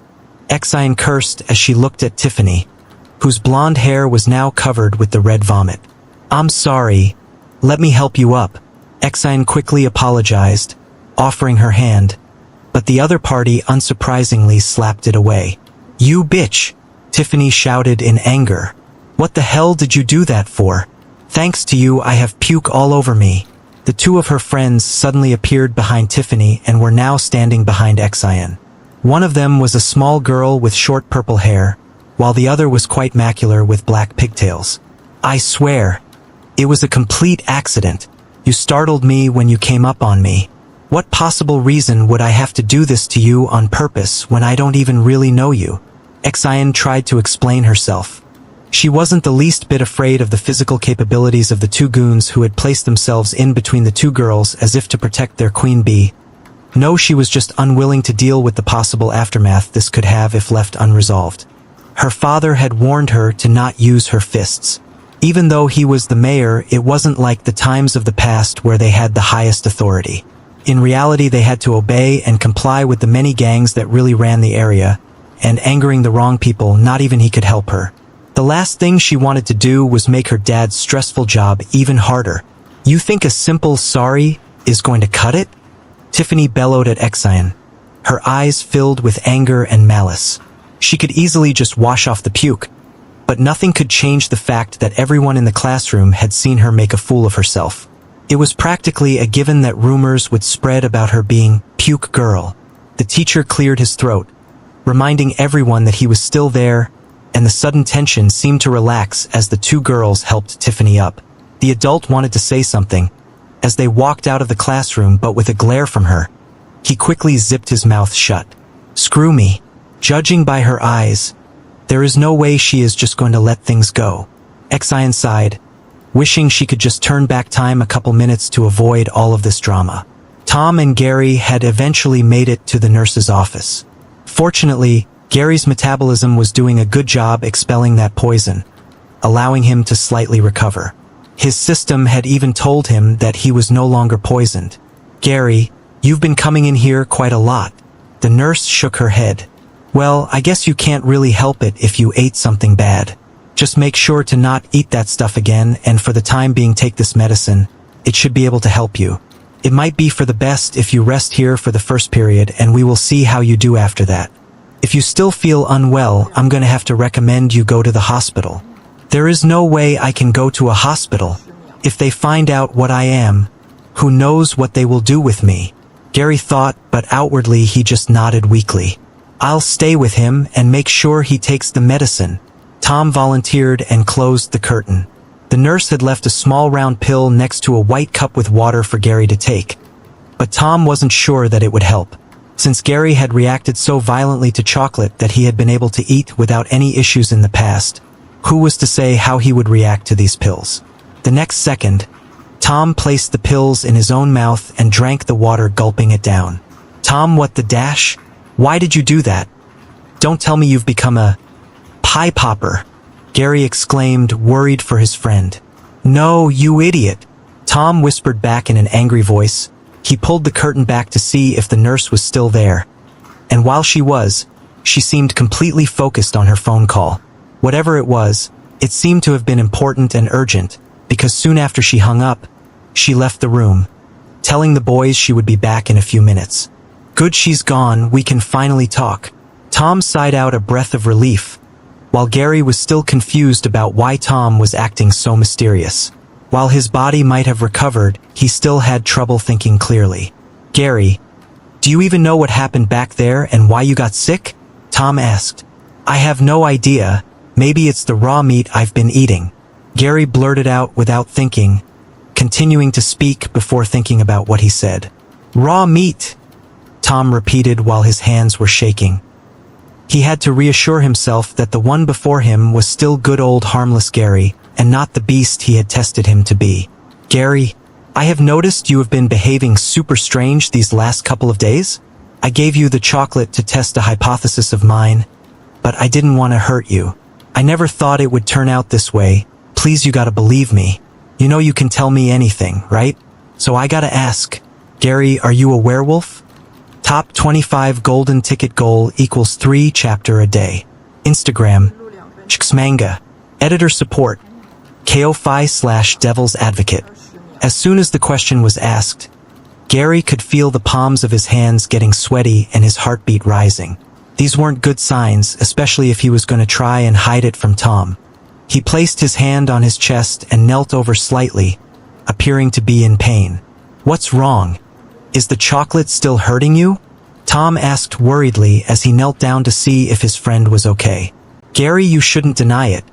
Being able to poison you is proof that I'm right, he suggested as he pointed his finger at Gary, taking on a pose as if he was some famous detective who had just solved a case. The sight of Tom acting so ridiculous was somehow enough to calm Gary's heart rate down a little. Come on, don't you find it ridiculous? Chocolate being some sort of kryptonite for a werewolf? Next thing you will tell me you are a vampire or a dragon. Gary tried to joke around, but the nervous smile on his face made him appear all the more guilty. He himself was struggling whether it might be better to just admit to it or not. So far, he had tried to make sense of all those changes to his body by himself, having to learn all these new things on his own. He would actually welcome having someone to talk to about all those. Sometimes, he didn't know if he was doing the right thing or not, but thinking about it, he couldn't imagine someone better than his trusted friend Tom. Since accusing him and trapping him into a corner didn't seem to have worked, Tom tried a different approach. Look, I know that the chocolate alone would be ridiculous, but then how do you explain suddenly being able to tackle Blake? Or the puncture wounds on it? You were the only one who held it yesterday. If you have some other explanation, then I'm all ears. I'm your best friend, right? I'm not here to hurt you, and I just want you to know that we can handle this together. Tom offered in a soft voice. From the look on Gary's face, this approach worked far better. He had already been on the verge of telling Tom, but with Tom pulling on his heartstrings, it was hard to remain silent. However, now the question was, how much should he tell Tom? Admitting to it also meant he would have to come clean about his work as a member of the Underdogs gang, who had handed him the metal suitcase that had that strange werewolf system inside of it. But if he were to tell Tom, there was a big risk of dragging him into all of this mess. You know what? Tom asked while Gary was still debating on how much to reveal. I'm just going to take your silence as a yes. I mean, you aren't even denying it like you were just seconds ago. Now I have done a lot of research into this matter, because I know you're bad with all this fantasy mumbo-jumbo. I don't exactly know how much lore is true out there, but now that I have finally met a real werewolf and he's my friend, it's better to be safe than sorry. From all the stuff I have read on the internet, they all pretty much have one thing in common. All sources seem to agree that on the night of full moon, a werewolf turns without being able to control it. That gives us only 12 days to think of a way to restrict you. Otherwise, you might just go on a rampage killing everyone. When Tom said these words, he looked directly at Gary, staring him in the eye, not facing away. Tom, his friend who never confronted anyone and was bad at all types of physical activity, looked powerful and reliable at this moment. What worried Gary even more was that he already knew that something was indeed going to happen on the night of the full moon. His system had given him a quest titled Your First Turning, that had a countdown for that day. Even more worrisome was the fact that his quest only specified that he would have to survive. Since Gary still wasn't saying anything, Tom sighed and was ready to leave the room. He had already done whatever he could and was now hoping that either he had been very wrong, something he seriously doubted after all the time he had put into thinking things over, or that Gary would come to him eventually to confess things on his own. Wait, Gary called out. Fine, since you've already figured things out, you might as well know the whole thing. You're right. I'm a werewolf, Gary admitted, his face going red saying those words out loud, especially in front of someone who could hear him. Closing the door, after making sure nobody else had been around, Tom turned towards Gary and jumped for joy, a sparkle in his eyes. I knew I was right. Tell me, Gary, since when were you a freaking werewolf? How did this happen? Did you venture into the woods at night? Did an alpha wolf come, greet you and turn you? What the hell happened? Tom asked a barrage of questions he had prepared, not being able to contain his excitement. Oh man, now my version sounds so boring in comparison. I just got turned by a briefcase. Gary Smiley Riley, as he went on to explain the gist of the story. Since the whole werewolf situation was already much to take in, Gary decided to omit the fact that he had been a gang member, and technically was now in another gang, from his explanation. Instead, he told Tom that he had taken a part-time job delivering items like a delivery driver. Of course, since he was 16 and still in school, all of this was illegal, hence why he had hid the job from Tom. Technically, all of it was true, so Gary's face didn't betray him for once. After that, he came mostly clean, sharing how he had been sent out, how other people had wanted to steal the package, and how the package had suddenly opened, turning him into a werewolf. After saying everything he needed to say, he waited to see just how Tom would treat him after all of this. Would years of friendship be thrown away? This was a worrying thought for Gary. Top 25 golden ticket goal equals 3 chapter a day. Instagram, Chxmanga. Editor support, KO5/Devil's Advocate. All this from a simple package? I've never heard of such a thing happening before. Tom commented as he placed his hand on his chin. It doesn't really help that you didn't even see what was in the package because you said you passed out. This bit was partly true, only that Gary had passed out due to being stabbed. I wonder how Tom would react if I told him the real story. I guess I can tell him once everything is cleared up. And I will also have to tell him about Kai eventually. We need to look into where that package actually came from. This could be a big deal. And if it's a big company, they might even send people after you to get their little experiment back. It's best if you keep this a secret. Tom noted. Gary gulped, and was surprised at how quickly his friend had grasped the entire situation. What's more, the case that Tom was worried about was actually occurring. Fortunately, that at least meant Gary didn't have to tell him to keep this whole thing a secret either. Well, from what you told me, it really does seem to be the case that your heart rate might be connected to your transformation, so learning how to control it should be the first thing on the agenda. For the next few days, we should also observe your behavior. Haven't seen any huge signs yet, but you might start to get a little bit more moody the closer we are to the full moon. I would also advise you to drop out of the rugby team. Drop out of the rugby team? But then how am I meant to impress Exine? Gary blurted out. Really, Gary? Do you think now is the time to be worried about how to impress the new girl? Tom facepalmed. Part of you transformed when it was you against Blake. What will you do when it actually occurs in the middle of a match? You could hurt or even kill others. Come on. I'm not a monster. Gary tried to defend himself. Unfortunately, his first ever transformation was testimony that Tom did have a point. Alas, the hormones in Gary's body were unwilling to lose this opportunity. Besides, don't you think if I put myself in more situations where I have to control my heart rate, that it would help me get better at it? Arg, fine. It's not like I can force you to do it. You know your body better than me, after all. Tom was still worried, but he knew Gary long enough to know how stubborn he could be. Speaking off, it's a shame, but it looks like I'm going to have to eat all that chocolate I brought myself. Tom joked, and the two of them were soon well on their way to being the same pair they were once again. Once the poison effect had worn off, Gary could use his energy to heal his body once again. But the energy didn't seem to recover, and as his energy went down, he could feel a hunger in his stomach. It was a small pain like a cramp, but he could bear with it for now. I have to keep this energy bar up. When I'm fighting, it doesn't seem to bother me so much, but when I'm doing nothing, it hurts. Hopefully it doesn't get worse once it falls lower. I can't exactly bring raw meat to the school, Gary thought. Since Gary was feeling better, the two of them were walking down the hallway heading to their next class. They had decided to stay in the nurse's office until the bell had rang, allowing them to skip the first 2 periods and now could go out on break with each other. The kids filled the hallways, as everyone was excited to get a nice breath of fresh air. Now that Tom and Gary had cleared the air a bit, they were chatting as they did until they banged into what felt like a solid wall in front of them.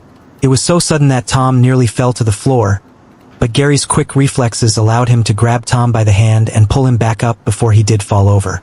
Looks like we got a little superhero over here, the student said that was towering over the two of them. When Gary looked at the person, he noticed that there were 2 of them and recognized them straight away, Barry and Gil. Although they didn't share any classes together, they were part of the same club, the rugby club. These 2 were part of the scrum in rugby, one of the ones that would fight over each other as they locked and pushed forward the other meaty guys. They were essentially walls of muscle, explaining why it had felt like they had literally run into the wall. But there's one thing for certain. Tom looked at the hallway, and it was plenty wide enough for them all to walk in and more. Did you bang into us on purpose? Tom questioned, a pissed-off look on his face. Watch it, scrub. You were the ones who didn't pay attention. I still haven't heard a single sorry from either of you. Barry went and grabbed the scruff of Tom's neck. We were just waiting here for a chance to talk to the onion head over there. Look, Gary, drop out of the rugby team. We all know what you did against Blake was a fluke, and if you join us, it means one of us regulars will have to warm the bench and become your substitute. Gil explained, but then noticed that Gary wasn't looking at him at all. Instead, he was clearing towards Will, who was holding Tom by his collar. Suddenly, Barry felt Gary grab onto his wrist.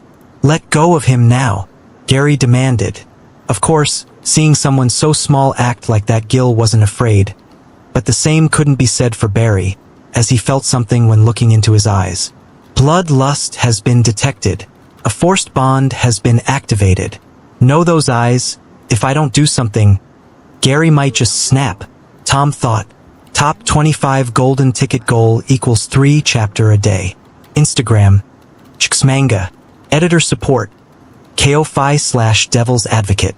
A notification screen had appeared in front of Gary, one containing new unfamiliar terms, but blinded with rage he ignored it, as he continued to hold onto Barry's wrist. Slowly his grip was getting tighter and tighter. Shit, my wrist is starting to feel a little numb. How much power does that onion head have? Barry thought. Hey look, it's Mr. Root, Tom suddenly exclaimed, making Barry let go of him. Both Gil and Barry turned around, and in that moment Tom grabbed his friend and quickly pulled Gary away, dragging him down the hallway and into one of the other classrooms. Since it was still break, it is currently empty. Are you all right now? Tom asked, as he could even feel his heart settling. It looked like you were ready to jump that guy. I don't know, man. I just got so angry when that guy grabbed you. Who the hell do they think they are? It's one thing to go after me, but you have nothing to do with it, Gary answered, clenching his fists again. Tom knew that Gary had a tendency to be hot-headed, but this seemed to be a bit out of character even for him. He was normally the guy who would try to run away from a confrontation, but now he seemed to be actively seeking it, making Tom fear that his werewolf self might have already started to influence Gary. I'll need to keep an eye on him. This time his aggression might have been triggered because he wanted to protect me, but what if it becomes worse? Who knows what he'll do if there is nobody to stop him? Tom worried. Look, it's over. I'm fine, right? We both are. Those guys were just two assholes. Heck, the world is full of people like that. But we can't just go around beating them all up. Even if you are stronger than them, Tom stated before he added jokingly. I mean, if you tried, you would be busy 24/7, then you wouldn't have time to impress a certain someone. Hearing this, Gary started to calm down a little, as he realized that Tom was right. The second part especially helped his best friend get into a better mood, although Gary's heartbeat was now rising slightly for a different reason. If word got out about what Gary could actually do, then it wouldn't just be the underdogs gang after him, but whoever had asked them to deliver the suitcase in the first place. Now that he had calmed down a little, Gary went on to check just what that message from before was. Forced bond has been activated. 1/5 marks have been assigned. A forced bond is put on a target when enough bloodlust is dedicated towards a certain person, making them a hunting target. Those that are marked are given a unique scent, allowing the user to track them down at any point in time. Additional stats will be awarded if one manages to successfully hunt their target down. Those marked due to a forced bond will be the first people to be targeted during a full moon. Gary's eyeballs widened as he read the screen and came to a few realizations. The forced bond seemed to be a different subtype of his mark skill. He had already encountered the bond mark, which allowed him to mark certain people based on agreements, whereas the forced bond seemed to be automatically assigned based on pure bloodlust. Both types of bonds seemingly occupied one of Gary's 5 slots. He was unsure whether there was a maximum of any one type of bond, although he felt like it didn't matter how much he had of one or the other. The major difference seemed to be that a forced bond directly designated the other party as a hunting target, whereas the bond mark only did so in case of a broken promise. The most worrying thing of all was the fact that the message had warned him that those that had been marked would become his target during a full moon. Gary gulped as he thought of what could possibly happen. If I really do turn in 12 days' time, doesn't that mean I'm going to kill Barry if I don't learn how to control myself? He couldn't be too sure until it happened, but it was something he didn't want to risk. Screw this, if I can assign these marks, then there has to be a way to get rid of them, right? Exiting the room, the two boys were now ready to head back to class and finally participate in their normal school day. Fortunately, they didn't run into any more trouble along the way. As Gary entered the halls, he noticed something. He could see a strange lingering red marking in the air, and it wafted into his nose, making a particular smell. It smelled similar to the scent of raw food. It was faint, and as he followed it, it took on a stronger shade of red. It looked like a strange floating red fog. He looked at Tom, but the other appeared blissfully unaware of what Gary was perceiving. Following the marking quickly, it led to a certain classroom, and as Gary looked through the window he could see where the red smoke was leading to, right to Barry, who was now sitting in his seat. Is this what the marking does? Does it leave a trail so I can find them around the school? Maybe I should try to activate a bond mark on Kai after all. It would be handy to be able to find him whenever I need, and I would also instantly know if he broke the promise. Shit, but if he does, then that would make him another hunting target. Or maybe this thing only follows things that are meant to be hunted. Still, in 12 days' time, if he didn't find a way to remove the marking, Barry might be in trouble. Top 25 golden ticket equals 3 chapters a day. Instagram, Manga. Support my editor. KO5/Devil's Advocate. There wasn't much Gary could do for now in general with his powers. He was only a level 2 after all. Although he may have the power to become superhuman at certain moments, he still wasn't the best when it came to fighting on top of other things. Not to mention it was a secret in the first place, so it was best he stayed out of trouble. The classes continued as normal, with a few people staying away from Gary. They were a little worried about his red sickness from earlier, but it looked like it had been cleaned while they had been at the nurse. Exian was also in the classroom, but she was unable to concentrate properly due to Tiffany staring daggers at her. When the day had finally come to an end, it was time for everyone to head to their club activities. The members of the club were to appear on the rugby field for training, and when they arrived they could see both Barry and Gil staring at the two of them. Damn those guys. It looks like they didn't quite get the message, huh? Gil said provocatively. However, Barry stayed quiet. He looked down at his covered wrist, which had been bruised and was slightly red. His better judgment was telling him that it might be better not to get involved with Gary after all. The rugby team had been together for a long time now, and it had been a while since anyone new had joined them. That was also the reason why the duo had wanted to scare Gary away. Even if he were to tattle on them, Gary knew they wouldn't back down, so it was pointless. The training had continued like usual, at least at the start it did. It was clear that during the practices the regular members were doing everything they could to target Gary. Covering him even when he didn't have the ball, even tackling him when he didn't have the ball, and lastly, hitting him in the gut when they were in the middle of a scrum. Each time, Tom had to be there to calm him down, but he could tell it was getting worse. Thankfully, they had made it through the whole training session without Gary retaliating. At the end of the class, Mr. Root had an announcement to make. Alright everyone, our first match is going to be in around a week's time, and we will be going up against Eton High, so you better be on top of your game. As for you, Gary, remember you're part of the team now, so watch yourself, Mr. Root shouted at them.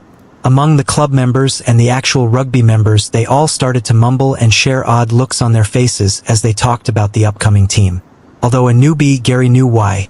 Eton High's rugby team wasn't exactly the strongest, but that also wasn't Mr. Root's main worry. Eton High had a reputation for being one of the roughest schools in the entire town. A place where gangs frequently recruited their next members upon graduation. There were even a few students that already belonged to different small-time gangs, some even from a different city. There were rumors going around how oftentimes certain members of the opposing teams would end up in accidents right before big games. This was why Mr. Root had cautioned him to be safe. Living in this city, everyone knew that the ones actually in charge were the gangs, so the students of Eton High were certainly special.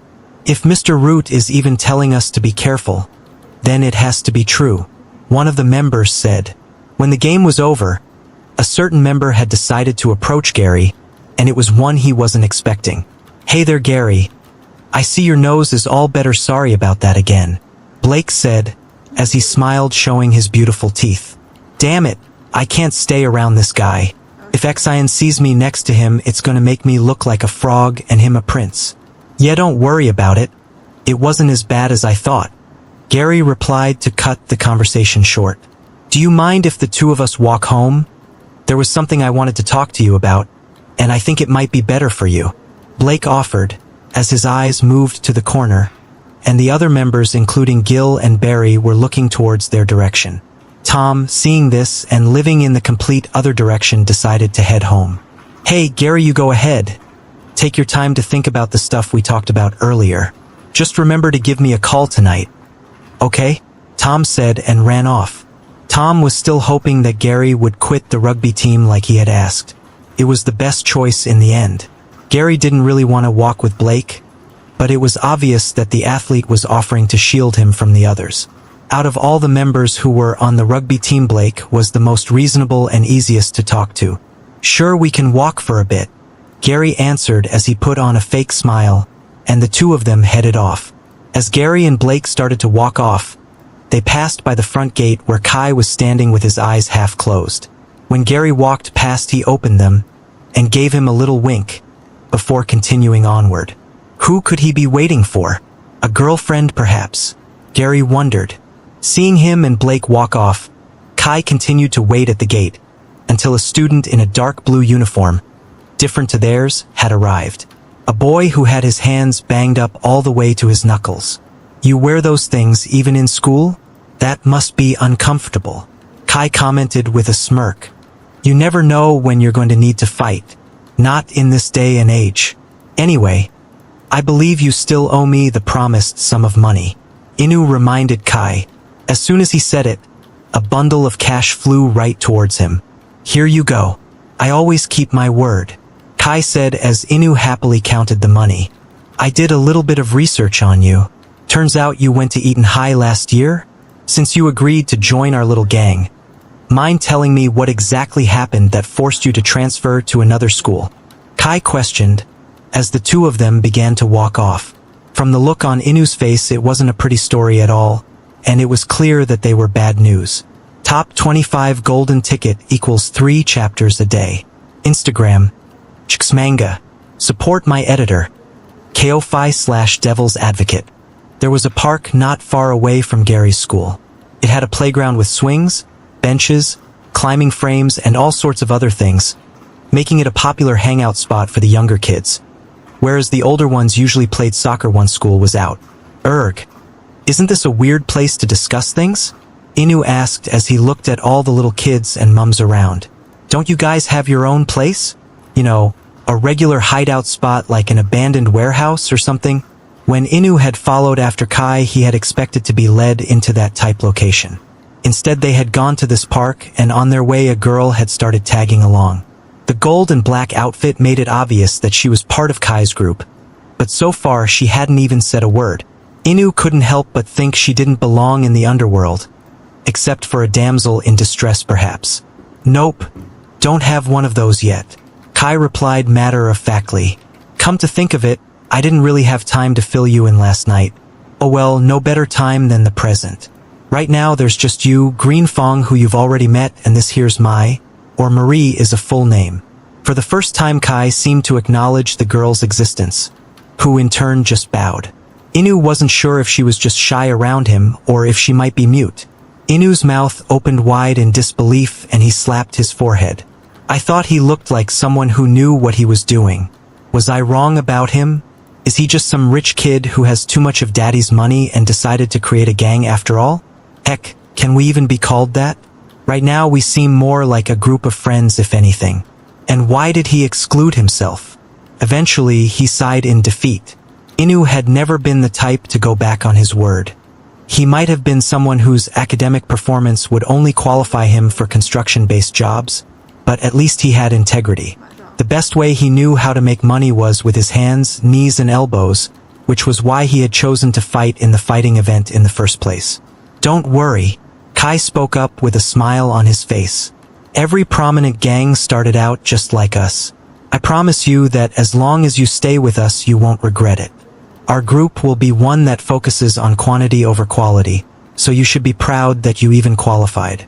Hearing Kai's arrogant tone wasn't making Inu feel any better about the decision he had made.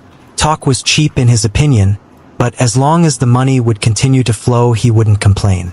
Anyway, I believe you wanted to know about my past with Eton High, what they're like and why I transferred, correct? Well, I'm sure you've heard the rumors. Let me tell you, it's worse than what they say. All the delinquents the other school deem incorrigible get sent to Eton High and the school welcomes them happily. Calling it the garbage heap for the scum of society would still be putting it mildly. The only reason it doesn't get shut down is that this makes it the perfect recruitment place for gangs. Heck, it wasn't even rare for some to come from other cities. Other schools might have a top dog, one that at least instills a sort of order, but Eton High is more of a lawless zone. Not all of them behave like wild animals, but whatever factions there are seem to change on a weekly basis. It's rather common for multiple weak factions to gang up on stronger ones just to put them in their place. They are not afraid to use weapons either. Inu's fists tensed as he explained the situation, thinking about what had happened to him before. It wasn't hard for Kai to puzzle his past together with that much information. Anyone could see from the way he fought that Inu was capable of becoming the top dog in most schools. They must have ganged up on him so badly that he had to transfer. Anyway, why did you want to know about Eton High so much? Inu finally asked. At the same time, Gary and Blake were both busy walking down the street heading the same way home. If the high schooler were to use one word to describe the current situation, it would be awkward. That must have been the 10th time a girl has looked our way, Gary thought bitterly. Their faces would turn a shade redder when they peeked at Blake, only to turn sour upon seeing the one walking beside him. What hurt Gary even more was they didn't even try to hide the obvious difference in treatment.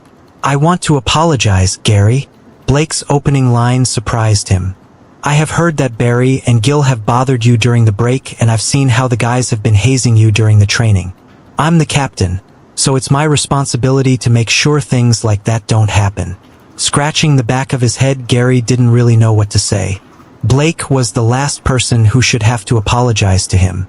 He seemed to be a person who really cared about the rugby team, making Gary feel bad since his primary reason for joining was to impress Xian. Was it really okay for him to take another player's position just because of his infatuation? It's not your fault. I understand how they feel, Gary replied eventually. Besides, isn't that like an initiation ritual between guys? No, it's not right. You're part of the team now. Instead of messing with you, they should get along with you and help you integrate with the team. Given your talent, you will be a great asset. I'm gonna have a word with them all tomorrow so they don't pull that stupid crap on you again. If they cause you any more trouble, I want you to come to me. Blake stopped walking and turned around, staring right at Gary, offering his hand. How can someone be this nice in a Tier 3 city? Who the hell could hate him? Gary thought, looking at the hand in front of him. He was reluctant to shake it, since he had already repaid Barry. He only had so much time to find a way to remove the forced bond from that poor guy to prevent him from ending up as the secret ingredient in a berry burger. Just as Gary was about to make up some excuse, he noticed someone coming up to them. They were coming at the two boys fast, and one was holding an object, swinging towards Blake. Duck! Gary warned the athlete, moving forward. He was about to push Blake's head down, but surprisingly his classmate had instantly followed the instruction. Not expecting to grab at nothing but air, Gary helplessly watched as the wooden plank connected with his cheek. The attack had enough force behind it that his body fell to the floor, leaving him with the taste of iron. Gary! Blake called out, seeing his classmate lying on the floor with blood dripping from his mouth. He understood they were in trouble, so Blake quickly spun around, moving forward slightly. He heard the sound of something hitting the ground where he had just stood. In total, there were 4 guys all wearing the Eton High School uniform. 2 of them had wooden planks while the others looked to be unarmed. However, it was just as possible that their weapons were concealed. Hey! Looks like one of them is fast. The Eton High student who had just missed chuckled. He wouldn't be the ace of their team if he wasn't. The other one with the plank, who had just hit Gary, joined in the laughter. Up until now, Blake had only heard about this type of incident Mr. Root had warned them about earlier. Their PE teacher had once called him into his office, stressing to Blake that he was the most likeliest target. All the opponents Eton High had faced had their ace involved in some accident right before a match. However, Blake had never expected them to be so brazen to attack someone in the open like this. They were away from school, but the police shouldn't be too far away. The only reason they could be so confident in attacking them here was if they had the backing of a gang of some sort. Then it wouldn't matter if the police were informed or not. These guys don't look like pushovers when it comes to fighting either. Who knows when the police will come? Or if it even does. Blake started to worry. One of the high school students without any weapons tried to punch Blake. But before he could reach Blake, the ace of the rugby team quickly kicked the student's thigh. It caused it to go numb and his punch weakened slightly. Still, the punch was coming towards his head as the kid gritted his teeth. Pain alone didn't seem to stop him. Or perhaps he was just pissed off enough to want revenge.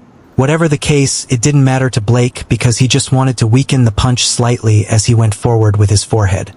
When the punch connected, the Eton High student's wrist bent awkwardly and his fingers were in pain. When his body with the plank came over, Blake made sure to remain calm, pushing his wrist and moving so the student would be off balance, then kicking him at the back of his leg where the knee would be, allowing him to trip the other. "Looks like he can fight," the student with the damaged wrist commented. The student with the wooden plank on the ground dropped his weapon and charged forward in an attempt to tackle Blake. Although the other tried to sidestep the charge, the Eton High student managed to grab onto him. Now, the other 3 Eton High students surrounded him. The wooden plank had already been picked up and the 2 with the planks were about to take a swing, while the third one made sure to cut off any way of escape. "I'm just going to have to take this hit," Blake thought as he had to decide between getting rid of the student holding on to him or protecting himself. When the planks came down, they were stopped dead, inches from his face. Blake could see the green-haired boy who had been injured holding on to both. Blood was still dripping from his mouth, from a cut on the inside of his cheek. "That freaking hurt," Gary shouted as his heart rate was starting to increase. It never hurts knowing as much as you can about your enemy. From the sounds of it, you won't have any problem fighting against your former schoolmates. Eton High will be the first opponent in the underground tag team tournament in around a week's time. Kai answered Inu's question. Top 25 golden ticket equals 3 chapters a day. Instagram. Manga. Support my editor. KO-Fi/Devil's Advocate. The Eton High students who had come to the park were all members of the rugby team, which meant they were used to bashing into walls of muscles. Strength and speed were both key factors in sport to take down an opponent, but looking at Gary, he had neither on his side.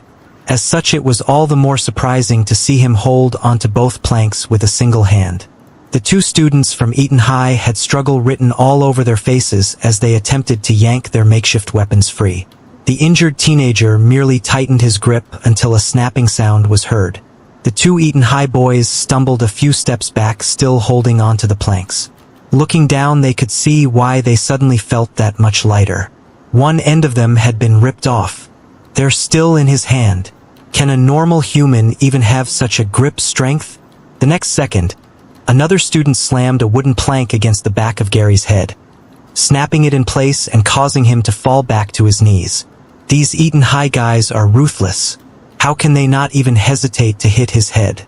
Aren't they afraid they might accidentally kill him? All of that for a stupid match. Blake thought to himself as he was ready to help Gary. Yet, before he could even reach their position, Gary had already recovered and threw a punch back.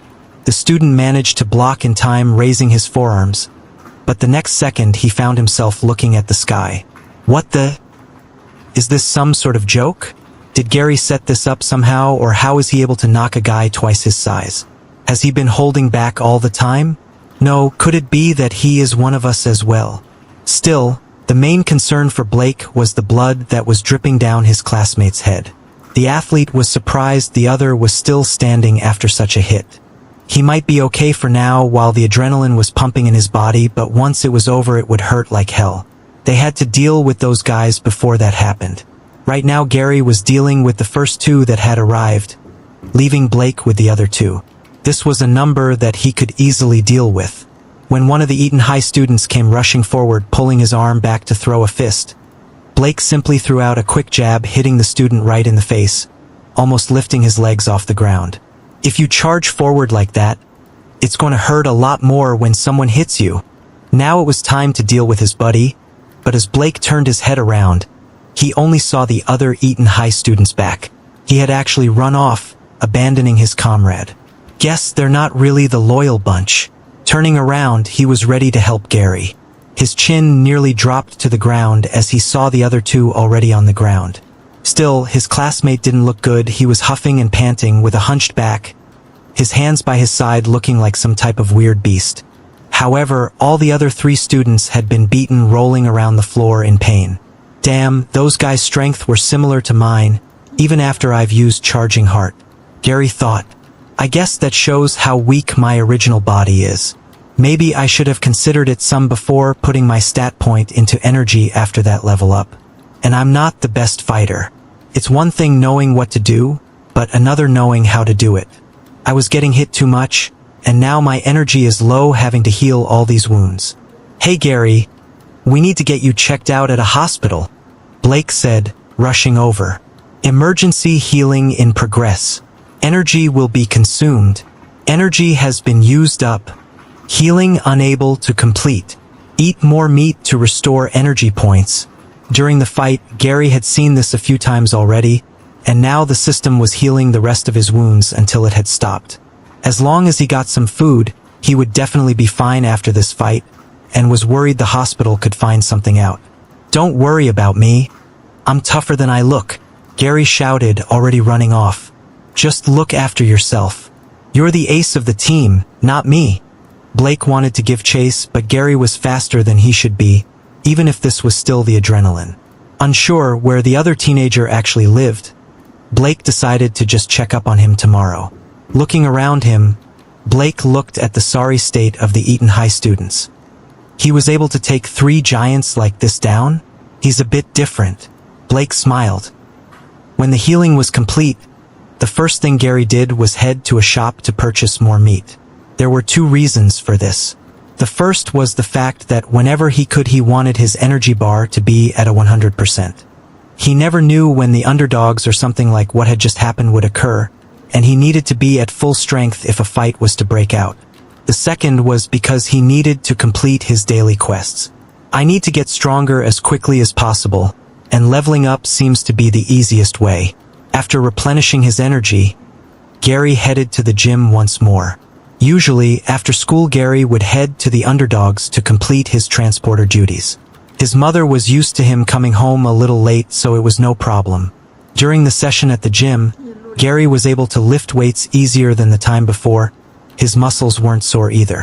What Gary didn't know was that usually beginners would suffer from extreme muscle soreness the next few days after weight training, but Gary experienced no such thing.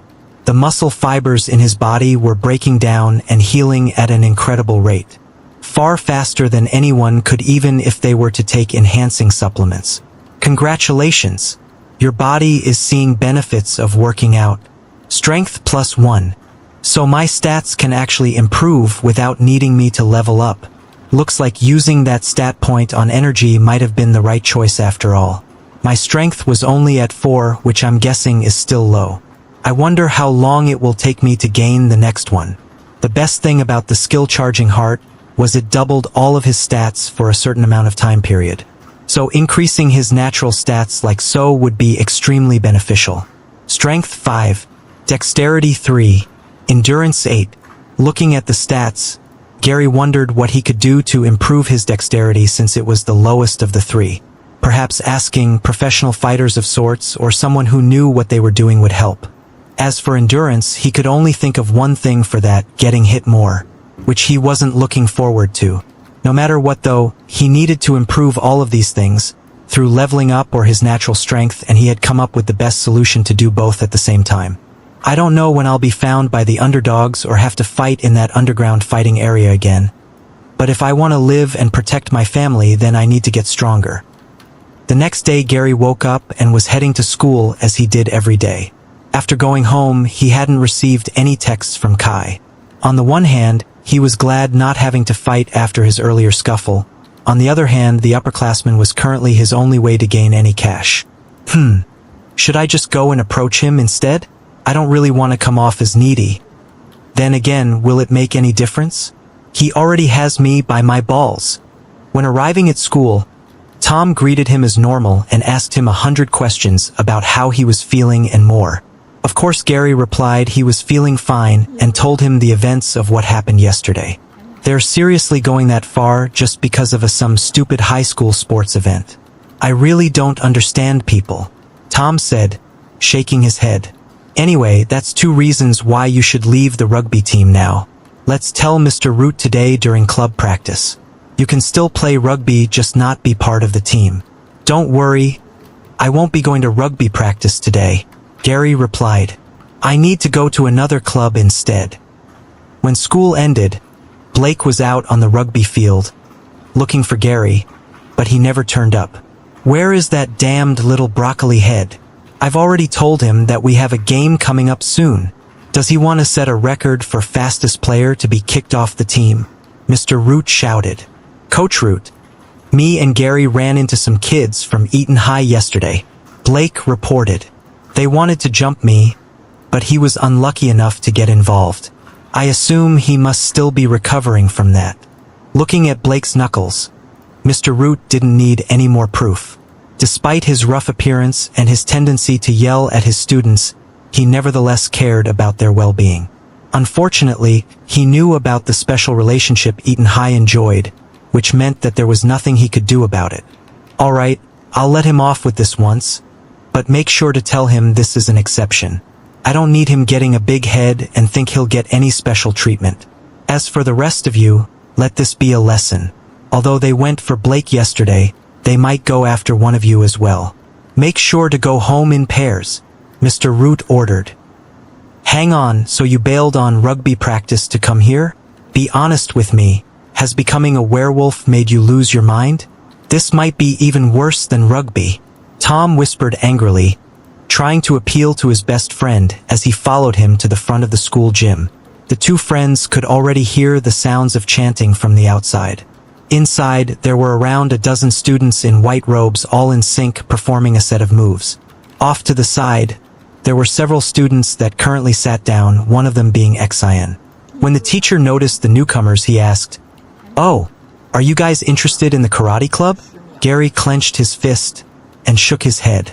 "I'm here to fight. Top 25 golden ticket equals 3 chapters a day. Instagram, Manga. Support my editor. KO5/Devil's Advocate." At the beginning, Gary's daily quests had rewarded him with 10 EXP each.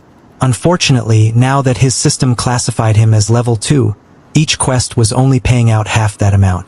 With the requirement to reach the next level having already doubled, it didn't take a math genius to understand that it would take a long time for him to progress by only relying on this method to accrue EXP.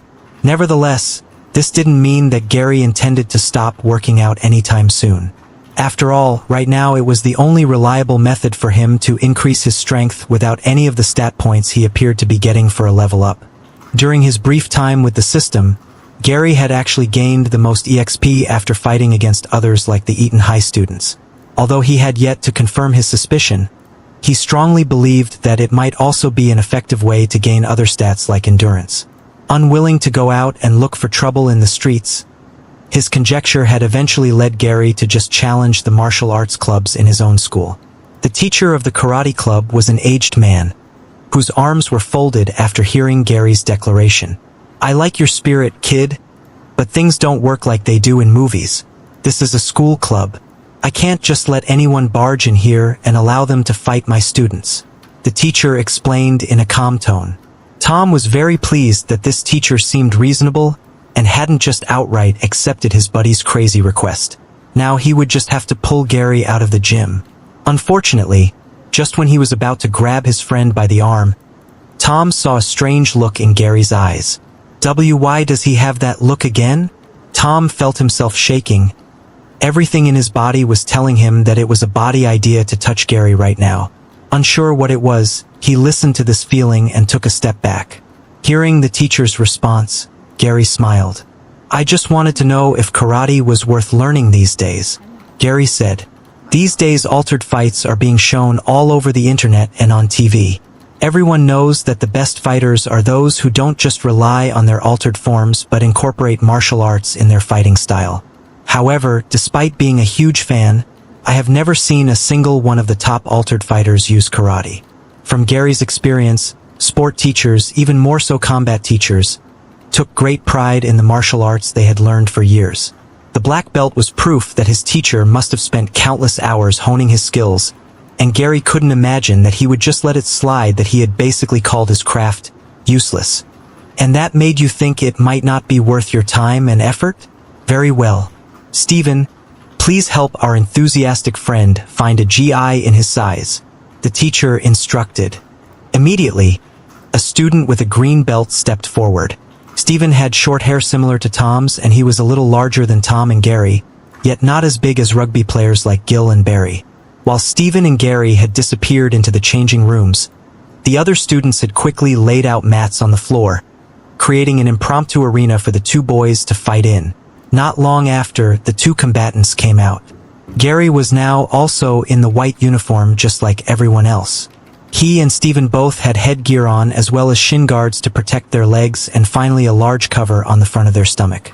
This entire set of protection gear only made it harder for Gary to move in, but even he understood that there was no way the teacher would let them fight without them. I shouldn't be surprised. This isn't a street fight. Not everyone can heal as fast as me, so it's natural he wants to keep us safe. I just hope it still counts as a fight like this. Gary worried as he took position on his side of the ring.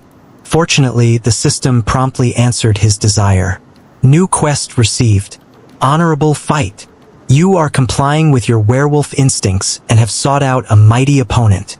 You have initiated a fight against a karateka, green belt. Win the match. Quest reward, 120 EXP. This counts as complying with my werewolf instincts. When I fought the other guy before I was scared, but this time I feel a little excited. Gary analyzed. This method appeared to work even better than Gary could have ever hoped for. As long as he managed to win this fight, he would gain exactly enough EXP to reach level 3, allowing him to improve his stats even further. A hands-on demonstration should be the fastest way for you to get a feel for karate. Don't worry. Stephen here should be capable enough to teach you a lesson without hurting you too badly. The fight will end when one of you gives up. If either one of you steps off the mats, stop what you're doing and restart at the center. Most importantly, this is a friendly spar, so neither one of you is to aim at your opponent's face or their groin. Do you both understand? The teacher asked. The two of them nodded while the other students sat down around the mats, waiting for the match to begin. This was far more interesting than their usual training. As for Tom, he wasn't sure what to do. It seemed far too late to play everything off as a joke. Say, isn't your friend part of the rugby club? What is he doing here? A voice asked. When Tom turned around, he recognized the girl as Isekai from their class. Well, let's just say not everyone was too keen about Mr. Root's decision to let Gary join the rugby club. He's been harassed by them, so he planned to get better at fighting. Tom made up an explanation which wasn't too far off the truth. Okay, but it looks like your friend just exchanged one bully for another. If he had asked normally, I'm sure Mr. Fong would have gladly taken him in, but now he's in for a beating. Stephen used to be the strongest member in this club. Isekai pointed out, just in time for Mr. Fong to wave a flag, signaling the start of the match. I'm more afraid that Gary might not be able to hold back, Tom muttered to himself. As soon as the match began, Gary immediately activated his skill. Charging Heart. -10 energy. All of his stats immediately doubled, his strength rose to 10, while his endurance was now at a 16, but his dexterity was still slow even though doubled at 6, making his slow speed regular. Even at this level, he will probably be too fast for me, but he's a lot smaller than the guy I fought in the underground tournament. With all this gear on, I can probably afford to trade punches, Gary thought. Once Gary entered into his range, Stephen swung using the full strength of his body and hips to connect his roundhouse kick with the arrogant newcomer. As the bigger and more confident guy, he expected Gary to fall, but as his foot connected, his opponent remained on the ground. Thanks to the armor and the increased endurance, the kick felt like just a light shove to Gary. Aware that he was unlikely to get a second opening, he, as the challenger, made use of his opponent's momentary confusion and used a punch. Imitating his favorite fighter Kirk, he started his motions, bending slightly. With all his strength, he sprung up using the strength of his legs to deliver a heavy punch, putting his weight behind the attack. his fist connected with the large cover over his stomach. Despite the protection gear, Steven felt the wind get knocked out from him. The force behind the attack was far stronger than someone Gary's size should have had. Before the green belt could recover, Gary was already holding onto his opponent's shoulder, imitating Inu's actions by pulling Steven forward, kneeing him in the stomach. As Gary stood above him, it was clear to everyone that Steven had lost the match. Quest reward: 120 EXP. Congratulations, you have now reached Level 3. A stat point has been granted. This guy, he isn't getting back up. I thought he would be like those Eaton High kids. I guess he's not really used to taking a beating. Still, just because I can beat up someone my age doesn't mean I would fare well against those gangsters. And I know from watching those underground fights that there are people better than this. Mr. Fong quickly rushed over to Steven, even forgetting to declare the fight to be over, too worried about his pupil's well-being. It appeared as if he had misjudged Gary. At first he had believed him to just be a naive kid, but judging from his fighting style, although it was rough, he was someone who had fought before. His own student had been at a complete disadvantage. Steven was used to fighting competitions. As such, he had stayed overly cautious about not losing any points, trying his best to show off his skills, while the only thing on Gary's mind had been winning the fight. He beat Steven, and it was only in 2 hits. It looked like he got winded from the first punch. Even with all the armor, that punch must have been strong. I think Steven was playing it too safe. He should have gone for a kick to the head. The students continued to murmur between themselves. What should I do with him? If that kid leaves now, he will look down on karate. But I can't just face him myself. An adult beating up a kid would prove nothing to him, the karate teacher thought. It was then that another one stood up from the sitting students. Mr. Fong, I would like to fight him next. A voice said. What are you doing? Tom asked, wondering why Xian, who had been by his side mere seconds ago, had just volunteered to fight. Well, it would be pointless for your friend to fight someone weaker than Steven, wouldn't it? Who do you think pushed Steven down to being the second strongest in this club? Xian asked Tom with a smirk. Top 25 golden ticket equals 3 chapters a day. Instagram. Manga. Support my editor. KO5/Devil's Advocate. After defeating Steven, Gary was fully focused on one thing, his system. So much so, that he remained blissfully unaware of what was going around him at the moment. How the other contestants stared at him with a mix of admiration and hostility, and the mixed emotion on Mr. Fong's face. When reaching level 2, he had placed the free stat point into his energy stat, increasing it by 10 points. Right now, he was carefully contemplating in which category to place the next point. Putting it into strength seems like a waste, if I can just increase it by going to the gym. I still have to verify whether getting beat up is a viable method to increase endurance, and I have no idea about how to increase dexterity manually yet. However, I'm sure there are ways. On the other hand, I doubt I can increase energy or health on my own. So which one should I choose? Getting 10 more points in health might not be a bad idea. Reaching 0 HP can't be good, so I should avoid it ever falling that low. Then again, energy seems overly useful. Not only is it used for healing, but in the future I'll most likely have access to more skills like charging heart. With a bigger pool, I could use them more often.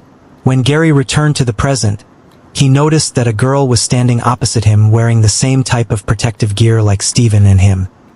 He had only taken a glance before he went back to his status screen, but he quickly lifted his head to look at the girl again. Wait a second, you're... Gary mumbled like a fool, pointing at her with his finger, yet unable to finish his sentence. You came here looking for a fight, right? Don't tell me that you already got your fill just from that match. You hardly did anything. Xian spoke as she lifted her hand and gestured for Gary to come at her.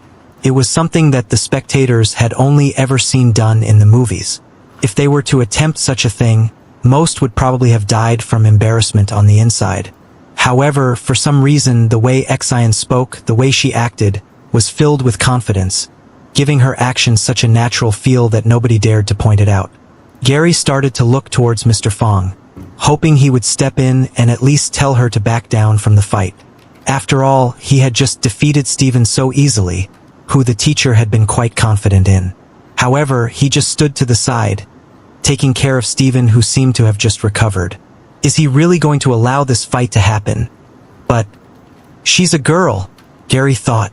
It wasn't that he thought girls were weak or anything like that, but despite Gary being on the smaller side, Ixion had a more petite frame than him. What's more, he knew he carried an unfair advantage. When using Charging Heart, he had the strength of a person twice his size. Most importantly, the last person Gary wanted to hit was his crush. Damn it! I can't allow Gary to continue with this fight. If she gets him in any type of locking position and puts his head closer to her chest, the guy is guaranteed to turn on the spot. Tom worried, racking his brain to figure a way out for his friend. I'm sorry, I'm just worried that I might hurt you. I know this might sound a bit old-fashioned, but I really don't think I can hit you. Gary apologized while making sure to bow down. The teenager wasn't doing this out of respect. He just wanted to cover his face, which he feared to be beet red. Ha! Mr. Fong let out a loud laugh. Boy, through this thick armor, you won't be hurting anyone. That's assuming you'll actually manage to hit the young Mrs. Clove. I can tell that you have fought a few times outside, but in martial arts you should never discriminate against your opponent. You never know just how deadly someone with a weapon might be, even if that weapon happens to be one's own body. Gary understood what Mr. Fong was saying, and it was never his intention to discriminate against anyone. Heck, if a girl chased after him with a knife or went after his family members' lives, he was a firm believer of true gender equality. It was just, every time he looked at this girl in particular, his heart would beat rapidly, which in his case might lead to more severe consequences than him pitching a tent. There's no way he can fight, Tom announced as he suddenly looked up. Everyone looked over at him, confused why he had gotten involved as well. Ixion, he can't fight you because he likes you. Tom practically yelled out the last part. The whole hall was dead silent, including Ixion herself. Tom, what the hell are you doing? Why are you confessing to her on my behalf? Gary was screaming in his head at this absurdity, while simultaneously wishing for the ground to open up and swallow him whole. Just like everyone else, he was speechless, and all he could see was the system displaying his heartbeat, which was rising dangerously close to the 150 BPM mark. At this rate, I won't even need to use Charging Heart. Oh, so it's like that? Ixion eventually broke the silence as she placed her hand on her chin. Well, I'm flattered, I guess. I'm not quite sure how to feel right now. I've just transferred here, so all I know about you is your performance during rugby practice and when you were fighting Steven. Oh, and that little red sea of sick you made. Clenching his fists, Gary just wanted to run away from this entire situation. If he had known that it would turn into such a giant mess, he would have never challenged this stupid club. At least he was slightly happy that she hadn't outright rejected him, although he hadn't missed the fact that she hadn't exactly accepted his feelings for her either. I'm sorry, I just can't, Gary mumbled, as he began to take off his protective headgear, keeping eye contact to the floor, too embarrassed to look up. Seeing this, Ixion felt a little annoyed, but not as much as Mr. Fong. Gary had been the one who had started this little fighting session, yet now he was going to give up there? While the teacher was still looking for a reason to make him stay, Ixion had just come up with a plan. Hey, wait! Ixion called out. Is it true what your friend said? About you liking me? Gary wasn't quite sure how to answer this. Just as Ixion had pointed out, they hadn't known each other for long. Or at all, actually. Yeah. Sorry that someone like me likes you, Gary answered eventually, mustering his courage to look up. How about we go on a date? Ixion suggested. I can't just promise you to become a girlfriend, but if you can beat me in a match, then we can at least go out once. What do you say? Ha! Everyone inside the hall was baffled. Ixion was a beautiful girl, so some of the karate club members had tried to ask her out when she had joined. She had instantly refused all but one of them. When Steven had tried his luck, Ixion had told him that she would consider it, before requesting a match against him. Unsurprisingly, that event had cemented his position as second strongest. I'll only go out with someone stronger than me, Ixion proclaimed with a big smile. New quest received. Win the date. The girl of your dreams has challenged you to a fight. Swoop her off her feet and into your arms. Lover boy. Quest reward. Instant level up, plus a date. What the hell is wrong with this system? Gary thought. Top 25 golden ticket equals 3 chapters a day. Instagram. Manga. Support my editor. KOFI/Devil's Advocate. Gary had been sure that his mind had been made up to get out of the hall as fast as his legs would allow him. Heck, he had even seriously considered using Charging Heart to get out faster, and he had been convinced that nothing would be able to change that. Yet two things had just made a match against Exion extremely tempting. For one, there was the quest that he had just received. As silly as the quest description was, the reward was clear enough. If he could beat her, he would benefit from an instant level up. This system is full of surprises. The fight against that Steven guy had already granted me far more EXP than any other, but it had still been a flat amount, so why is it different now? The system seems to function similar to a game, and they usually reward you based on the difficulty of a task, so is it saying that fighting against Exion would really be that much harder? But what about Steven? He was weaker than those other guys. In all honesty, Gary didn't know if the system really worked like a game, so he could only look at the facts that he had in front of him. Beating Exion would result in him instantly reaching level 4, meaning he would get yet another free stat point to use as he wished. However, the second reason, which if he was being honest, was far more enticing, was that beating her meant she would go out with him. That possibility alone resulted in his mind going haywire once more. A date. Shit. I've never been on an actual date before. Where would we go? To the movies? Mini golf? A restaurant? But all those things cost money. Maybe I can just take her for a walk in the park. Yeah, that sounds good. There's a river there as well. If someone attacks us, like when I was with Blake and she gets pushed into the river, and maybe she can't swim, then maybe I could jump in and... So, are we doing this or not? Exion asked after Gary had stopped walking. He remained standing there, which she took as a good sign. She was sure he just needed a little more push. Soon, the hall echoed with a chuckle, and it was coming from none other than Gary. I say, I'm gonna save your life. Gary turned around, madness in his eyes as he pointed towards her. Let's fight. With so many strange things happening one after the other, the students didn't even question Gary's strange response.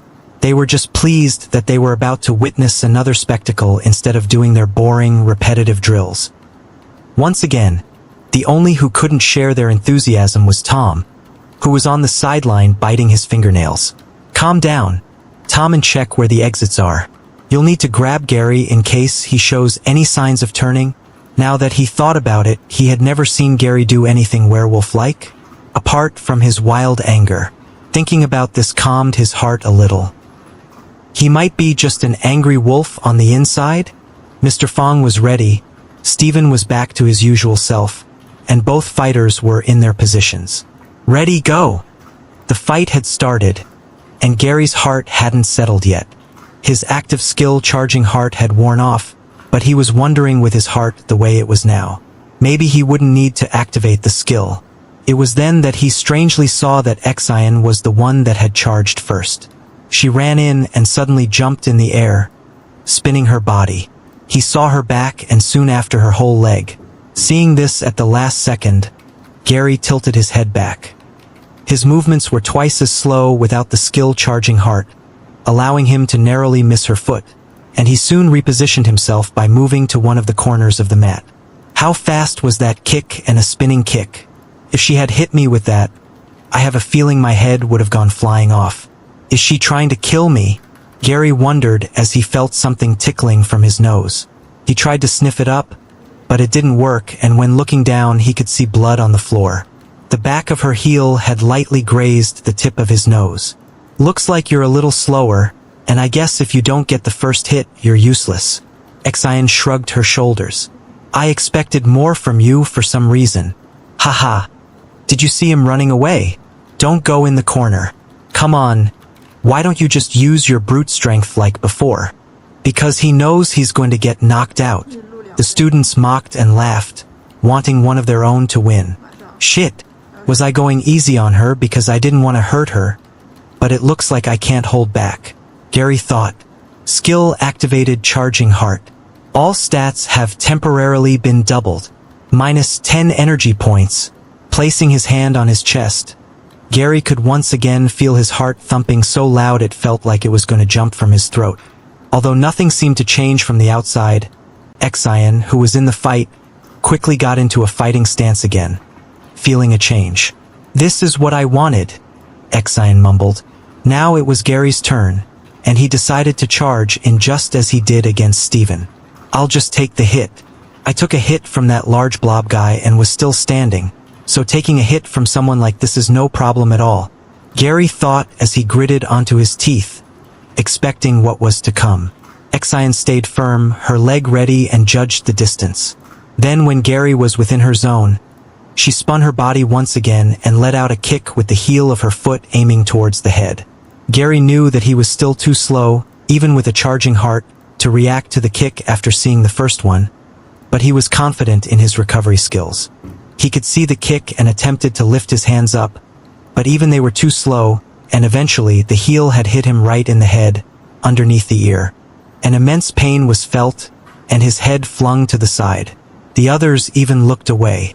The kick had landed so solid, but Gary gritted his teeth, carried on moving, pushing through, and moved forward again. I just have to grab her. Huh? Why is she moving away? Gary thought as the image of Exion started to spin as if one was dizzy. The next thing Gary knew, he was falling to his side and was running straight forward into the crowd of people who were sitting down. Gary had crashed into the other students and had fallen off the mats. It was a perfect strike behind the ear. Tom noticed. His whole head must be spinning at that moment. That's why he fell over. Years of watching altered fights, Tom knew quite a bit about fighting. As for Exion, the one who had delivered the blow, she was shocked herself. I didn't think he would take the kick head on like that. I thought he had a better plan. I didn't hold back either. How did he do it? Why is he still standing?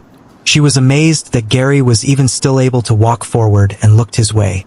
She could see him getting up, but soon falling back over. Eventually, after getting up the third time, Gary was up on his feet all okay again. It was the quickest she had seen someone recover. Reset, Mr. Fong said with a big grin on his face. He knew as a teacher he shouldn't be smiling at something like this, but he just couldn't help himself. Gary was ready for round 2, to reset the match and fight again. However, he had received a message from the system at that point. Quest failed. You are no longer able to complete this quest. Since becoming a werewolf and obtaining the system, it was Gary's first loss and first quest failure.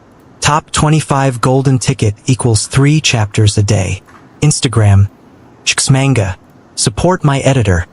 KO5/Devil's Advocate. Club activities had ended for the day, and for the first time in a while, Tom and Gary had the chance to walk back together.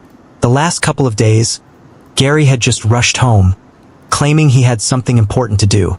Tom had known that he had to be hiding something, but only recently did he find out that it was due to his part-time job as a delivery person. Then the other day, Blake had gone home with him for some reason. Now it was just them two, and since they didn't exactly live in the same area, the time they would walk together would be short. Tom was hoping to crack a few jokes about what had just happened, how his best friend had seemingly lost to the girl he had fallen for, but the whole way, since they had left the club room, Gary hadn't said a word. The silence was killing Tom, and he just couldn't leave his best friend like this. Since they were about to enter one of the rougher areas, where Gary lived, they would part ways soon. If he wanted to say something, he would have to do it now. Hey man, don't let it get to you. Apparently, she was the strongest person in the whole club. I don't think losing against her is anything to be ashamed of. Who knows? If you learn to get better and stronger and control your werewolf powers, maybe you can even beat her next time and get that date. Tom claimed enthusiastically, but in his mind, all he could see were images of his friend transforming in the middle of the fight, and he soon shook his head to get rid of that thought.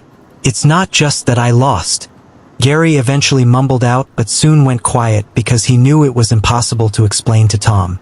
Losing to Exion, someone who weighed far less than him, and someone his age, meant that if the underdogs or anyone else were to ever find out where he or his family lived, they could easily beat him.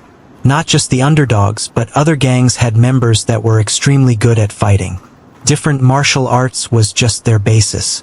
At the end of the day, the underdogs also had Kirk, an altered who had won the altered rookie championship. If he was ever sent to deal with Gary's family, could he even last a few seconds with the way he was at the moment? Normally, Tom should have left a while ago to head in the other direction, but he couldn't leave him like this with the way his friend was. As he looked down the street, he could see a red-colored gang in the area, walking around. The second they met eyes, Tom looked away. "The red gang are in this area as well now?" Tom whispered to Gary.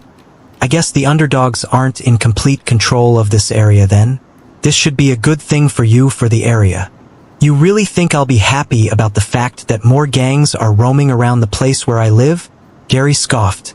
"It's good because it means the underdogs have their own problems to deal with, and they won't ruin this place further.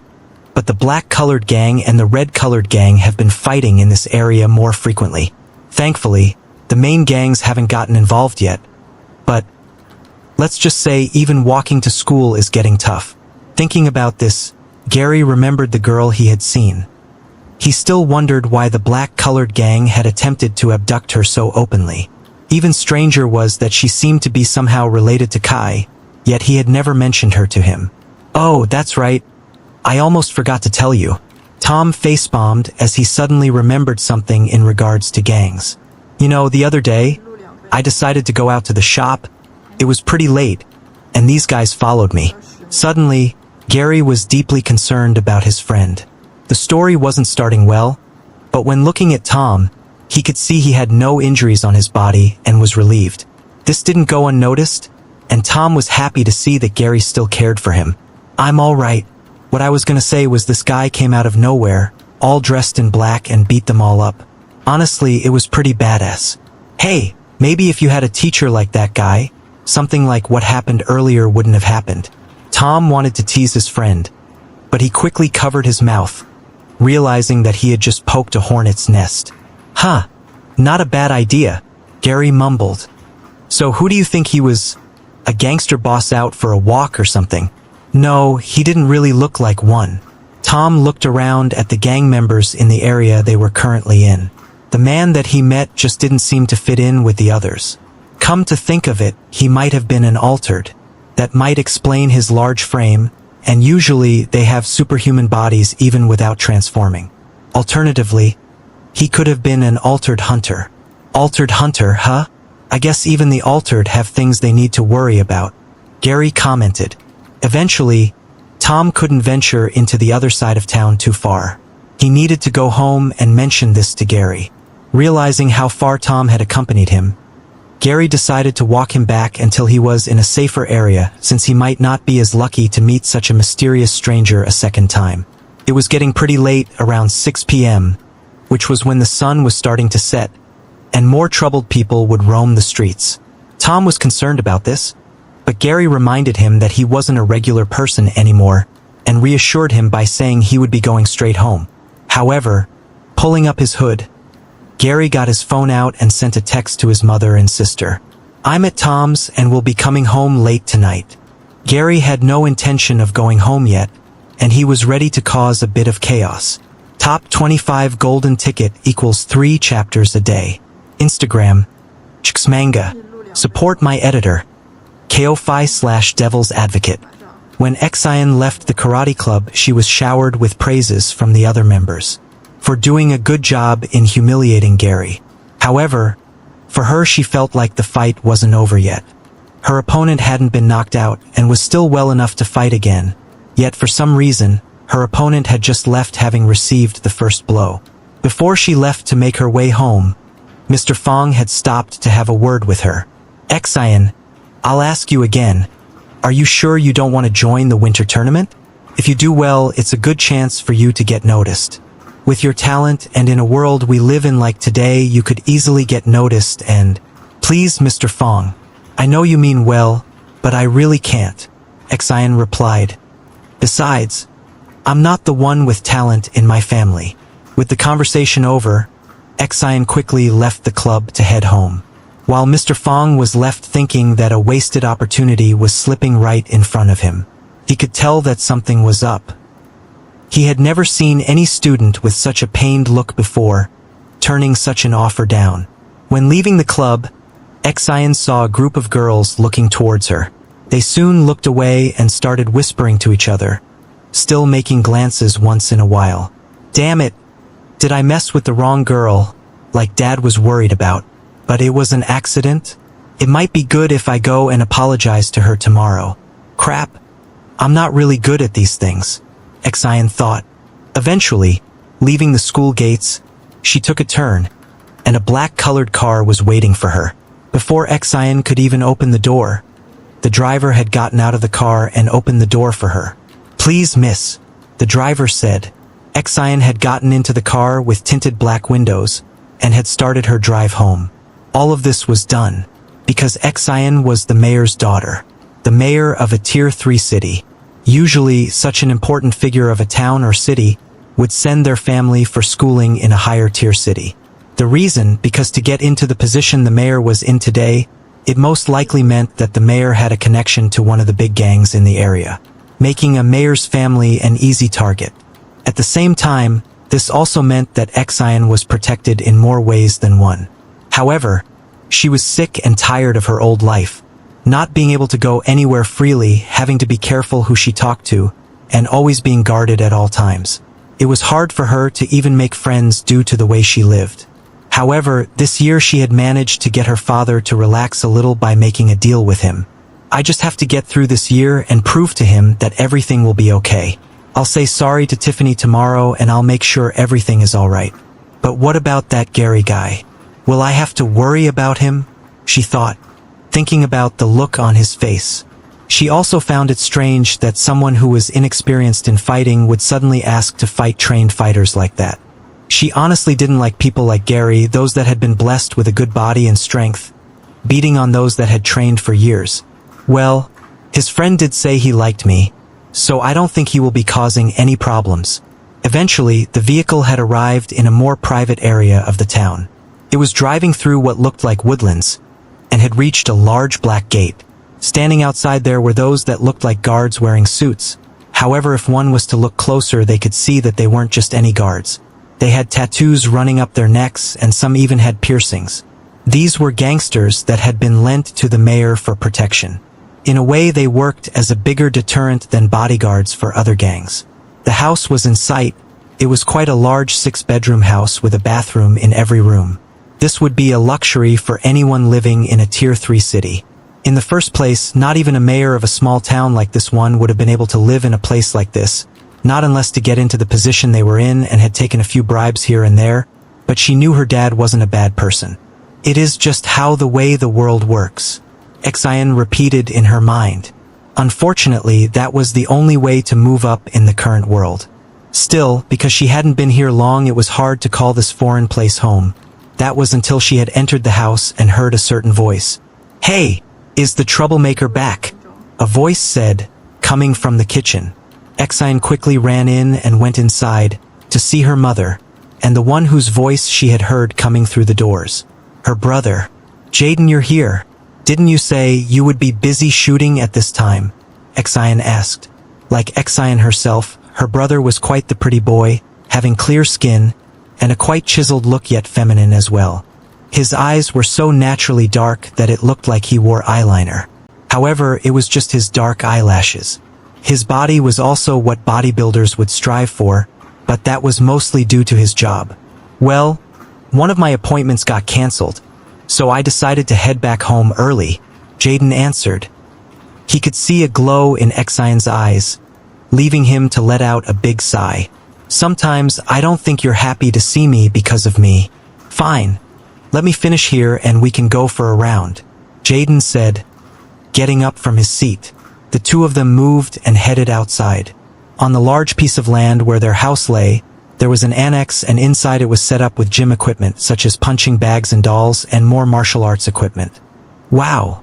This place looks nearly as nice as the gym I train at, Jaden complimented. He was waiting to hear Xian say something but could just see her already putting on protective gear. Shaking his head, He knew he had already lost to the fighting-obsessed maniac. The two had gotten into position and it was time. Ixion started as she charged forward, leaping up in the air and spun, delivering a kick to the head. She soon saw Jaden lean back and narrowly avoid it. It missed just like it did against Gary. But this is different, Ixion thought. She was right. The difference was Jaden had narrowly avoided it on purpose to not use too much energy, and if he wanted to, it would allow him the timing to attack himself. The kicks continued with a few punches here and there, and Jaden avoided all of them. Once in a while he would throw a kickback, but it would just be a light tap, showing his sister he could have hurt her at any time. Eventually, getting frustrated, Ixion went to try her strongest attack. She was ready, waited for the perfect time, and spun once again, hoping to hit her brother with the back of her heel, right behind the ear. She could feel it connect, but her brother was still standing with his arm covering the area. He then took a step forward, throwing her off balance and causing her to fall to the ground. Throwing out a punch to her face, he stopped an inch from her nose.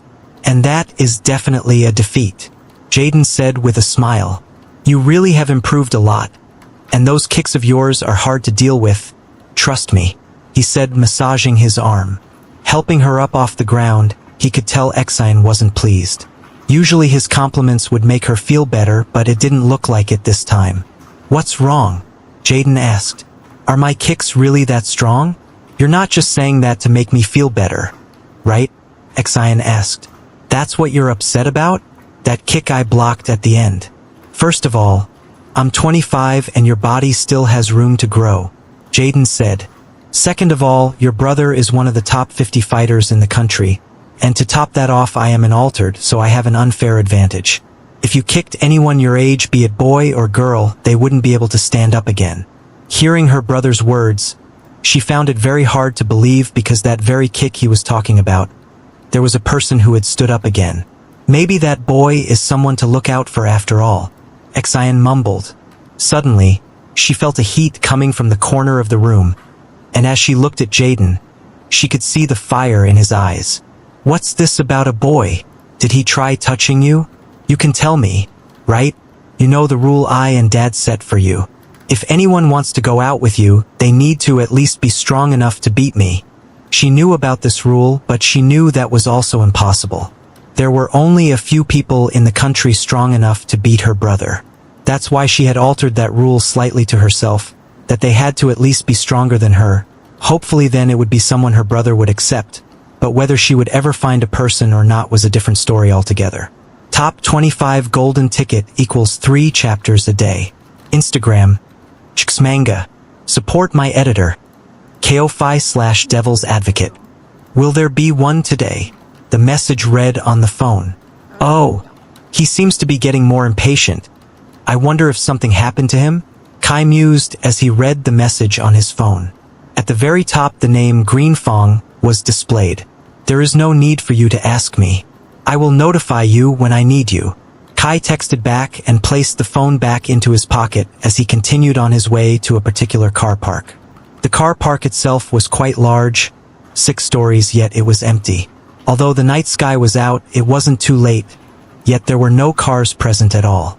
The reason why it was empty was because today was, due to it being another day like before, it was a fight night, and the multiple gangs in the area had made sure that those that didn't need to know about it wouldn't stumble upon this place. So tell me again, why didn't you invite that Greenfong guy? Are you worried he might go crazy again? Inu asked, having caught a glimpse of Gary's message on Kai's phone. The newest member of their yet-to-be-named gang was wearing the new uniform he had been given. The black overcoat with a golden trim and his matching trousers suited him surprisingly well.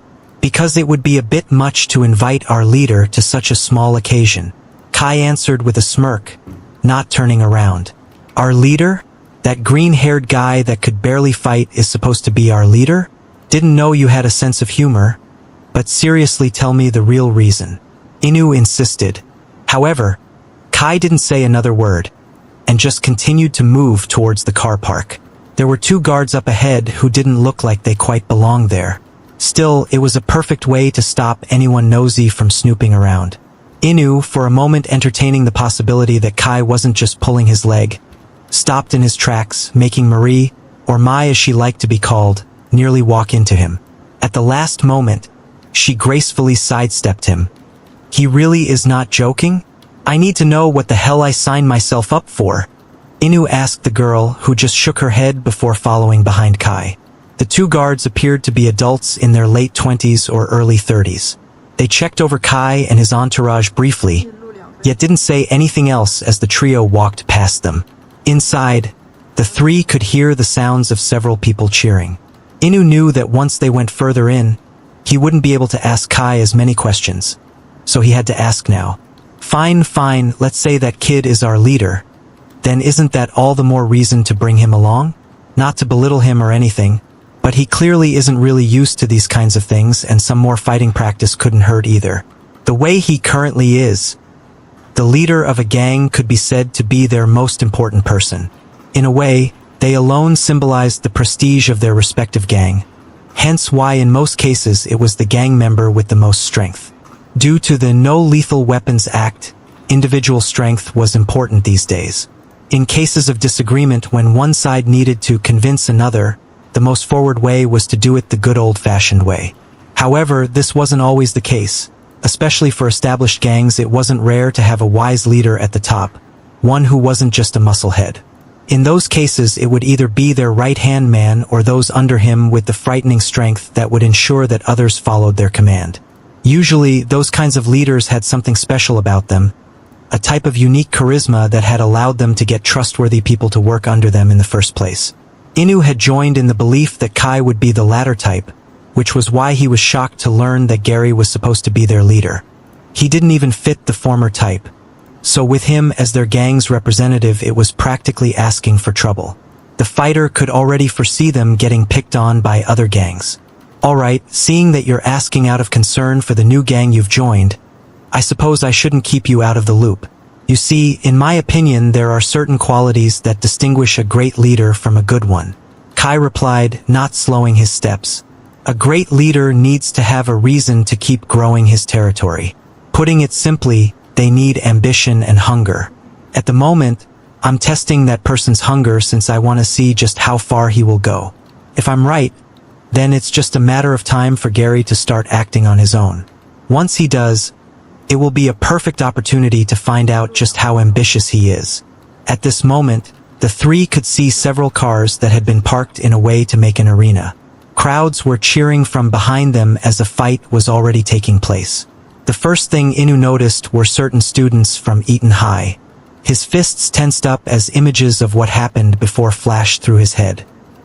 He said that they will be our next opponent. I guess we are here to scout them today then.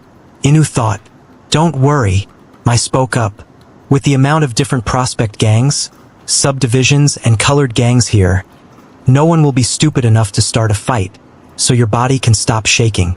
I'm not scared, but angry, Inu replied with gritted teeth. I can take on any one of those backstabbing bastards on their own. They only beat me because they ganged up on me. The girl just smiled and lightly patted him on the back before she looked for a good spot to watch the ongoing fight.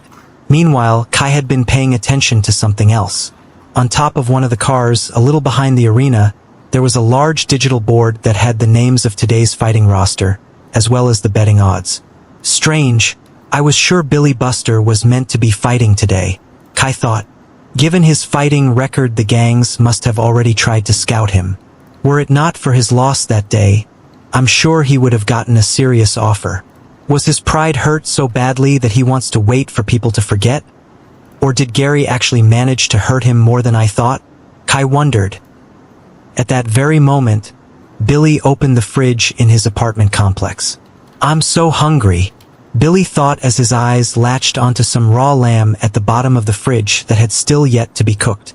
Without even a moment's hesitation, his hand grabbed it, and before he knew what he was doing, he had started digging into it with his mouth, ripping it apart. Eventually, when he was done with his meal, he let out a satisfied burp, scratching his neck, which showed a mark on his neck, where he had been bitten. Top 25 golden ticket equals 3 chapters a day. Instagram, Manga. Support my editor. KO5/Devil's Advocate. In the town of Slew, there was an unwritten rule concerning the area where Gary lived. When the sun went down, that was when the underworld came out to play. The colored gangs and more would roam the streets. If Gary hadn't told his mother he would be staying at Tom's, who lived in a more affluent area, then she would be worried out of her mind. He had also often lied about his parents dropping him off by their apartment as well. As a former transporter for the underdogs, Gary had needed to learn not only where their own territories were, but also what territories belonged to which color gang as well as which areas were the most common fight spots. The knowledge that the entire town, except for a few key areas, had been divided in so many sub-areas which the gangs claimed for their own, had left quite the bitter aftertaste in his mouth. It had been vitally important to memorize the safest route as it was rarely the most direct one. Gary often would have to go through a bunch of different territories to reach his destination. It was safe to say that he had been quite good at his job, which was why he had never failed a delivery until that day. At least I got this strange system out of this all, Gary thought to himself as he quickened his pace. He had his hood up covering his green hair, not that it stood out among all the other punks that were currently out on the streets. After all, he had chosen that hair color for that reason specifically. Still, for what he was about to do, he needed to make sure that he wouldn't be recognizable. Using what money he had left, he bought a few cheap rags from the convenience store that were black in color. Leaving the store, he searched for an unoccupied alley and started to rip them up, then tied them around his arm and legs, covering them fully. Once he was done, Gary headed towards a certain area of town. It didn't take him long to find what he was looking for. The graffiti on the wall that had marked this area as belonging to the black-colored gang appeared to have just recently been tagged over with red paint. This was the same as claiming ownership over this area. Gary closed his eyes and concentrated on his ears. All his senses had been sharpened ever since he woke up with the werewolf system. Listening carefully, he could hear the sounds of some people talking amongst themselves. Although he was unable to hear exactly what they said, he did make out the sound of a spray can. Opening his eyes, he walked in the direction the sounds came from. It seems like luck is on my side tonight. But for the red color gang to have spread this far out into the black color gang's territory, and to do it so brazenly, surely they should know that the black color gang works for the underdogs. Are they just brave, stupid? Or do they actually have the backing of someone who is willing to go against Damien and his goons? Gary thought as he stepped out. Hey, this ain't your territory. Do you really think you should be doing that? Gary asked, his heart beating louder with every word he spoke. Just as he had heard, there were 3 of them, all wearing red colors. One of them was clearly holding a spray can in the midst of tagging yet another wall, but as for the others, Gary had no clue what type of weapons they might have on them. The 3 young adults looked at each other for a second and started to laugh. The one closest to Gary, who also happened to be the largest among the group, therefore most likely designated as the lookout, came at Gary. Let's get him. The man swung at Gary, sure that the height difference would play out in his favor, but the high schooler was able to duck the first punch. Luckily, I used charging heart as soon as I entered the alleyway. Were those gang members always so aggressive? Here I thought I would need to taunt them a bit more. Gary saw an opening, a chance to attack, so he quickly kicked the first person right in the stomach, using the tip of his toes to dig in. The man hurled over and Gary mused that if he had gone in again, he could have finished off the first member. But instead he decided to turn around and run. I can't underestimate them, and I can't let them see my face clearly. There's 3 of them and only 1 of me. He reminded himself as he widened the distance, but at the same time made sure to allow the gang members to follow after him. Running away, the red-colored gang members were soon chasing after Gary. 3 members soon became 6, then 9. The first 3 hadn't exactly kept quiet, making others notice them and join in the chase. The sheer number of them, which continued to grow, reassured Gary that he had made the right decision in choosing not to fight. If he had been caught up with the first 3, then there was a good chance the others would have joined and eventually outnumbered him. This morning, with Gary's brimming overconfidence after becoming a type of altered who had even won a fight in the arena, he would have decided to fight the 3 of them. After all, there was that one instance when he had managed to defeat 5 members of a colored gang, but after losing to Xian, he felt humbled. His crush had reminded him that one shouldn't judge someone by only their outer appearance. That guy, he's not fast, but he isn't slowing down. One of the Red Gang members huffed as they continued to chase. Gary couldn't deny that fact, not when his system had assigned him a mere 3 points of dexterity, which he figured was linked to his speed. Even after using Charging Heart, his running wasn't much faster than the average person's. Fortunately, he more than made up for that in the stamina department that he had already confirmed was linked to his energy bar. Eventually, Gary arrived at his destination, a park with an open platform. Using his sensitive ears, he could hear what he had been hoping for. "I need help. Red Color Gang has come to fight us," Gary shouted out loud. It was only then that the dozen or so red-colored gang members noticed that they had been following Gary all the way into an entirely different area, one that was under stricter control of the black-colored gang. A group of black-colored gang members that would regularly use the park as their hangout spot was already present and quickly surrounded the trespassers. New quest received. My enemy's enemy. Using your knowledge, you have caused quite the stir. You have instigated a turf war. Choose a side and make sure they win. Quest reward: 50 EXP per defeated person. There were around 10 of them in total, making the fight more or less even. The red members, seeing no situation out of this mess, decided to go ahead and fight. The two sides clashed, bringing out their weapons in the form of bike chains, pocket knives, and baseball bats. Some just used their fists, and those were the ones who knew how to fight a little better than others. As for Gary, he didn't just stay a bystander in all of this, he was also joining in, mostly because he needed to. For one, he needed not to blow his cover, and then there was also his quest reward. Nevertheless, Gary was sneaky enough to wait for the right chance before delivering the knockout blow to the weakened enemy. Were all of this a game, the gang members might complain about him essentially kill-stealing, but as it was, the other black-colored gang members just regarded him as another member. In this intense moment, they didn't care who got the last punch in, yet for Gary it was vitally important, because the counter that had appeared would only go up when he would knock someone out. The fight didn't last more than a few minutes, and in the end, the black-colored gang had won.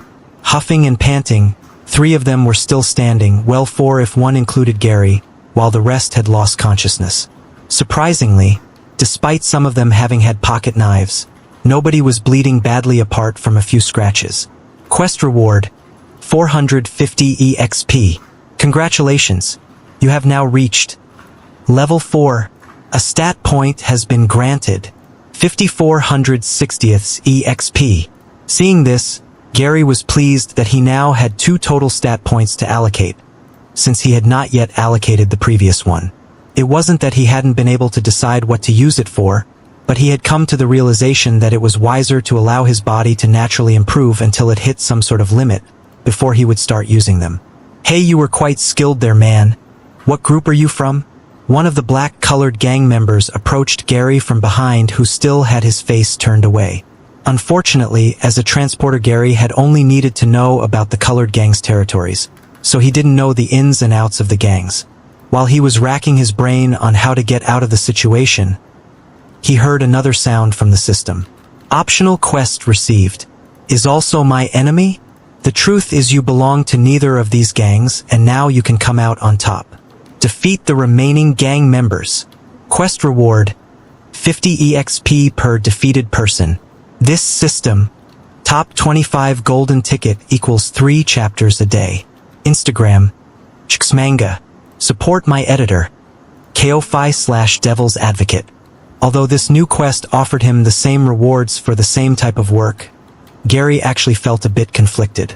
As the description had pointed out, he wasn't really a member of the Black Color Gang, yet these people had helped him out and he had literally fought side by side with them just moments ago.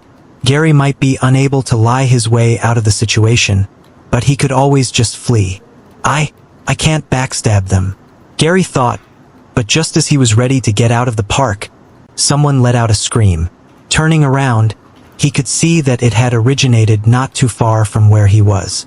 You should have stayed on your side, bastard, one of the Black Color Gang members gleefully exclaimed as he whacked his baseball bat down on the back of one of the Red Color Gang members who was unable to do anything about this sort of bullying. If that guy keeps hitting him like that, he might even kill him. Gary realized, clenching his fists. It was then that the high schooler recalled how 5 members of the very same color gang had tried to abduct that girl not too far away from his home. During his time working for the underdogs, Gary had seen that not every member was a scrumbag. Some still had some humanity left inside of them like Kirk, but watching this group of ruffians, they clearly didn't belong in that category. They robbed people, made it so the streets were unsafe, and didn't even think twice about hurting others. In a way, the actual big gangs above them were far more respectable, as they at least made a real effort not to get regular civilians involved. Yet it was different with the color gangs. "Hey, didn't you hear me? I've asked what group you're from?" The black color gang member repeated his question, but Gary just kept looking at the guy with the baseball bat having fun against his helpless victims. What's more, the third member of their group picked up one of the dropped pocket knives and brought it really close to the red color gang member's face. "Let me give you a little reminder of what happens if you barge into the wrong territory." Seeing this, Gary couldn't take it anymore. "Screw this, the system's right," Gary mumbled. The other person had heard what he had said but didn't quite understand the context. "I don't belong to any of these gangs." The black color gang member needed a moment to glean the meaning behind the last thing the high schooler had said, but by that time a fist was about to connect with him. Gary had also activated his charging heart skill once more, making his fist speed up mid-swing, as it aimed right at his opponent's chin, sending him flying to the ground. Gary didn't hesitate as he moved on to the next one. Having watched Gary just knock out his buddy with a single hit, the gang member dropped the pocket knife in a panic, quickly trying to pick it back up. However, that proved to be a big mistake. The moment he looked down, the high schooler took it as his opportunity to kick him square in his face, making him join his buddy in dreamland. Unfortunately for Gary, the last member of the black color gang that was still up was faster on the uptake. Before he could turn around to deal with him, it was Gary's turn to take a beating. Moments after his kick to the face, he felt a strong force on his back, stemming from a baseball bat. "Damn it! Why do all these goons have to aim at my ribs? Minus 10 HP. Congratulations. After repeatedly taking a beating, your body has grown stronger. Don't get used to this though, otherwise people might think you're AM. Endurance +1. Is this really the time to congratulate me? And what the heck is AM?" Gary thought, as he could feel the baseball bat continually pound him. He had curled up into a ball, placing his hands above his head to protect it. The only silver lining was that the subsequent hits only took off 5 points of his HP, though he was unsure whether this was because the gang member was exhausted or his boosted endurance. Gritting his teeth, Gary bared through the pain and let the adrenaline take care of the pain. He decided to go for his legs, charging and tackling him, a move he had been practicing in rugby many times before. Lifting him up with his strength, Gary then soon slammed him down on the concrete floor, knocking him out and causing him to drop the bat. Quest reward: 150 EXP, 200 460th EXP. You are a lone wolf that is growing. Would you like to force bond marking any of those that you have defeated? 1/5. During the hunt, you will gain additional EXP for each successful mark you have successfully taken down. 1/5. Gary had naturally declined the offer to mark more people. He still didn't understand what a hunt was. He had an idea, but he wasn't prepared to kill people, not if it could be avoided. "I still need to figure out how to get rid of Barry's mark. Should I try to talk to him after rugby practice?" Gary contemplated. It was getting late and it was time for Gary to head home, otherwise his mother would start to get suspicious. Due to his little fun with the color gangs, he hadn't had the time to go to the gym. It looked like he had to give it a miss for today and fail his daily quest. Still, he had gained way more EXP than he would have in the gym. Nevertheless, he imagined that with what he had just done, tensions between the two color gangs were guaranteed to rise, and they would most likely act more cautious by traveling in bigger groups for the foreseeable future. It was unlikely that he would get another chance to farm so much EXP, but just doing it once had already been worth it. Gary might be unable to complete the gym part of his daily quests, but nothing was stopping him from stopping by the shop as he had done these past days to purchase some more protein. After finishing the raw steak away from the eyes of others, the high schooler once again had his energy restored, which helped him heal his injuries. Yet there was still one problem. My money is going down a lot faster than I thought it would. I still don't have a consistent supply. What should I do? I thought Kai would be calling me more often. How long can this last? Gary thought, seeing that he had about $200 or so left out of his total $500. The money from the initial transportation from the underdogs he didn't want to touch, planning to give that to his mother somehow. On his way home, Gary was surprised by the scent of raw food. He rubbed his eyes because he could visibly see the scent in the air. It looked like a red mist that led up to a certain apartment. This looks like the same thing I saw at school. It's the trail that allows me to follow those that are marked. So does that mean Barry lives in this area? Gary wondered. It was only a few streets away from where he lived, and he didn't like this thought at all. Sure, Barry often used his status to get what he wanted at school, but that still wasn't enough of a reason to kill him. He might not have been the nicest person, but there were far worse people than him. I can't just turn up at his door, especially not this late.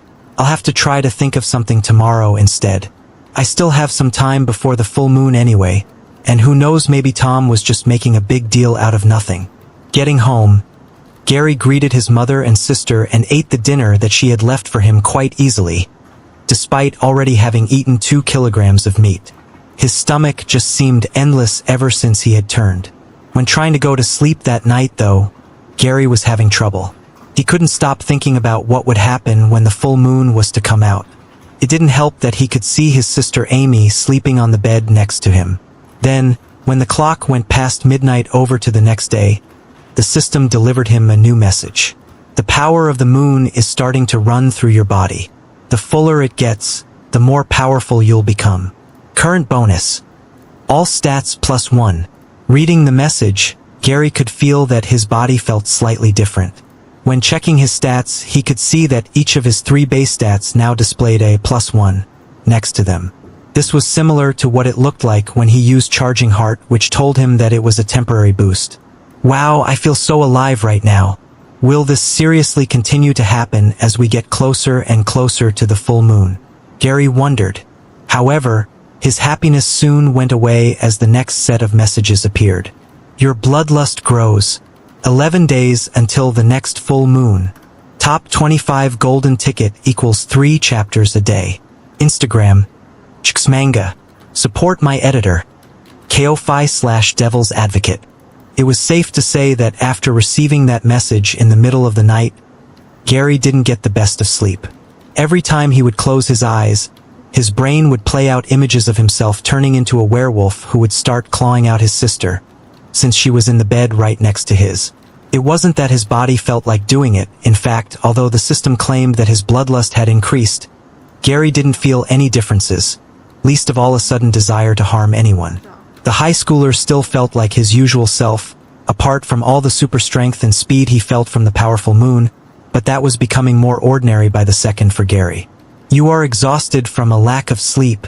Until you get some proper rest, your energy bar has been lowered to 75%. Well, whose fault is it that I couldn't sleep, you stupid system? Gary thought, irritated, as he made his way to school. Still, even with 82.5 energy, he could still use Charging Heart and do plenty of other things. It was also a pleasant surprise that aside from energy, all his other stats weren't negatively affected in any way due to this. Entering his classroom, there was a brief encounter when Gary and Xian locked eyes with each other. The girl had actually been ready to approach Gary, as she had developed a slight interest in him. Alas, unlike yesterday, he didn't pay her any special attention, completely ignoring her greeting, leaving her to just give an awkward wave. The boy had headed straight to his desk, put his bag next to him, and then immediately put his head down. Now that he was in school, a wave of drowsiness came over him, so he planned to use the time before the teacher would arrive to get a quick nap in. Did something happen to him yesterday? Could he not sleep because he lost that fight to me? Xian wondered. Having failed to make up with one person who was supposed to like her, Xian was now very worried about how her conversation would go with the girl who was holding a grudge against her. By the time Tom finally arrived, he found his desk mate lightly snoring on his desk. Since this wasn't Gary's usual behavior, he decided against waking him up. Be it sheer dumb luck, His teachers not caring or perhaps having some sympathy for Gary, nobody had found a fault with him sleeping through their class. Eventually, it was break time, giving Tom a chance to talk to his friend. "Good morning, sleepyhead. Well, technically it's noon now, so how are you feeling? Was your impromptu nap some sort of statement about how useless all this stuff is we're forced to learn, or was it because it's getting closer to a—" Tom looked left and right to see if anyone else was listening. Full moon. Hearing those words just reminded Gary of what the system had told him. "I just couldn't get any sleep yesterday. It's nothing to do with that crap," Gary replied groggily after Tom had woken him up. "Come on. Why don't we just talk about something else?" "Sure. But it's kinda important, seeing as we only have 11 more days," Tom said. "We have to figure this stuff out. Check if there are any changes. Say, are you gonna quit the rugby club? If you don't, someone could seriously get dash." "Enough." Gary was so annoyed that he almost shouted. "You're nagging me worse than my mom. Look, I know you mean well, and I swear I was thinking about that stuff and also worrying about it. However, I can solve things my own way, and it's hard to explain this stuff, what's happening to me." It was hard on Tom as well. Honestly, he couldn't remember the last time he and Gary had an argument, but lately it seemed like he was stepping on his nerves a little too much. But Tom had to admit he probably was being a little bit too overbearing. Gary was right. He couldn't imagine what it was like to be in his shoes right now. "Right now, rugby is actually one of the only things going well for me, so I don't want to give up on something that can keep my mind off of everything else that's happening," Gary replied. When classes had come to an end, instead of heading to the next fighting club like Tom thought Gary would do, they found themselves on the rugby field once again. Due to there being a match coming up next week, they had asked the non-regulars to stay on the bench and observe. This included Tom. The regulars were split into two groups as they had a practice match against one another. Blake and Gary were on one team, while on the opposing team were Gil and Barry, who didn't exactly have good feelings towards the newest member of their team. "This is a good chance for me to test a few things out," Gary thought as he looked at his stats. Strength 5, +1. Dexterity 3, +1. Endurance 9, +1. The boost from the moon was still present, but what Gary wanted to test was how much these small increments of numbers affected him. The whistle blew, and as soon as it did, he activated Charging Heart. His base stats, but he could see that he was also still receiving the 1 extra point of boost from the power of the moon. The ball was in a player's hands, but running past the others on the line, it looked like Gary had come out of nowhere, as he tackled the player with the ball, going straight for the legs. The large high school student went down almost instantly, and recovering straight away, Gary was also able to pick up the loose ball that was on the ground. Soon 2 others went to stop him, and he was able to dodge 2 of them with his reflexes and their predictable tackle patterns, until he eventually had been hit from the side and piled on by the rest of the team. Has he gotten faster? Heck, even his tackling has gotten better. Blake noticed. "What are you doing, broccoli head?" Mr. Root shouted. "I got you so you could mainly play defense. Did you think your slow self could go for a point all on your own? If you manage to get possession of the ball, I want you to lure them and then pass it." Gary admitted that he got a bit carried away, but his body felt great. It felt so light when using Charging Heart. It was almost addictive. It was a strange feeling, suddenly becoming twice the person you once were. As the rest of the game went on, Gary showed off his skills, and it was noticeable to many of them on the field. Gary was soon becoming a prime tackler and a reliable player. He had also tackled Barry, thinking that with a touch he might be able to get rid of the marking, but it wasn't that easy. "This is a bunch of crap," Gil said. "Look how much they're praising that guy just because he's having a good day today. If this keeps happening, Harvey will never be allowed back on the team. We have to do something."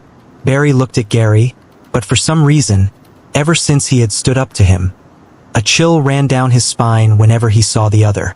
He either wanted to completely avoid him, or his instincts were telling him that he needed to do whatever he could to get rid of him before he disappeared. "Yeah, but there's nothing we can do." Blake made it abundantly clear that we're not to touch Gary. "If we do something stupid, we might be the ones to get kicked off the team ourselves," Barry replied. Looking over at the benches, Gil's eyes set on someone else. "Fine, we might be unable to touch Gary, but there is someone else that we can go for instead." With rugby not really being interesting to Tom, especially knowing that given his physique he would never amount to anything in that sport, he had decided to play on his phone and keep up to date with whatever he could. That was when he received a notification from the local news channel. Breaking news. Murderer on the loose. In the small town of Slough in the Monte area, a husband and wife were found dead in their apartment block this morning. Police have yet to reveal any information on what exactly had occurred, but at the moment they are looking for any tips on their missing son. Billy Brunton. Whoa, I know the police haven't said it outright, but if they are looking for the son and he's missing, doesn't that just make him the prime suspect? What would make someone go so bad that they would kill their parents, though? Tom wondered. It wasn't long after that, Gary received a disturbing message from his system, one that he didn't quite understand. Top 25 golden ticket equals 3 chapters a day. Instagram. Chxmanga. Support my editor. KO5/Devil's Advocate.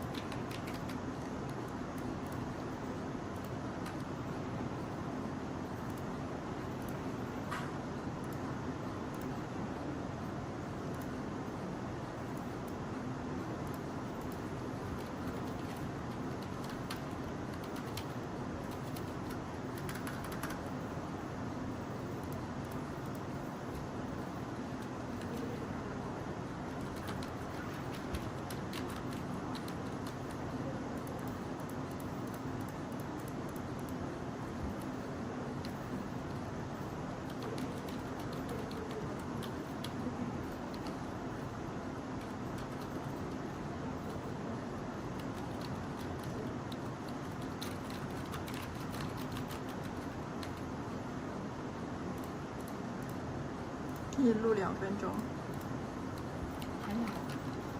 马上还有10秒。